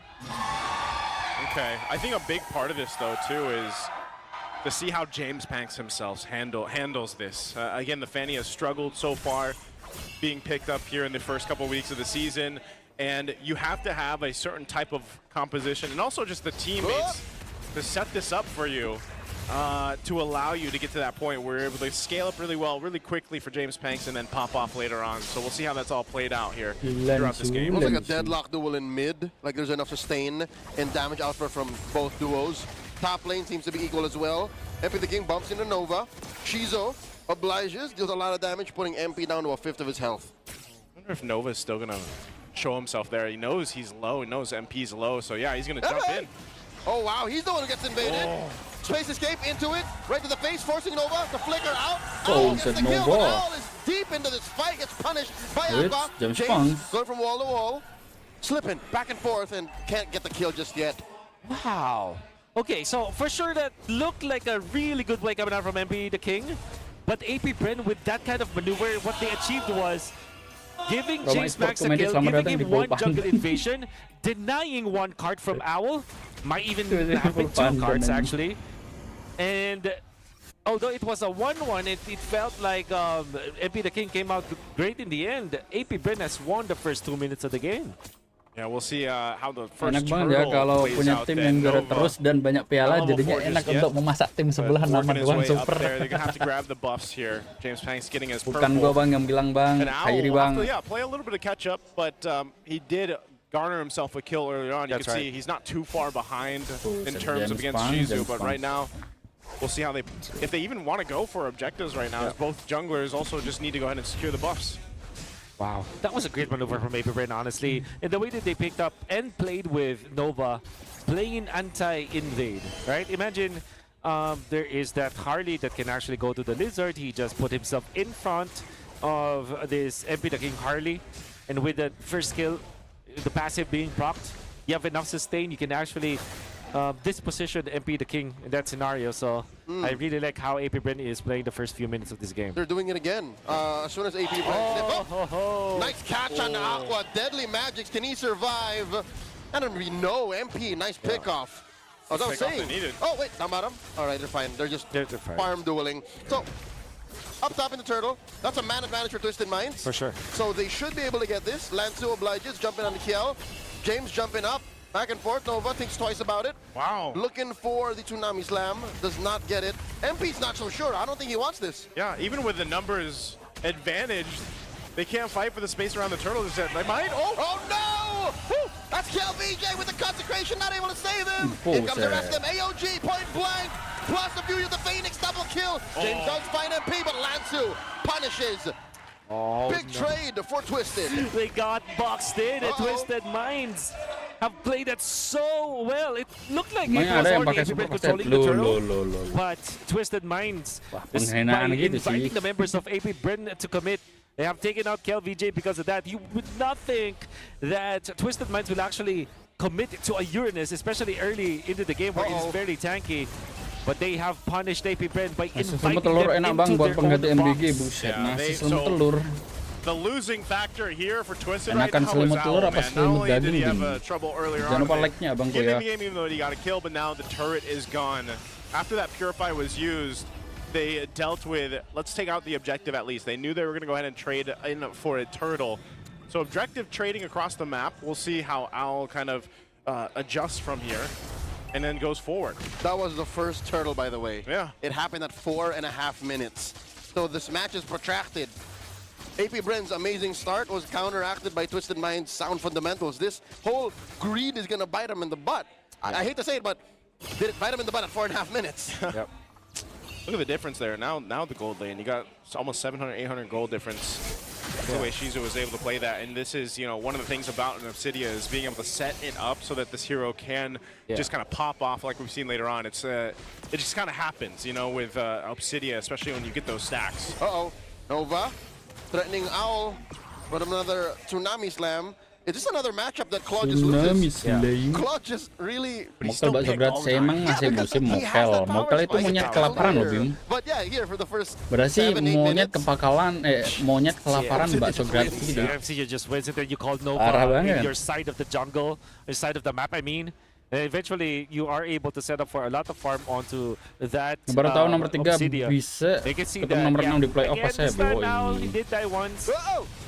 Kel gets hit by the final slash. In comes Shizo. Fear of the Masih sama Phoenix. sih bang. Gives him vision. Sistemnya All right, kelihatan there's masih enough sama space dah. for you. MP gets that push. Yeah, I think they just wanted to see if they could get something. Turret goes down, so that's for Twisted. But again, this is the Flying Cloud map as well, so pretty quick reinforcements to where they need to be, depending on how they play that. So right now, this is Owl's time to play a little catch-up. They might try to get that turret down bot, but they could end up just trading here once again. Yeah. Wow, did you see how much they juggled for the cannon minion? Okay, AP Bren. They tried. They tried. I was, you know, if that cannon had maybe half an HP left, MP I the would have king, been a MP push. the king. Yeah, but I guess they were going to take the trade anyways. Turret for a turret once more. This is the second turret, the last one going to Twisted Minds. As KLVJ tried, James Banks was too busy taking care of business down bottom. Oh, I think it's set up. Tsunami Slam! Captured by an AOG and Fear of the Phoenix! Lancer taking a lot of damage. They're looking for Aqua. James Banks at half health. KLVJ putting up a meat shield to protect the rest of AP Bren as Kaloy takes a few hits from Shizo. Kaloy heals up with a little bit of that regen, the passive, the jump in, they back out. Back out. A whole lot just happened there, but no one died. A little bit of battle spells used, obviously. Lansu with a vengeance and a final slash, no one home. It's a mix-up of a backing off and backing out. Back out. That back. That was actually so much. There's so much promise. You can see from Lancel with that final slash, but AP Bren was just also prepared for it. The fact that nobody died in there would mean that Twisted Minds will have a little Diajak bit dong. of an advantage. Sekarang mah nggak ada yang larang makan. Tapi notabene kalau RRQ pengen playoff bang, itu harus menang mulu loh bang. A lot of goal that he needs. Mereka harus menang mulu, tidak harus kalah minimal 2-0 terus.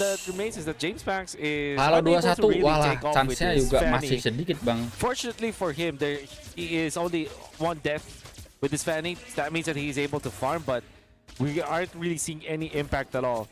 Maybe the only thing that really is working well for James Banks is that he is not denied of his own purple buff. So at least there is some comfort and some threat for this Fanny, but there's still really just nothing that you see from this Fanny from James Banks.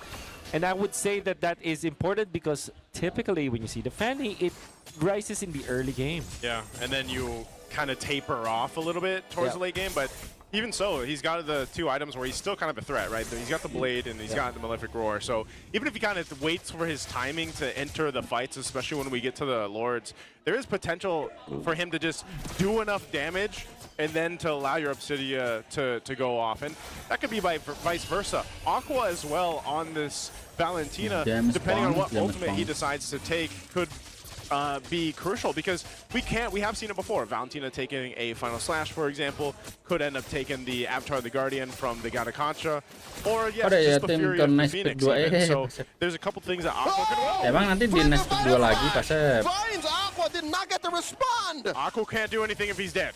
Wow. That's the Fury and Final Slash combo. I'm going back. Go back to what Wolf said. Just don't die, man. Just so tired. But I think that this is Lansu just understanding that the weak link for AP Bren is the mid lane. Oh, Lord, a quarter of the health right now. They're going to commit to this. They get a revitalize out. Kaloi just playing up front. He's fine. Lord secured now for Twisted. Non-starter for AP Bren there. Whew. They have tried to take out Aqua 3 times. I'm talking about Twisted Minds, and they were successful 2 out of the 3 times in the mid lane. When the XP lane is secure already because that's a Uranus, and of course the gold laner is being backed up by Nova, Twisted Minds have found an opening. It happens to be in the mid lane where Aqua was. Another Final Slash forcing KLVJ. The consecration, get on out of there. MP the King and Owl have fallen. This is going sideways for Twisted Minds. James Banks finds him. Oh, that's 2 down. Why is Twisted Minds still fighting this? Nova with the passive. Lanzu falls. That's 3 down. Not enough damage. Fury of the Phoenix. And it comes from the backline. Jimmy James. And it's just Kaloi left. Slip and Jimmy is online. What does happen? I mean, I think they just got themselves in the foot off that one. And you know, Nova was able to get into the backlines. Here's the thing. Twisted Minds were in lagi. for the KLVJ play, and it's not as Tergantung instant Bang, as kalau they nanti did RRQ during the tidak Aqua ada, payoff. And what playoff-nya happened was bakalan Nova was able to pop gitulah. the stun actually from long distance. It's almost like a very athletic, an Olympic level kind of jumper coming up from Nova, utilizing with the flicker and the second skill, maximum range. And because of that, kalau RRQ there ada wasn't mungkin any lagi di additional pick 2 lagi damage Bang, after mungkin. MP the King utilized the deadly magic onto KLVJ. And then now Mungkin di Aqua pick 2 deals lagi ya, damage mungkin ya. onto the backlines though. We did not see it. James Pax was able to find Owl, who is still trying to farm into the jungle, and that is definitely a bonus for AP Bren. And because of that, you know, the chain of events, the Gatatkacha was far too late. Aqua already dealt the damage on to MP the King. It was disaster from then on because after the Fury of the Phoenix and the Deadly Magic, there wasn't any damage because Owl wasn't in that scenario. AP Bren has found a great opening. It was because of Nova with that highly athletic jump coming out from this Kalea. I think disaster's even understatement because it looked like Twisted Minds after the massive sequence by AP Bren. Again, the opportunistic senses of these players.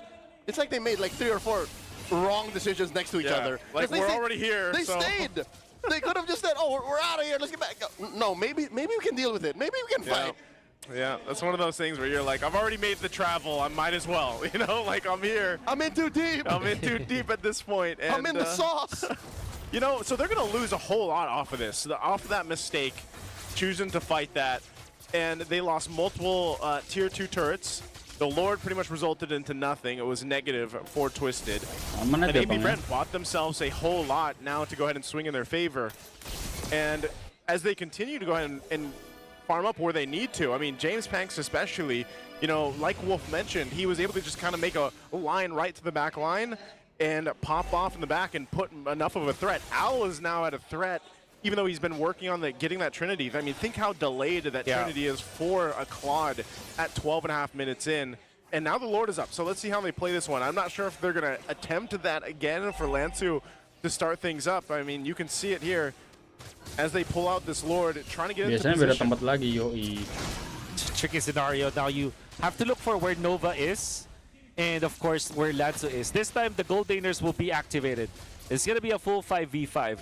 These Lordens might be very long. As long as Twisted Minds are not able to go for the pickoffs, there will be a lot of resets in here.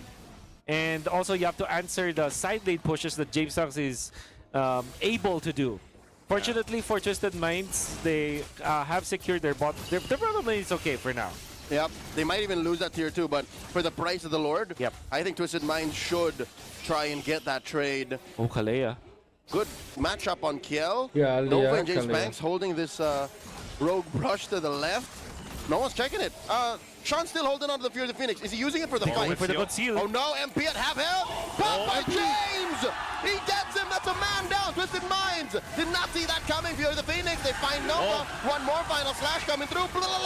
Blazing duet from Owl. Can they take down Owl for the answer? Yes, Sean finds him. And now the BMI back on to kill VJ.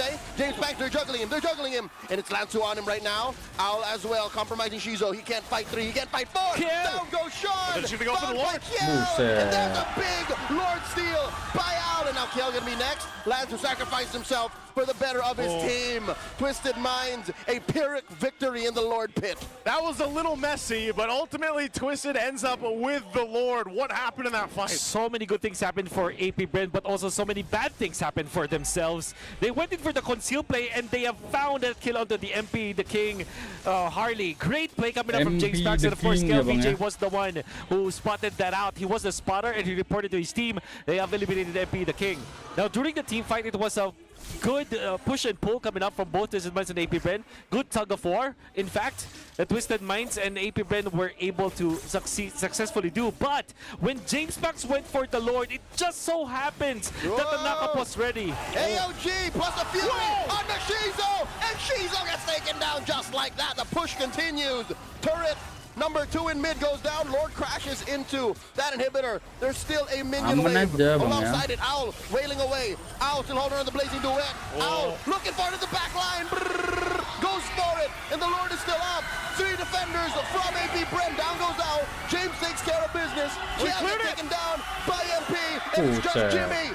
Can Jimmy defend? Man with a million moves. Does he have a million cables? James Banks out of the base, looking to cut that wave. Mid lane has been penetrated. Bottom gonna be up next. They're just gonna go for the turret here. The best they can do is clear this out unless James Banks stops them. He dodges it. Misses by an inch. Deadly magic's on him. He's alive. Jimmy's fine.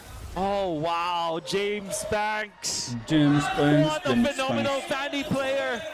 There's so much that he was able to achieve. So many moves that we've seen from him. And actually defended for Twisted Minds. He came out alive in the end. And he kept his turret into the bottom lane intact.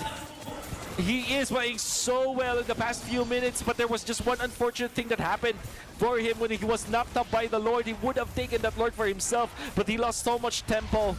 And we can see through the replay how they were able to defend. This is one of my favorite combos ever. Zetian and Gato, the avatar of the Phoenix. You will definitely get a lockdown, and there's a great synergy between the two heroes that we've seen from Sean as well as Kaloy.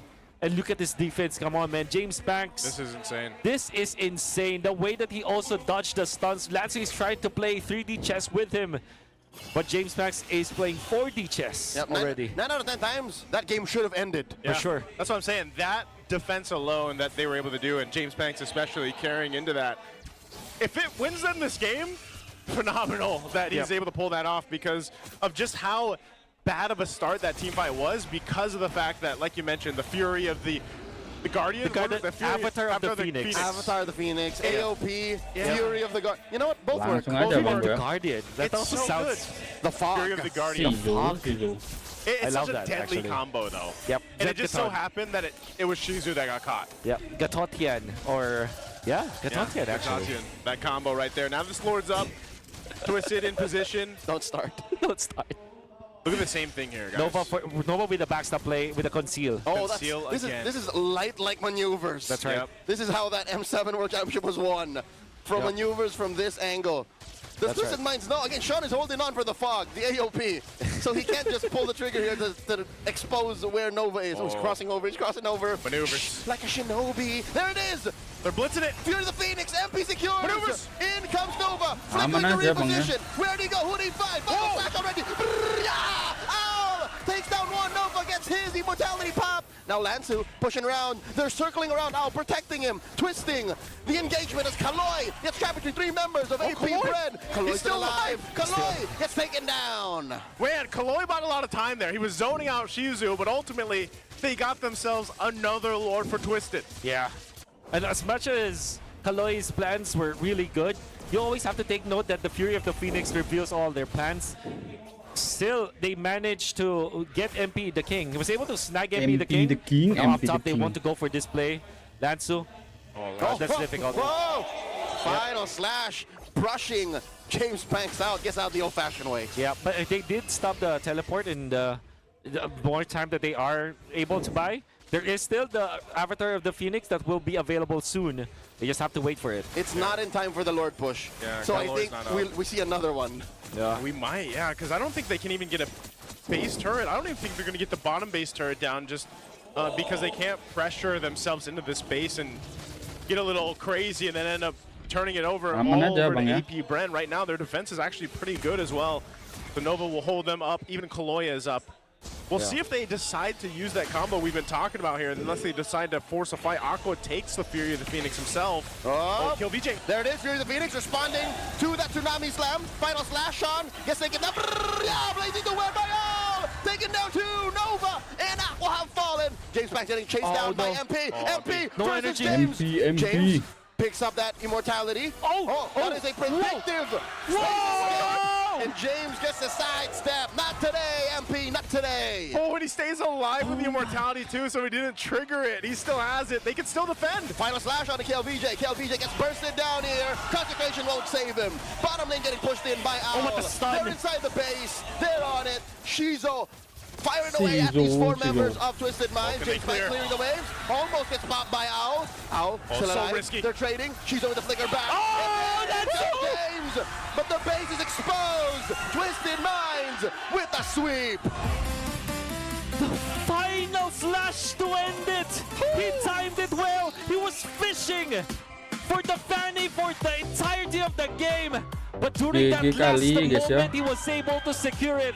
Perfectly timed final slash as the finale. Beda dong, ini MPL PH What's that saying? It's not how many Bang Sia, cats thank you you Bang. throw out. Thank you How many semuanya. fish you catch or something.